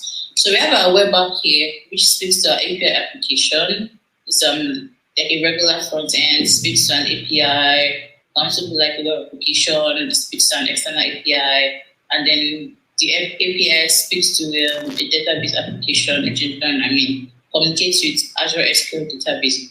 So what happens is, as you can see, these two applications are moved to the Azure Container Registry. But before they are moved to the Azure Container Registry, what happens is they have to be a Docker image. So we just typically have to containerize these applications. and then when they're containerized, you move it to, or you push it to your Azure Container Registry, and then when your image is confirmed to be your Azure Container Registry, you deploy it to the Kubernetes cluster, and you can run your app from Azure Kubernetes. So yeah, these steps just basically expatiate the diagram that I mentioned that I showed earlier. So you create your app, create a Docker image from your app, containerize your image, containerize your app, pardon me. Then you create an Azure Container Registry, push your image to the Azure Container Registry, you create a Kubernetes cluster, and you also create your manifest files, and deploy and run your app. So I don't want to go right into looking at the requirements. So here are some the tools that will be required for this demo. Docker, then I'm going to be using an ID. I'm going to be using Visual Studio Code, so you can use Visual Studio Code as well, it's fine. Then Azure CLI can be installed on your PC, so you can use Azure CLI from your terminal, or you can use the CLI on portal.azure, so either ways. Then I'm going to be using kubectl for to run my Kubernetes commands. So yeah, we'll go to the demo now. Okay, so I'm going to be creating my app right now. So my .NET Core app, I'm going to create an MVC app for .NET.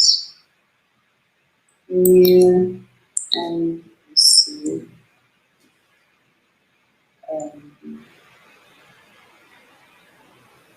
Just call it Africa.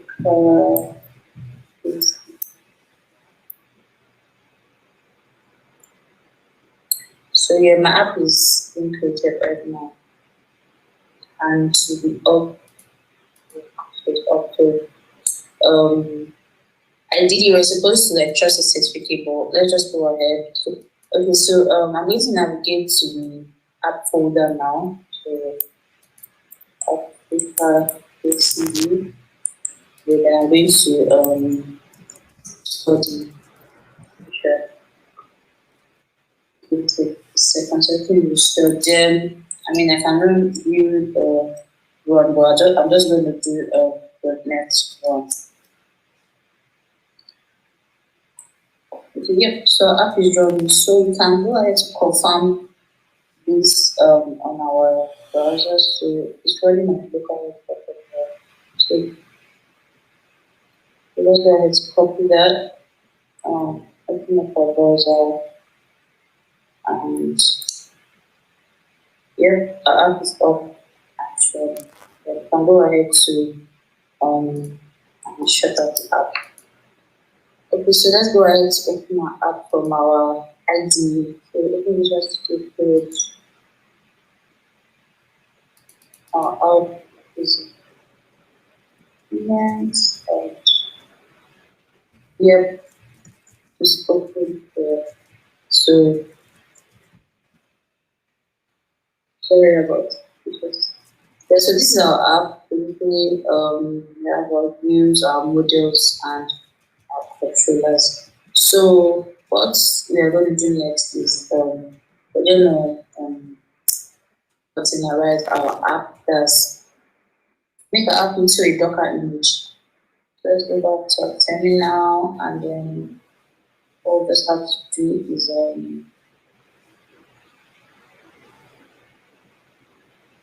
you can do it from here, from terminal here, or from terminal the ID. So let's just do it from here. So we'll just do, first of all, I need to publish the app. So let's .NET publish.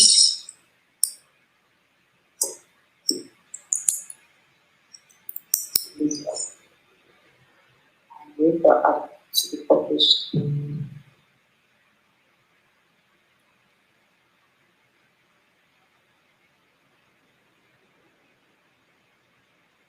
Okay, our app is being published.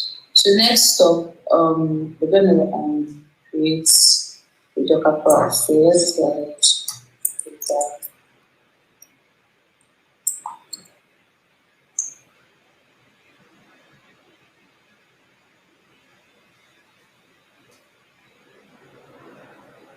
Okay, so you can see that our Docker file has been created. So let's just go ahead. So because I've done this before, I'll just go ahead to copy what I have here. I can copy that. I just have to.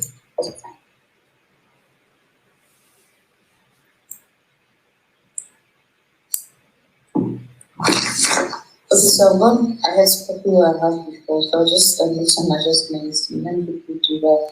Our DLL is from the Africa KCD.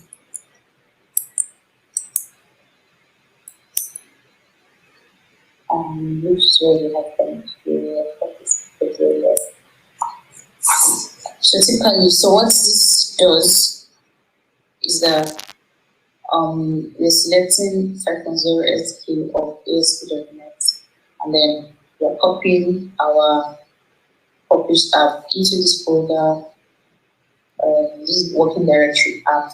Then we're telling Docker that we should use app as the working directory, and then the entry point is .NET Africa KCD which is like an executable command. So next up is let's just create another folder for Docker ignore.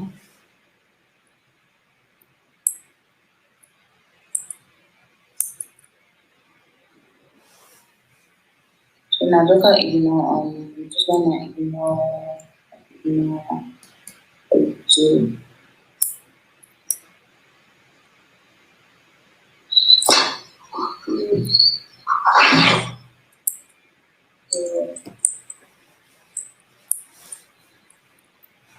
So yeah, so what I'm going to do next is now we're going to build our image. So and then you can use the terminal. Let's just go back to our terminal. So we're going to do Docker build. So let's call this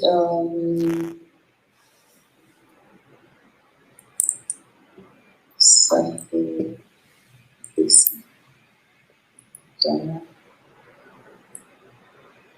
image.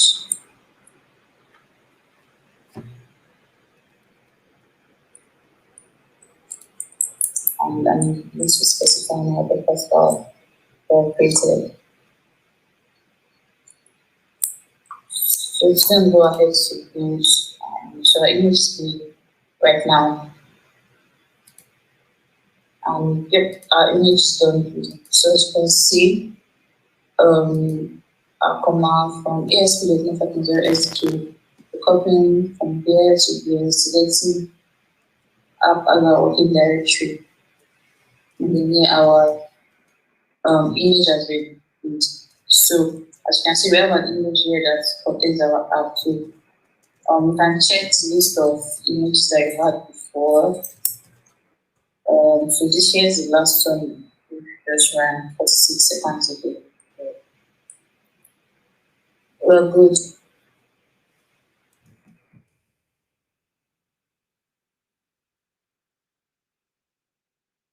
So let's go ahead to create our container. So we have Docker creates new mobile container.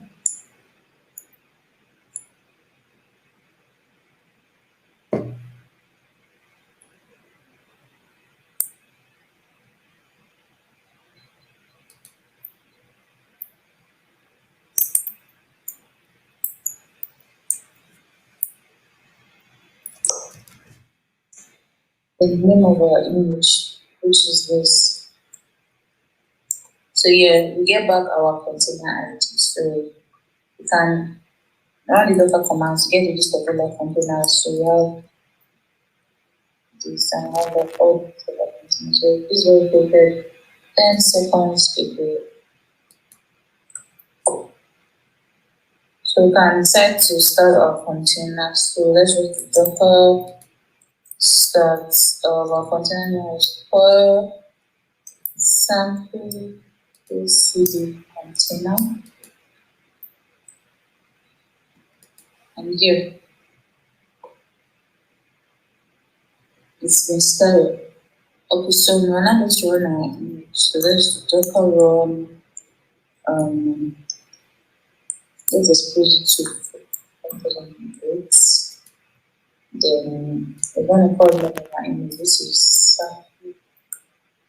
KCD demo image.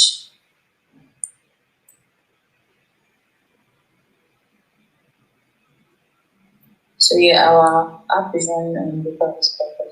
So I'm going to check our browser. See that it's running like that. So yeah, just run our image from Docker. So going back to our terminal now, what we're supposed to do next is push our image to Azure Container Registry.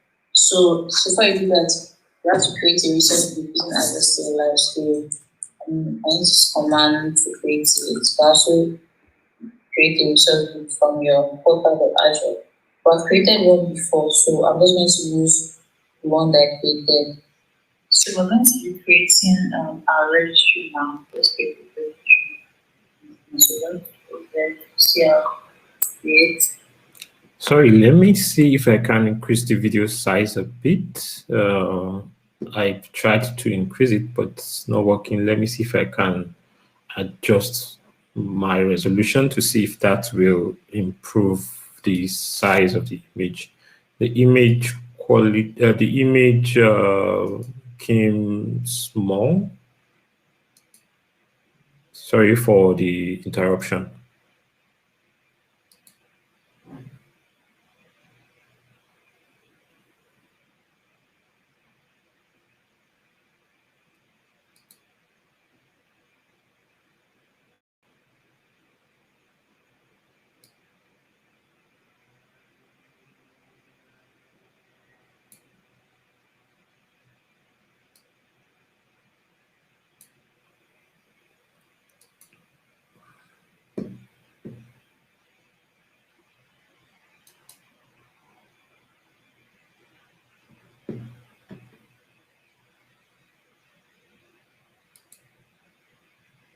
Hello everyone, my name is Busayo and I'm a software engineer and also an Ashiko ambassador.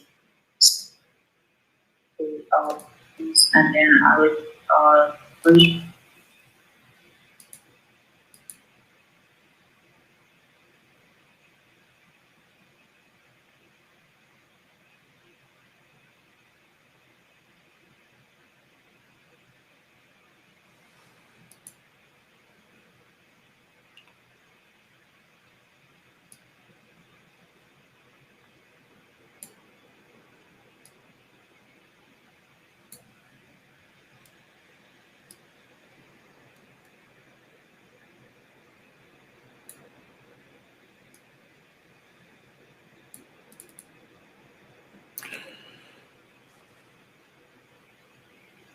Yeah, I'll continue playing the video. There's hardly anything we can do at this stage. We will work with the speaker to get a more fuller video and upload it to YouTube subsequently so that we can all have access to it.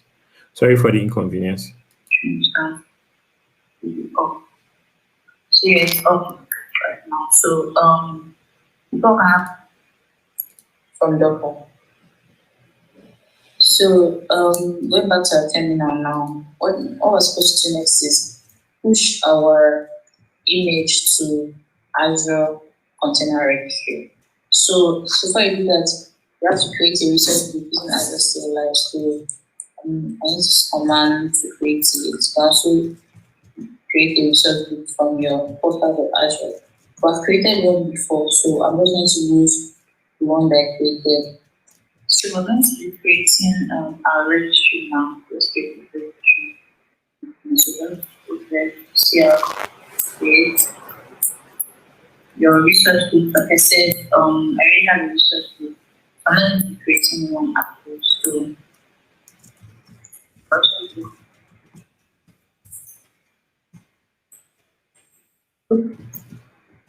and then let us know our registry. Let's see.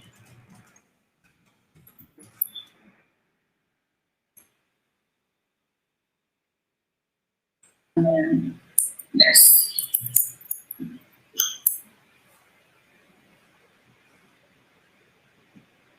We just for things, and then I will registry and off. So yeah, it's up right now. So people can have access to the instance. You have to log in. So let's just registry.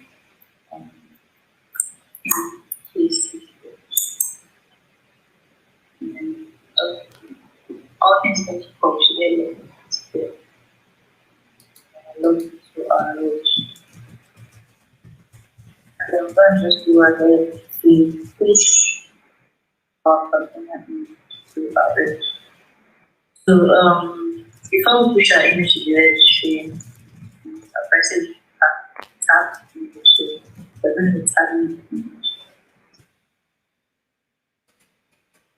And then before we tap image, we have to get the login server for our container instance. So let's just create get the server for that. So our server is H3. So let's create and find server.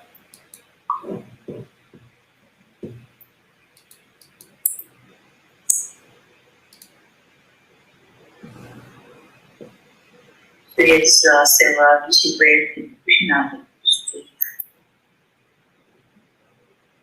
now,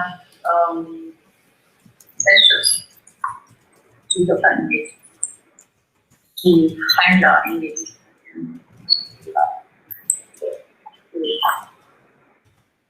Let's start with the image. So the tab, image,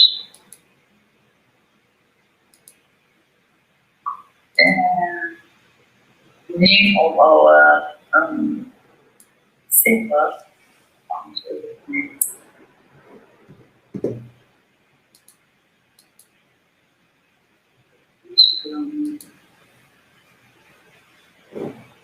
So let's see.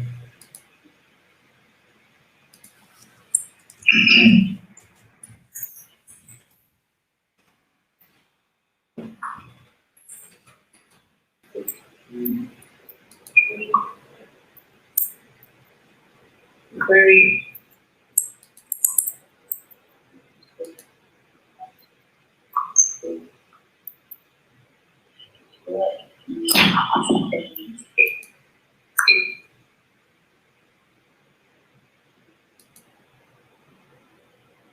This is our server. Let us know that. Then, okay, so we just want to start our new code. It's our server, and then we are tagging our document as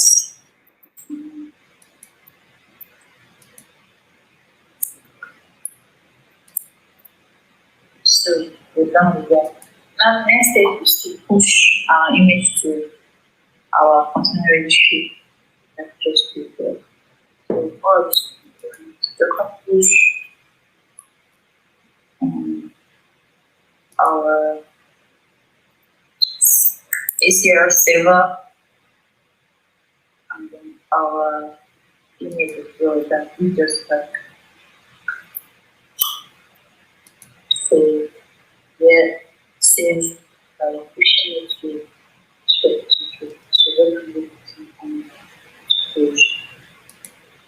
just like I said, even as we can push to our registry, we can pull as well. Let's just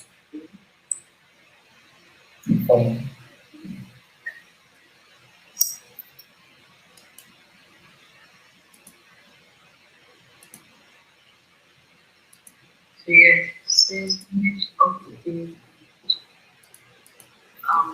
specifically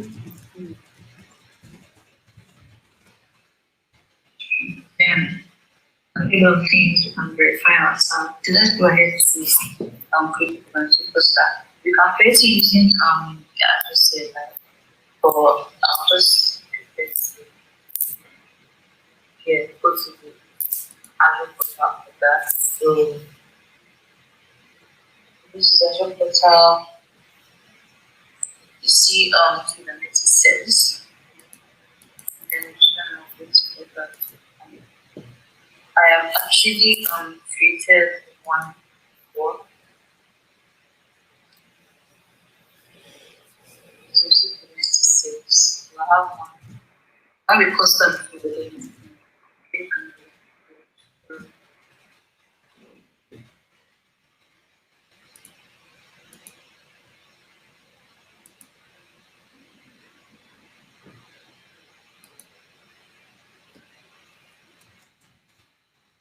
Okay, so I'm gonna go ahead to do my research here. Call my cluster.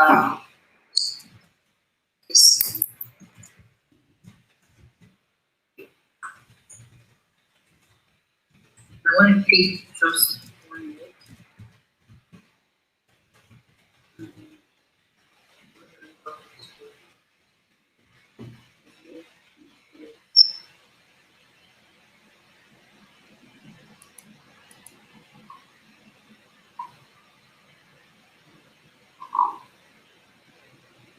So initializing and submitting appointments. Here, our cluster is being deployed. Deployment is in progress. So I just kind of holding a bit for that.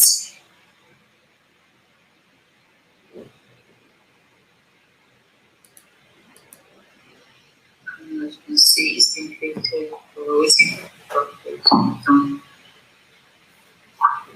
So we can hold on. Hold on, and as well check out our container registry.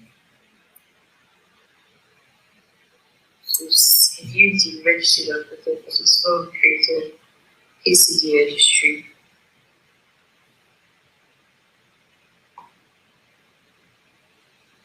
And I'm just go ahead to check it out.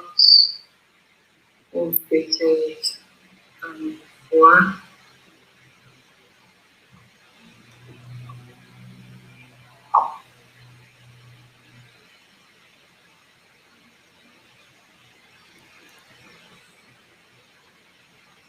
So if you go to your repositories here, you should see the image that goes to you. This is your sample KCD. Then click on that.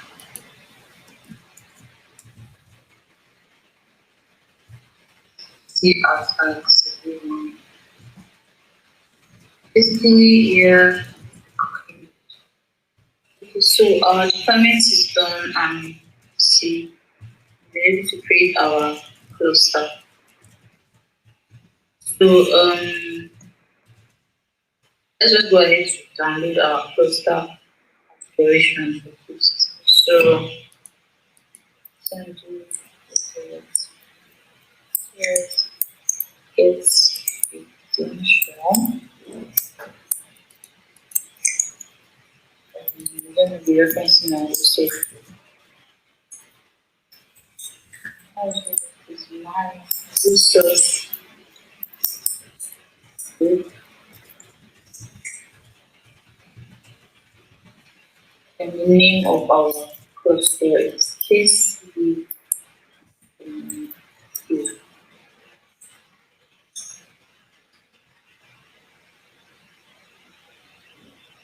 Yeah, so we downloaded our cluster configuration for kubectl.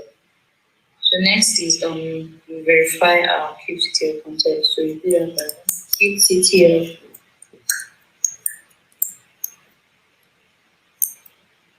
config context. Yep, button of context. So what we do is KCD then. So good. So we can, get our notes. Still get notes. AKS has done that for us. So go ahead to get notes. So we have one note ready for us. So we can now go ahead to create our manifest file, our Kubernetes deployment manifest file. So let's just go ahead to create.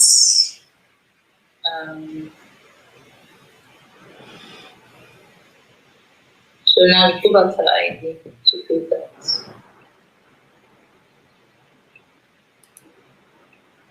So what we do is let's create a pod.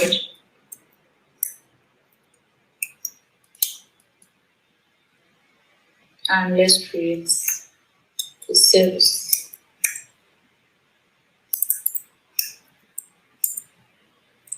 So the smallest unit of work in Kubernetes is called the pod.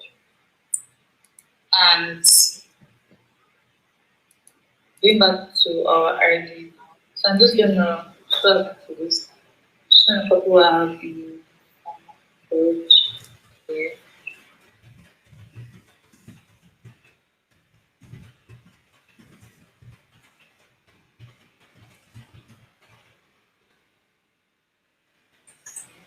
And then I just select the appropriate name. So I'm going to name this app Africa KCD app.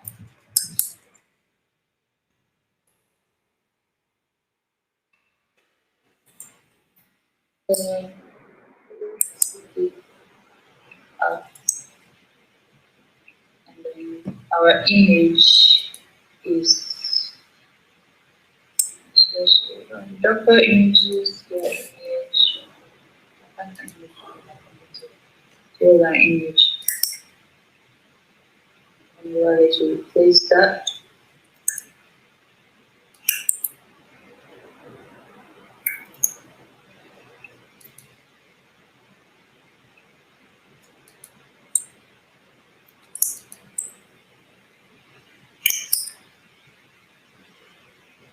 And then it's run on to the expose on port 18. Then as service, I'm going to copy the from as well.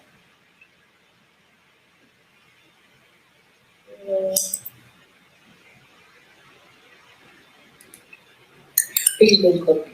You're making mistakes. Just write from scratch. So I'm just going to copy the name of our app.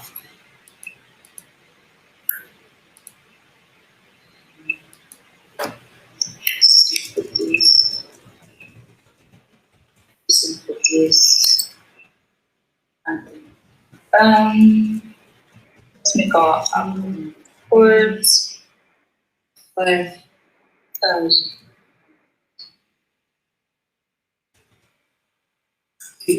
Try always. I don't check my ports is in use. That's why I'm using this ports. So let's go back to our port so I can sort of like explain what's going on here. So you can see we have labels here. So what labels does is they're basically like key value pairs that attach to Kubernetes objects. So they're basically like used to identify the attributes of the object and just used for organizing subsets of objects. So the spec it describes the properties of the pod. As you can see, we're referencing our image, and then like what's the image? Our image is a web page, and then we're instructing Kubernetes that network traffic it's on port 80. So the reason for this service is because we're trying to expose Kubernetes and cluster-wide externally. So that's why we created this service finder, which is referencing our board to receive target for 80, but then like our app we exposed on 5003, and then we're also specifying the load balancer here. So let's just go ahead to apply our changes. We have to apply. So let's just go ahead to apply our manifest. Go back to 10 now, and then we're going to queue CTL apply the just yeah, applying the resources to be created, and then ready to apply our service. Service to YAML. And it's been created. So what we just have to do now is we're gonna watch our services to see if they are all not. See, watch. So as you can see, our app is up. This is the name of our board.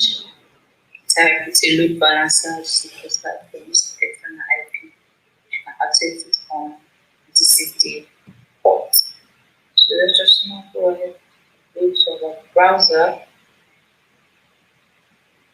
and copy our external IP.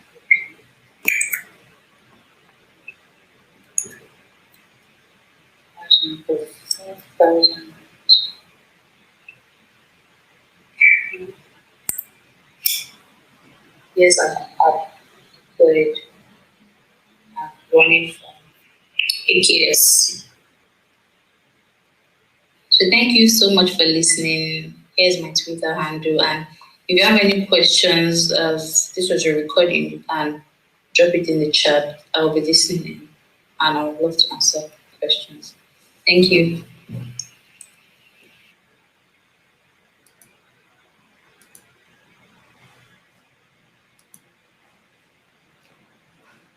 Hi, everyone. That was the wrap from Bosai's presentation. Yeah, unfortunately, we encountered some issues with the media file. We'll definitely be getting the full file, and we'll upload it along with the other videos after we are done with the whole presentation. I think probably by next week, we'll share the video online, and we'll share it with you via email. Thank you very much. Now, for the next presentation to be happening on the community track. So if you are on the enterprise track, please join us on the community track for our last 2 sessions. Thank you very much, and see you there.